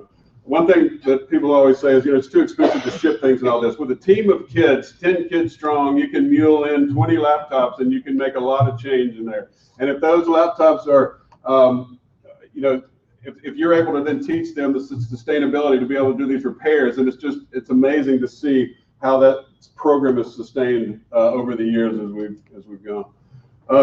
Rushed through that, but that's what we do, and I appreciate your time and the chance to get to talk about it. Do you have any Program. How young are some of the girls in that? 13 is the youngest. Yeah. Some of the things the first problems that we had were things like they didn't have 2 forms of ID to go take an A+ certification test. Things like that. They brought their yearbook and yeah. Great. And when you ship the 3D printer to us, where do they get the 3D printer supplies after they've run out of the stuff? That's part of the projects we're going by. We usually stick with the school that we were doing for 5 years. So in this case, the nun buys it. She's very savvy. She helps on Amazon and buys her own equipment. Oh, okay. So yeah. John, yes. Share the presentation with anyone. Sure. On the team? Okay. Sure. Wonderful. John, thank you so much. Really appreciate that. And for our final session of today, and we have plenty of time, please feel free to take your time as well. Dakota State University is here to wow us with multiple topics, I understand. Well, at least they have multiple speakers. We'll see. That's right. What do you need to do to hook up? I was just going to ask Camara if I could hook up my, it's not a big deal if we can't do this. Of course you Are you showing any animation or any videos or anything? I was just going to open up a web page. You're showing me. Okay. Just give him the HTML. Yeah, yeah. If it's, What can go wrong? If it's nothing. finicky, No, it's not finicky at all. I hear there's IT. Reliable. I hear there's IT people in the room. Richard. At least we have a marketing guy. I'll probably just open up and say a few things to get started. If we go over, just remember it's Microsoft's fault because they were the ones that were. Too real? Okay. So I'm here today with Dr. Kyle Cronin, and we're going to talk a little bit about here at Dakota State University how we deliver hands-on cybersecurity training in kind of a virtual environment, virtual world, and in online and on-campus environments. So my role in that as an administrator is to support this program, support this environment, to ensure that we have the proper funding, to ensure that our administration all the way up through the vice presidents and the presidents support this program. It does support over 1,000 students in our College of Computing and in other areas of the university. And so with that, I'm going to turn that over to Kyle here, and so that he can talk a little bit about it. And I broke my computer. Really? Yeah, I plugged it in. The screen just went blank. No more. It's a really old Fujitsu though. That is a That mechanism we use, as soon as that cable sees it, switches that puppy off, he has to buy a new one. Yeah, that's the upgrade plan right there. No, that's okay. Yeah. Tamara can jump to the website you need to go to. Oh yeah, that's okay. There we go. So yeah, I guess what I'm going to kind of talk about is a lab environment that we have created at Dakota State University. Being the risky guy, because I'm between us and wine tasting right now, so it's kind of dangerous to be here, but I think we'll survive. And then I got the winter themed PowerPoint slide theme from Dave because it's snowing back in South Dakota right now. So bringing that feeling to everybody. So I guess we have a clicker, don't we? Look at that. So yeah, so DSU, for those of you that don't know, we're a small state university in South Dakota. We have about 35, I don't know, it's probably like 3399 or something like that, total students. Majority of them are on-campus students, but we have a good population of them that are online now too. It's kind of crazy how we used to be a normal school, so delivering teacher education across the state. Eventually there was a demand for teachers all across the state. So we started with an online education program, and then all of a sudden this whole cybersecurity thing started to pick up. So we started a lot like a lot of universities do, teaching cybersecurity concepts by teaching the structure and the policy behind it. And as there's technical people in the room, we know that the most well-written policy is not going to stop someone from exploiting a vulnerability in a system. So that's where our kind of education standards came from. So we have in our college specifically three major programs. One's a traditional computer science.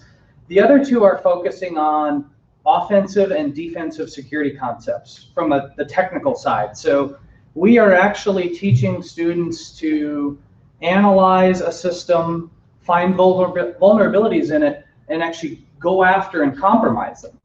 So that took some conversation with administration of the university, because that sounds like a terrible idea to take a bunch of 18-year-olds and show them like, okay, here's how you blow up this unpatched Windows machine. Hope you don't find one, right?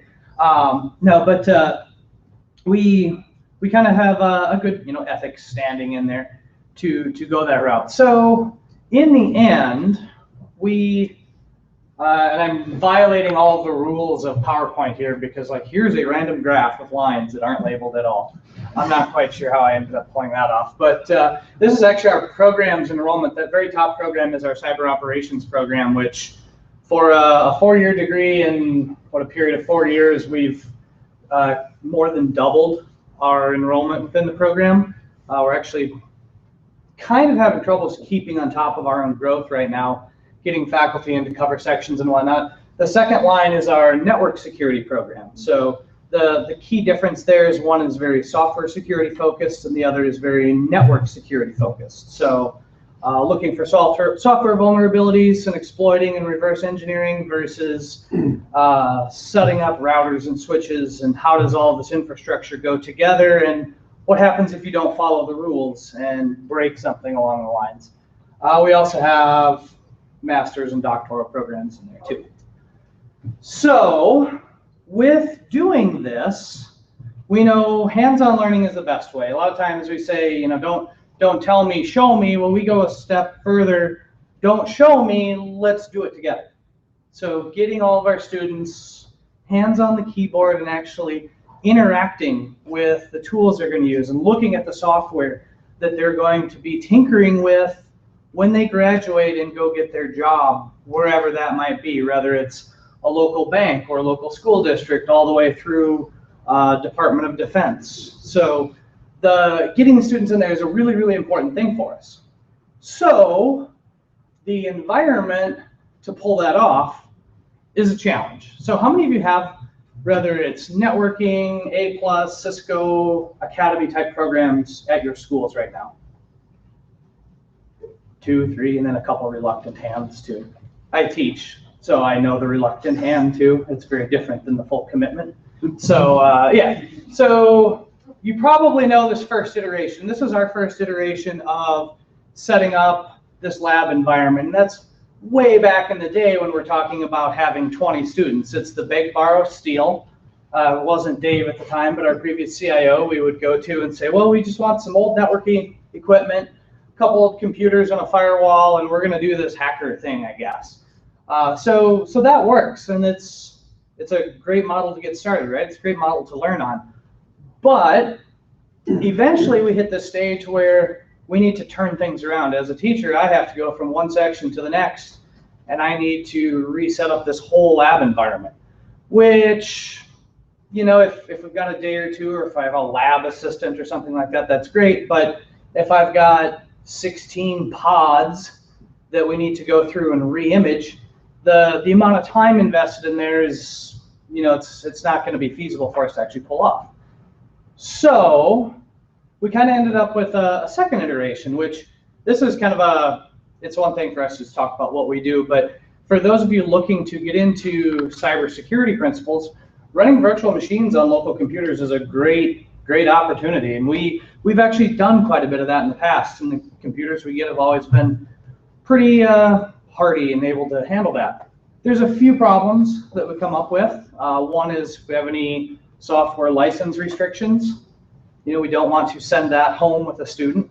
The other one is, in the security world anyway, we might not necessarily want those tools on a student's laptop that they're going to take to the English class next. So what we did was basically made an isolated computer lab, wasn't connected to the internet, and then students would just copy virtual machines down onto some desktops we had in there. That was great. We didn't have to worry about things leaving the network. We didn't have to worry about students stealing things out of the lab. But it doesn't do us a lot of good for online or distance education programs.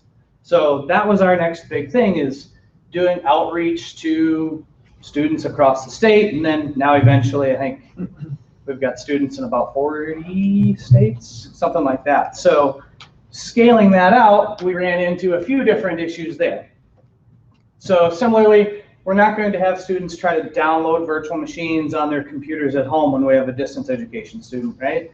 How many of you would consider, like, have a student download a 50 gigabyte virtual machine file across an internet connection and a device that you're not providing, right? What could possibly go wrong? So we didn't think that was going to work. We actually even looked at writing a grant and getting laptops that we would mail to our distance students, and they would mail back, and that wasn't going to work. And then lastly, we have the infrastructure as a service provider. So so when I say IaaS, what is that? No guess? So, and a lot of you maybe even are engaged in it in your school. This is the fancy NIST word for it, but basically when you outsource a server or a hosting environment to Amazon or Rackspace or someone like that. So we looked at those kind of providers, and this was historically a few years ago to where they weren't really super interested in hosting a hacking environment on their infrastructure right next to Netflix or something like that. So none of those models really worked out for us. So we kind of ended up with our requirements for this lab environment. We needed some kind of hands-on environment to get students inside of different operating systems that was accessible from the internet, but isolated from the internet. So a slight contradiction going on there. So what we ended up with was kind of constructing a sort of custom solution that uses a little bit of, we mixed a little VMware magic inside of there. So essentially what we've put together is a custom cluster of servers that we can virtualize all the students' workloads on, whether it's a simple how to administer Windows kind of lab or a scanning a fake banking system we've set up looking for vulnerabilities. So we can access all that from a web interface, and it actually has basically an HTML5 browser plugin. So, or not even a plugin, just an HTML5 browser rendering so that students can access it. We don't have to install any fancy software on their computer, but we don't have to worry about packets leaving and leaking out to the internet. So we don't have to worry about any of that stuff. And the other key thing is we can tie all of this into our campus infrastructure, so I can automatically deploy labs for each teacher in time for class. So instead of me having to re-image stacks of computers or somehow prepare all of this stuff, I set up one base lab environment, copy it out for the entire class, and it's ready to go in time. So that's what I was going to show. See if we can pull that up anyway. Do you have Chrome? Yes. Okay, perfect.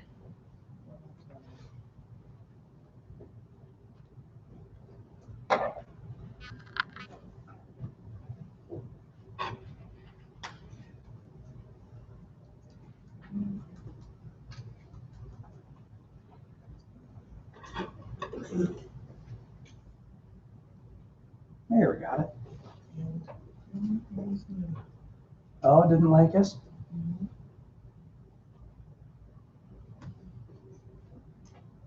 We tried to duplicate. Yeah. Oh. There we go.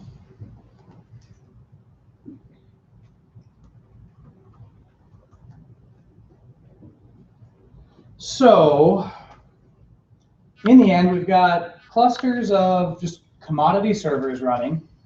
The big thing for us is this started out as a really, really tiny environment, really just to host my class. We grew it over time so it scales. We're just throwing more CPU and memory and hard drive space at it as number of students grow or as number of virtual machines grow, requirements go up, anything like that. So,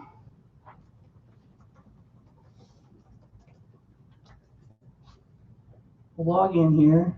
So you're not going to see my password. No, I won't. You got your keylogger going too, right? Because you know I'm off time for whatever you're showing. So I left that software on the Microsoft guys.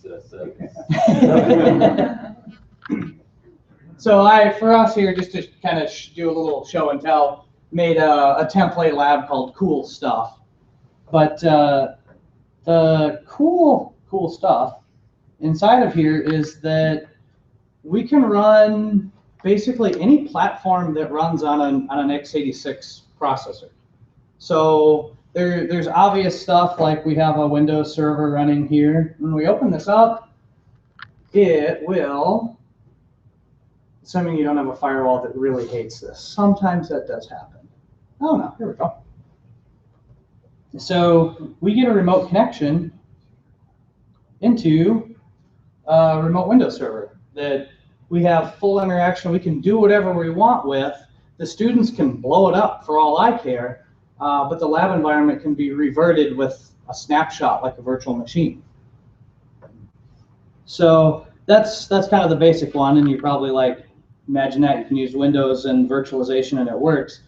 But the other thing is other platforms. So by abiding by Apple's requirements, we actually have a small cluster of Mac OS or Mac Pros running. So we can get students inside of Mac OS, even just through a web browser running Chrome.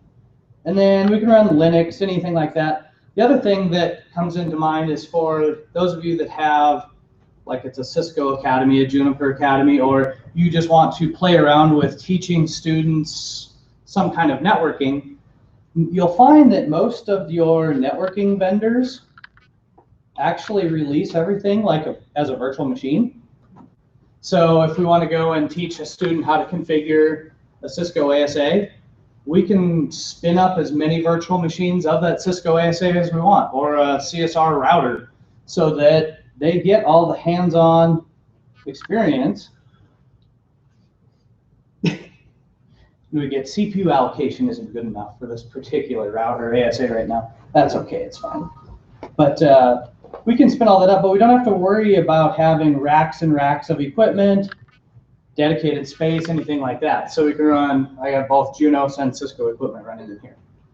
So that's kind of our big takeaway. The other thing this does for us is, if we scooch over here, provisions out all the networking for the students on the fly. So for the technical networking people in the room, what this is actually doing is provisioning out VLANs on a large switch on the fly for us. So every student's network traffic is completely isolated from each other. also for those of you that are technical and into networking, you know that started off really easy to provision out a couple hundred VLANs, but now we're into the thousands. So our router and switch costs started to go up a little bit because that's not a real common thing to have thousands and thousands of routers. Oh gosh, you have many things open. I'm just going to switch back to my PowerPoint. This looks like it. There we go. So that's just a little, I guess, taste of what we've got set up and running. So moving forward,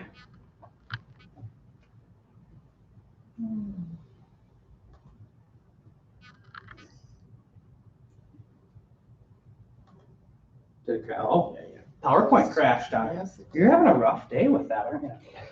So going forward, kind of some cool new stuff that we're starting to integrate in here is actually plugging in wireless equipment.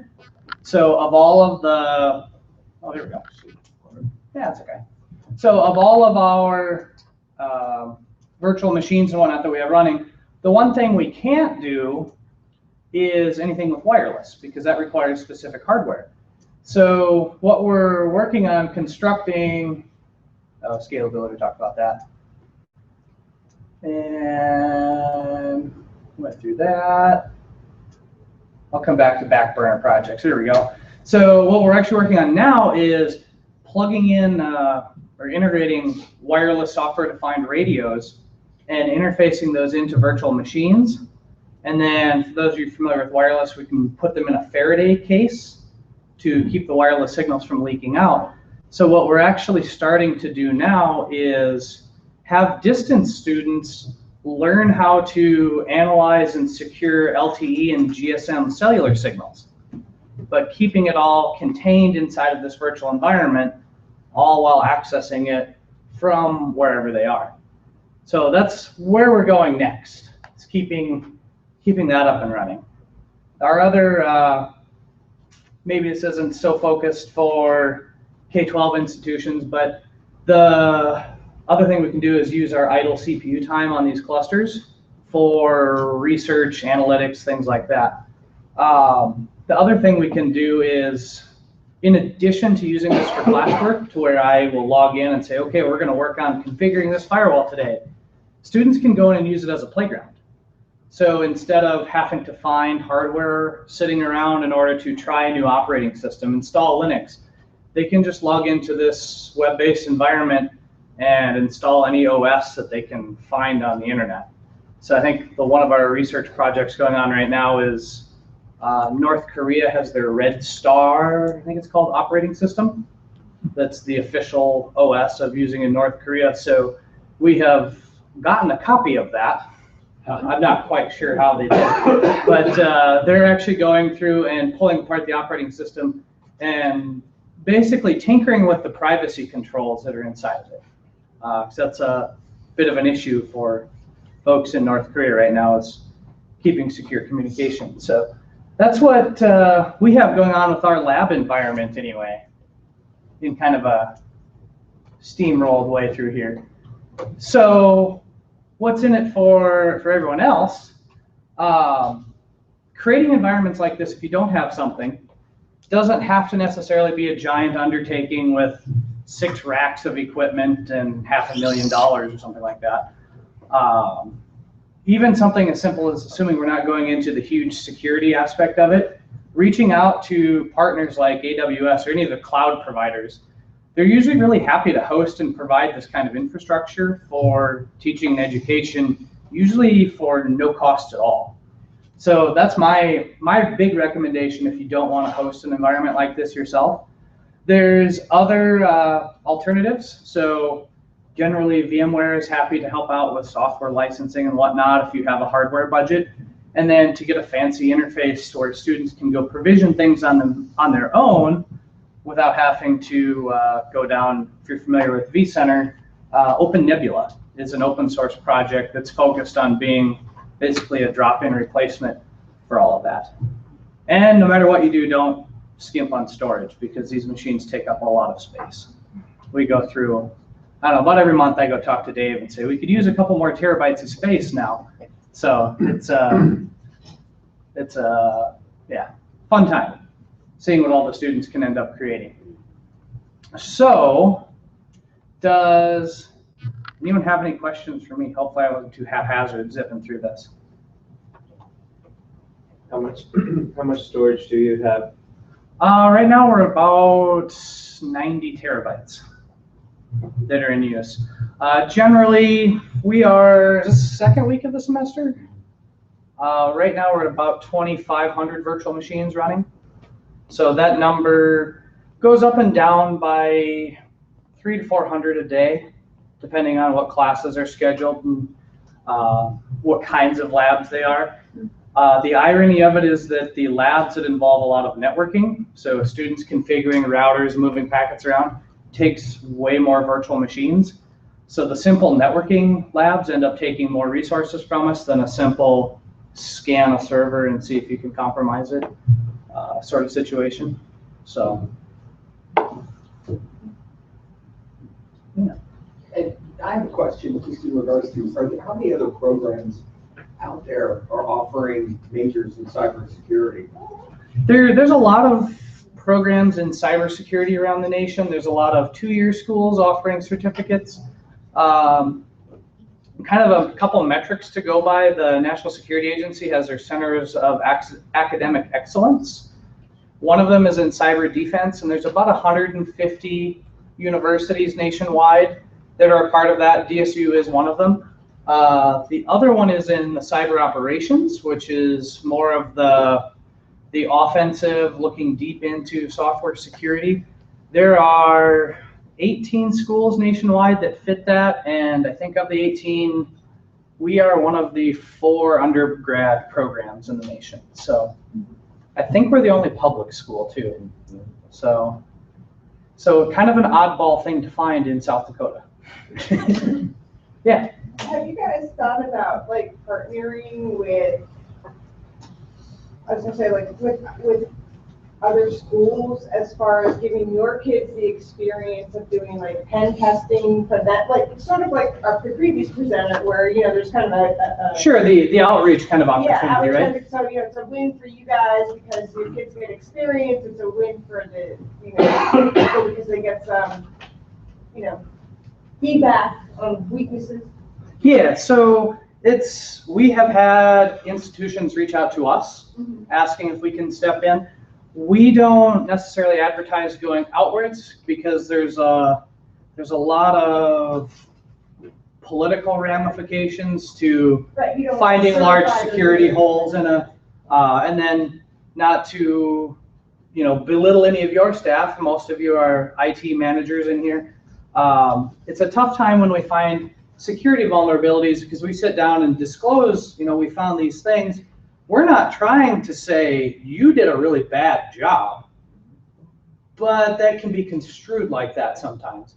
So that's kind of the dangerous line where we haven't pushed out that, but we have had people reach out to us, and we're usually happy to help out and facilitate that.